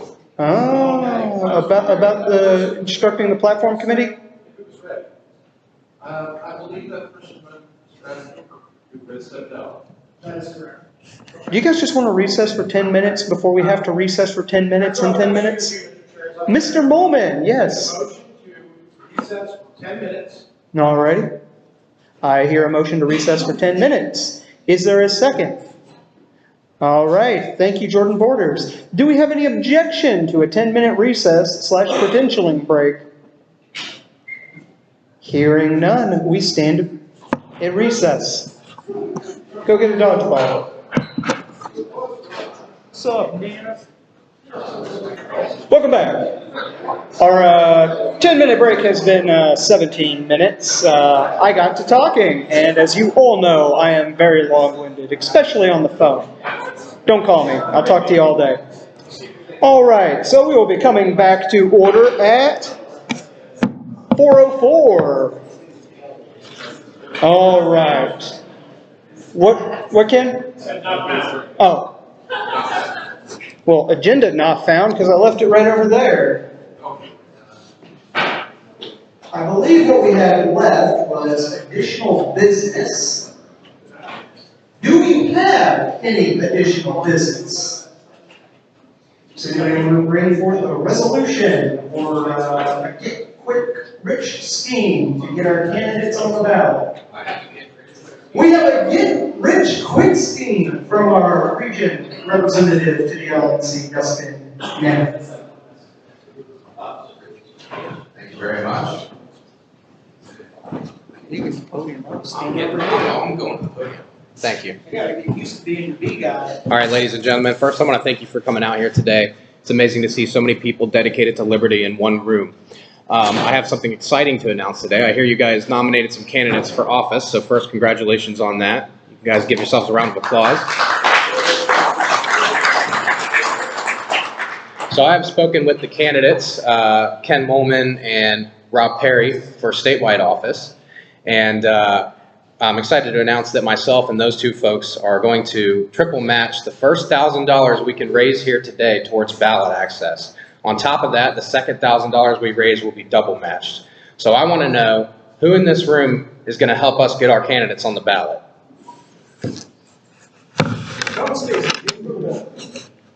Back in the back, how much? $200. All right.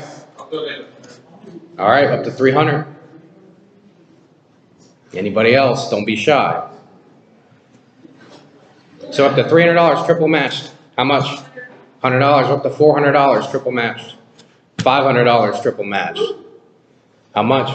100? 500? We're up to 1,000. Wait, no. Is that 1,000? I'm losing track now. I don't have a piece of paper up here. We up to 1,000?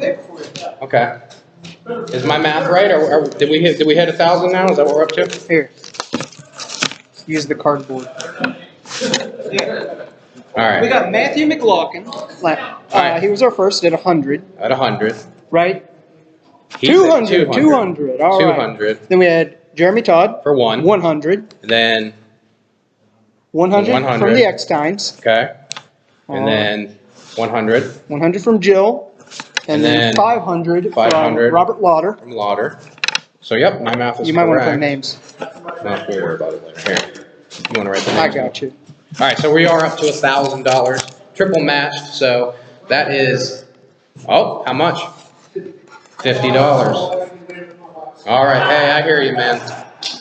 I hear you. Appreciate it. Ken Beck. Or who is our 50? Over there. Oh, Andrew Roberts.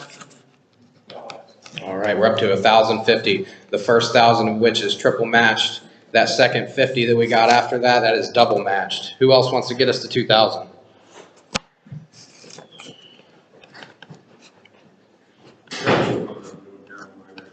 $200. And that was from Ryan Rim. All right.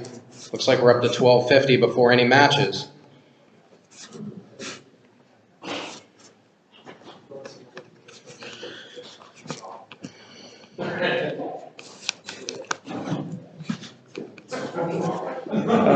Let's see. Time. Anybody else while we're writing down names? If it helps, Tim commented his wife was going to kill him for the match, so we're reaching the point that we're putting on the pain now. Come on, lay your life down for liberty. It's time. Going once. Is robbing a bank a violation? We'll address that in a minute. I think we're bringing in the parties. Dispersing funds, that would be the proper way to do it, I think. We will have to have a motion of an executive committee. So, we will have to have a motion to accept the earmarked fund. So you could just make it out to LPKY, and then LPKY can. Yeah. But you haven't already maxed this year to LPKY yet, have you, Robert? No. Okay. All right. Oh, the maximum, I believe, is $2,800 per person per election cycle. Keep in mind, we are currently in the primary cycle, which means that you can give $2,800 to each of these gentlemen now, and an additional $2,800 to each of them after May. But right now, they're donating party. To the party. And the party will then Right. donate this, divide it to the For candidates. whatever stupid reason, IREF doesn't track their own rules and does the limits by year. Oh. For the party. Oh. I don't know why. Candidates are really just like parties do, right? Okay. Right. Okay. Alrighty. Okay. Well, it looks like we're at 1,200. So we're at, actually, it's 1,250 is where we are. Mhm. That first 1,000 is matched 3 times, so that's $4,000.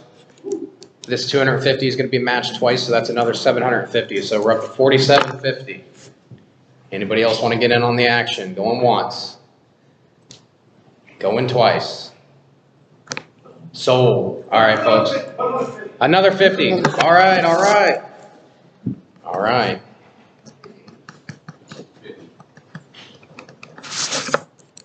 All right, folks.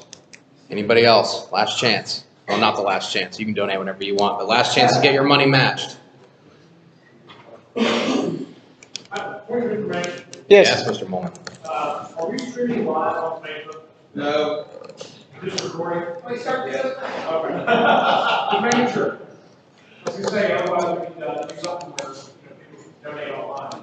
If you guys want to, But anyway, people watch this later. if you want to extend it to the whenever you guys get to that threshold, that's okay. Mhm. Is there a deadline on the matching? I mean, not for me, but that's up to you guys. All right, we got a no and a shrug. And Rob, what's your deadline on the matching? How about through the rest of this week? Sounds good. Because we're only going up, so you guys can hit it. You guys get that next 1,000, that's the end of the match anyhow. So. Well, sounds like we've just raised just shy of 5K for ballot access for these candidates.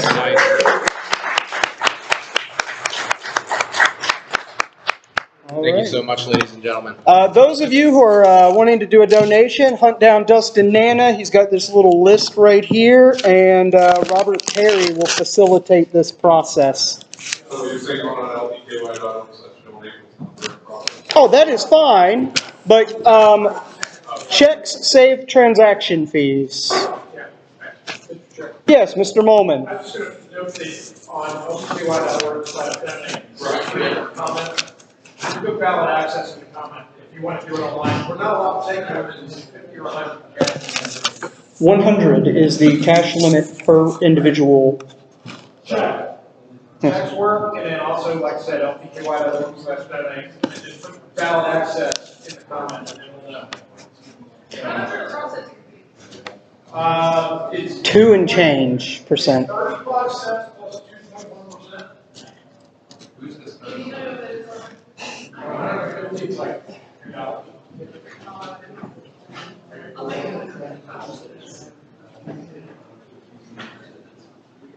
That's 2 points off.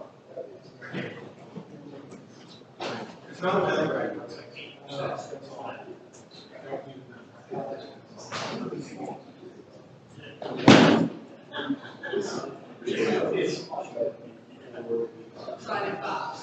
Alright, so it seems like I missed one person's name, so please everybody who's doing a donation, go hunt down Dustin Nana. So far I've got Matthew McLaughlin, Jeremy Todd, I missed 2 or 3 donor lists for 100, and Jill, Robert Water, Andrew Roberts, the X dot, oh, it was the first instance of the X dot. Okay. Yep, that's how I missed it. Y'all double donated. Yes. All right. Until somebody objects, it calls the holders. That's fine. So just so you guys know what this actually is. In Kentucky, we don't have ballot access. We get it one time ever. After the 2016 election, we get this one election. So a lot of people that have done ballot access decided to do it and done that. This process in Kentucky is that each candidate is treated as an election. You get a label, which is good, will be on ballot libertarians. Bad that we each have to collect these 5,000 valid signatures. And I can tell you, as one who did this before, that I turned in 8,247 or something like that, and the Republicans tried to sue me off the ballot, claiming that there were too many bad, but they also screwed it up because they were just like, oh, look, there's 5 bad ones, you should just throw everything out. really dumb. It didn't work. So I guess my point is that the going rate, the cheapest, if you pay for this stuff, this is why we're raising money. If you pay for this stuff, it costs a minimum, Chris, that will catch fire. of $5. Yeah, it was smoking early. Just take it completely off the project. Please remove the flammable from our projector. The minimum cost is $5 per signature. That's per raw signature. The minimum number of signatures that Rob and I will each need, because we do not share, we lost that lawsuit too, is 5,000 each. Is the value, is 8,000 each raw to be safe. Which means that at a minimum, this is a $40,000 drive each. Just to understand what that is. And the downside of it being, again, the maximum contribution limits, right? You can contribute to Rob and I's campaigns directly, once we get our stuff set up. You can contribute to the state party. State party, the limit's only like 1,000, isn't it? 2,000 a year? 2,000. 2,000. Yeah, 2,000 a year. But beyond that, once we get our petitions ready, I would like to ask each of you to go just circulate it amongst your family and friends. And it's kind of weird the first time, I'll tell you that. Like, hey, will you sign this petition for people you don't know? It's kind of weird, but once you get into it, it's like, it's no problem, it's easy.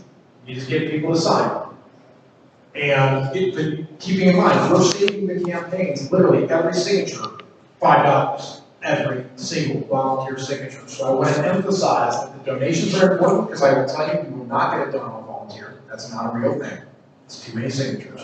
10,000 valid, 16,000 raw is too much. But every signature we get volunteer saves us the ability, and there have been drives where literally 2 or 3 signatures was all it like got over the line by 2 or 3. So don't think that volunteer signatures don't matter. There's been plenty of drives nationally that got through on just a couple of signatures. So if I sign your ballot, your petition, then I sign his. Yes. That's screwed up? No. No, we are running for different offices. It's totally cool for both. You can sign, one person can sign both petitions.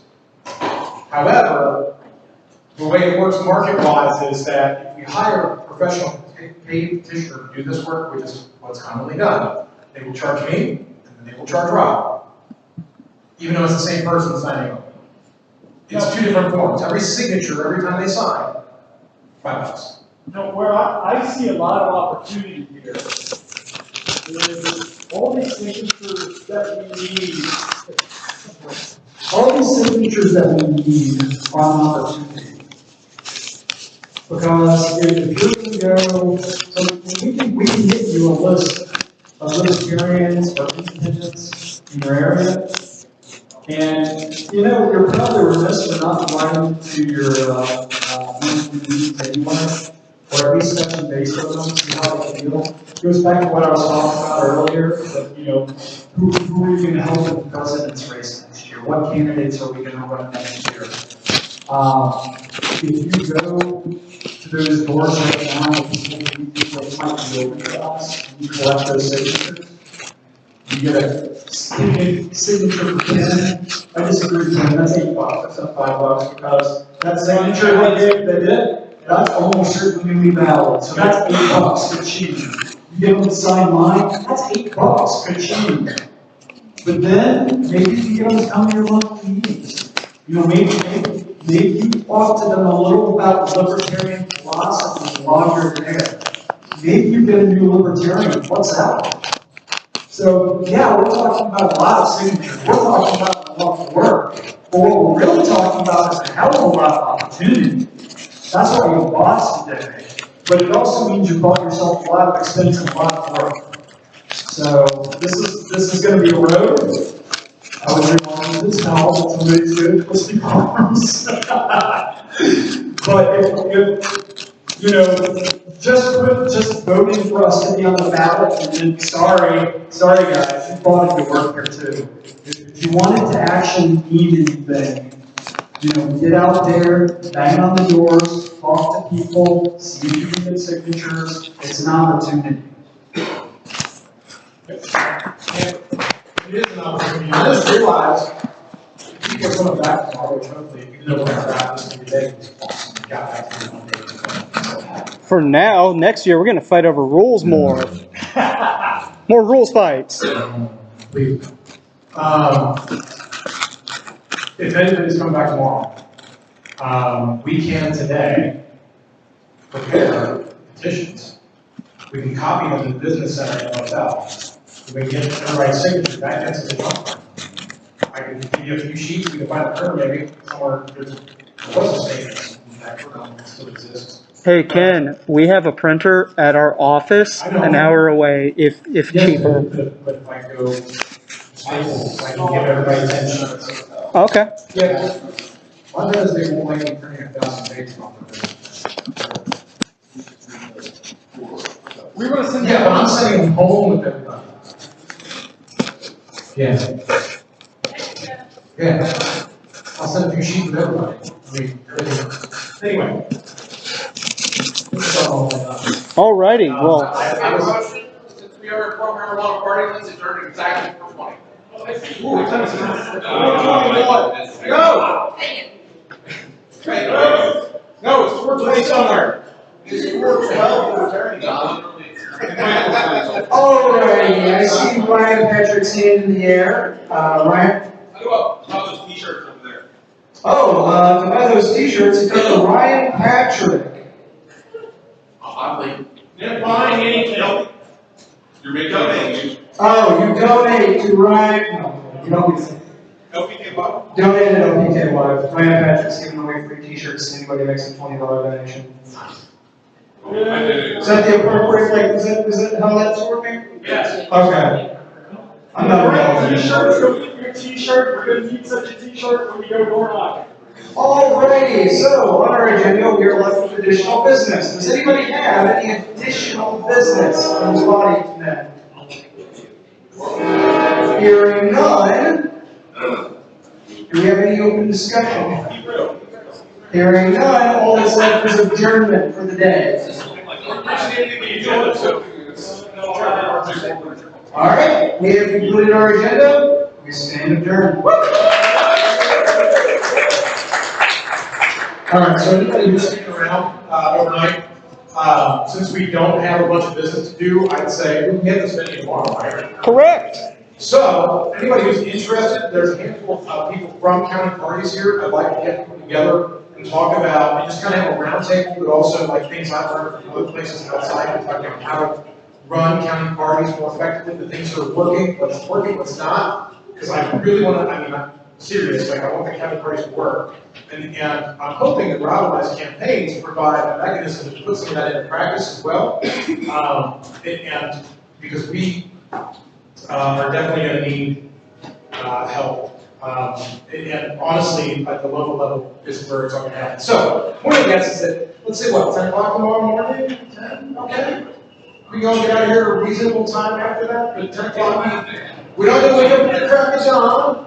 We can still get home at a reasonable time. The trains won't keep us from leaving here right this moment anyway.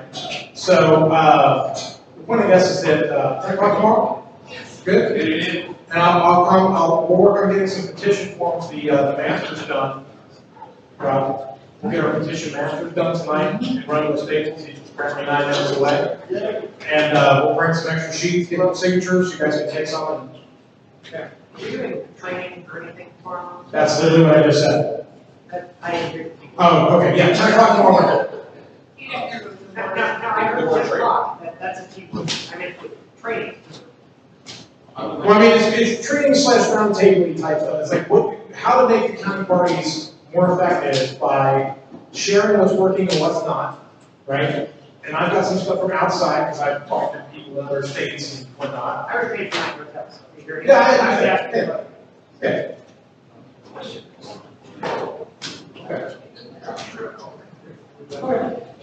The people that graciously donated to the matching funds, please see Mr. Nano on your way out the door. Oh, and Rob has something to say. I think I've got disbursement checks to all the treasurers who were here, the Fair County treasurer, and I didn't get to pick your disbursement check. Come grab me. If you're not here, you'll get it in the mail. Can I throw away my voting still? And why?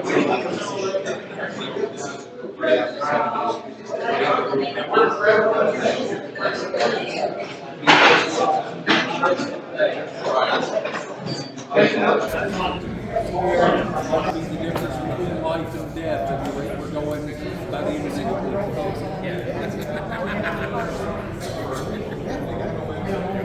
that probably drive our attendance down. Let's see what we can do.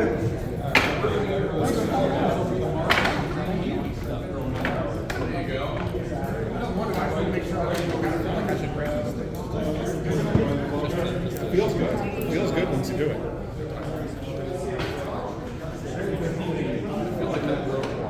What are y'all up to?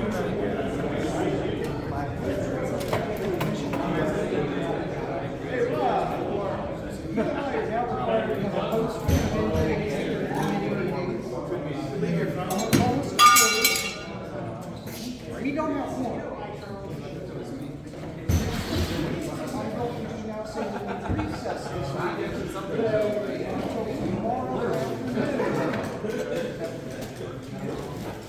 I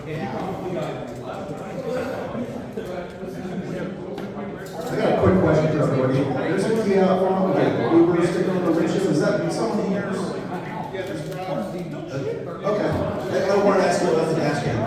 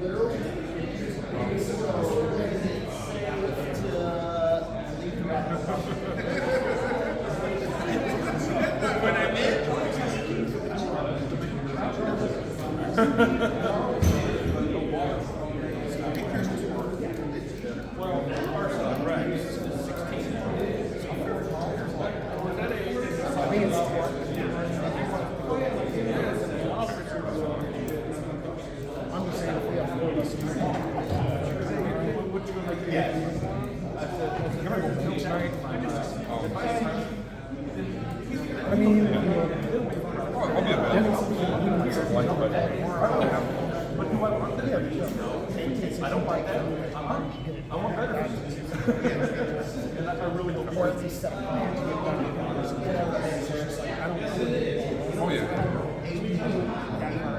I feel like the economic right now, they're at that. So we probably should. No, we need to Get it make it done. fast. Yeah. It only should be being done right now. Either now or tomorrow. Here's It should be done by the end of the week, one way or the other.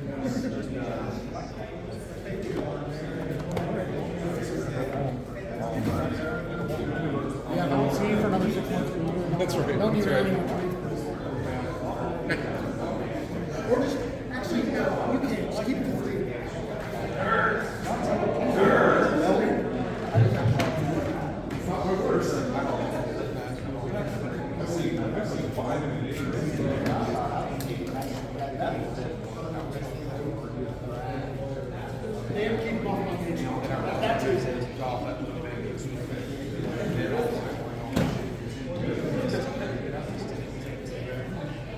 Anybody want to make dinner plans? Yeah. Yeah, we'll do right here. All right. Anybody want to join the dinner plans? We're trying to figure out dinner plans. Who wants to come up with dinner plans? Dinner plans. Yeah. Okay. Yeah. I'll spoil that question. Oh, I'm not sure.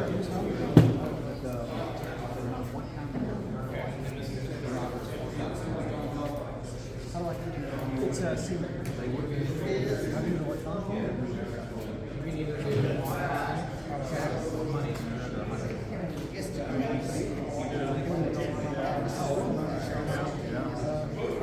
I don't regret my service.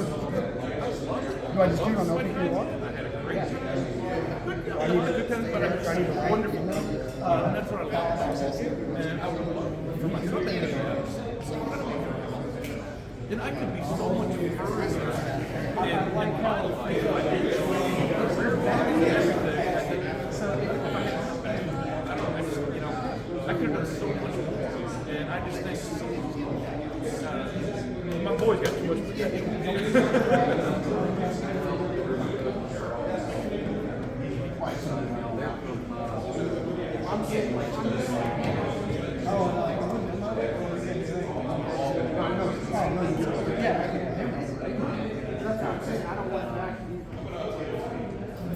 I don't want to say I don't want to say yeah, valid access and policy. I just want to make sure that you can keep it. Yeah.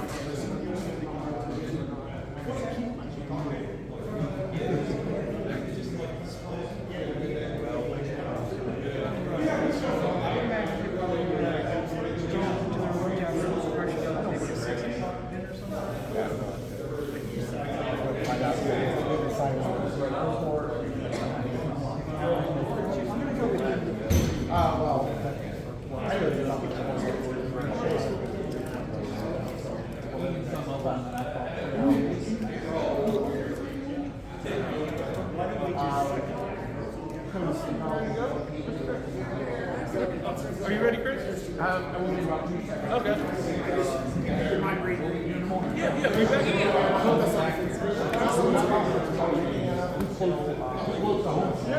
Yeah, definitely. 45-minute drive.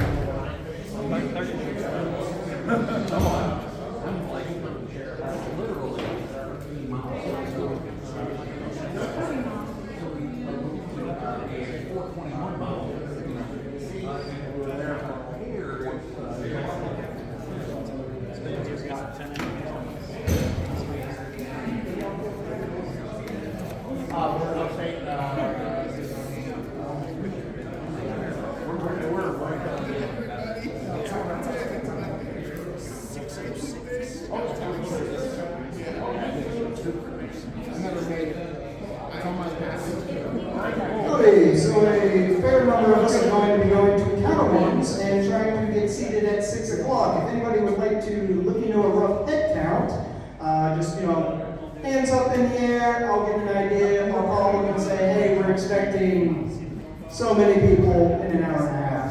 All right, we've got 1, 2, 3, 4, 5, 6, 7, 8, 9, 10, 11, 12, 13, 14, 15, 16. All right, I will tell them that we are going to be seated like the last next supper, 13 on one side and 13 on the other. All right, gentlemen, 6 o'clock for those who want to eat dinner with the rest of us. That gives you an hour and a half to shit, shower, and shave.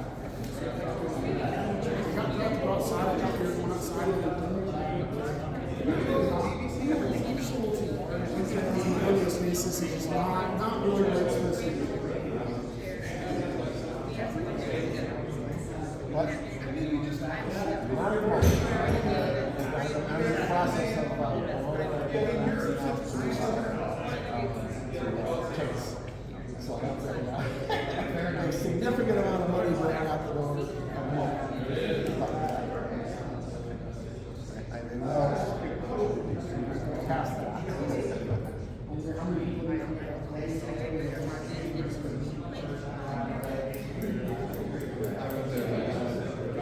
It all depends. And then there's last year, I think there was starting earlier. I think that's people are gonna look and go, yeah. Well, they do know that in Maryland's my son.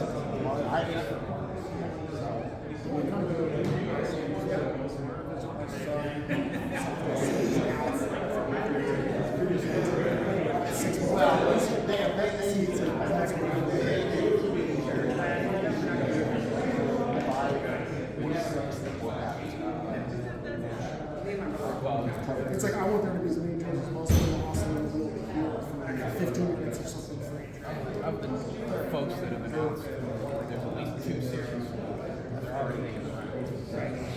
And I think that there's going to be I don't think he's I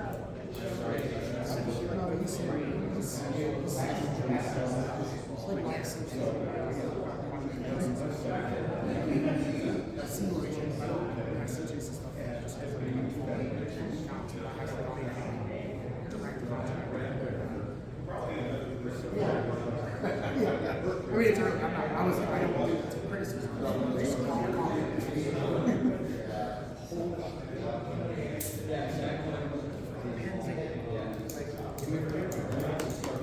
Yes, I'm going to. Absolutely. I'm tweeting about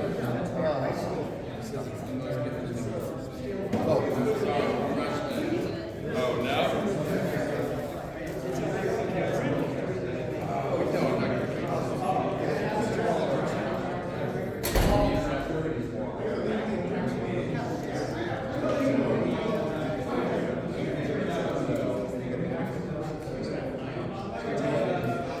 Yeah.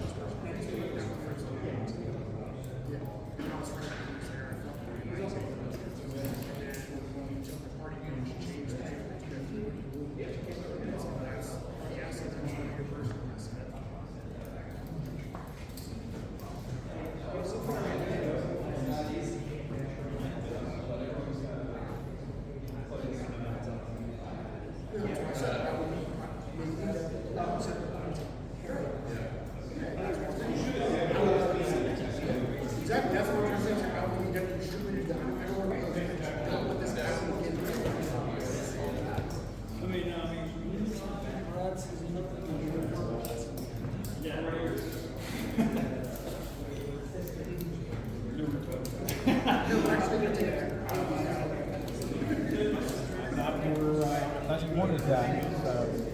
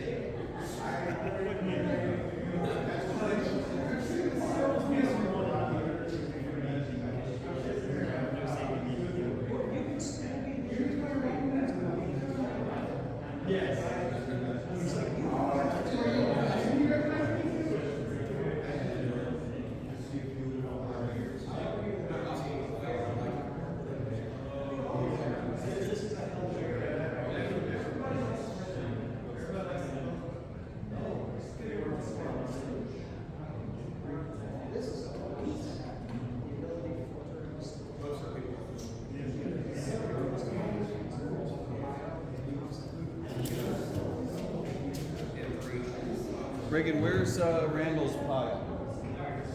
Can I give this to you? That's DIY.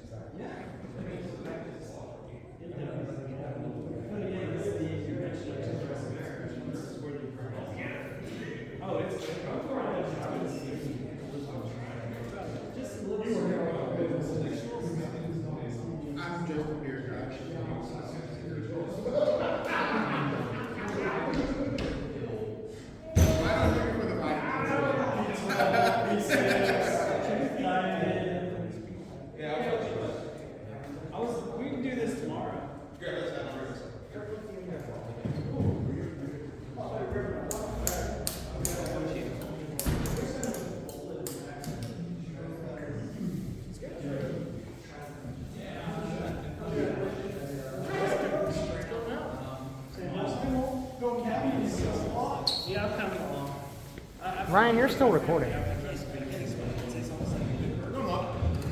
Yeah, you are.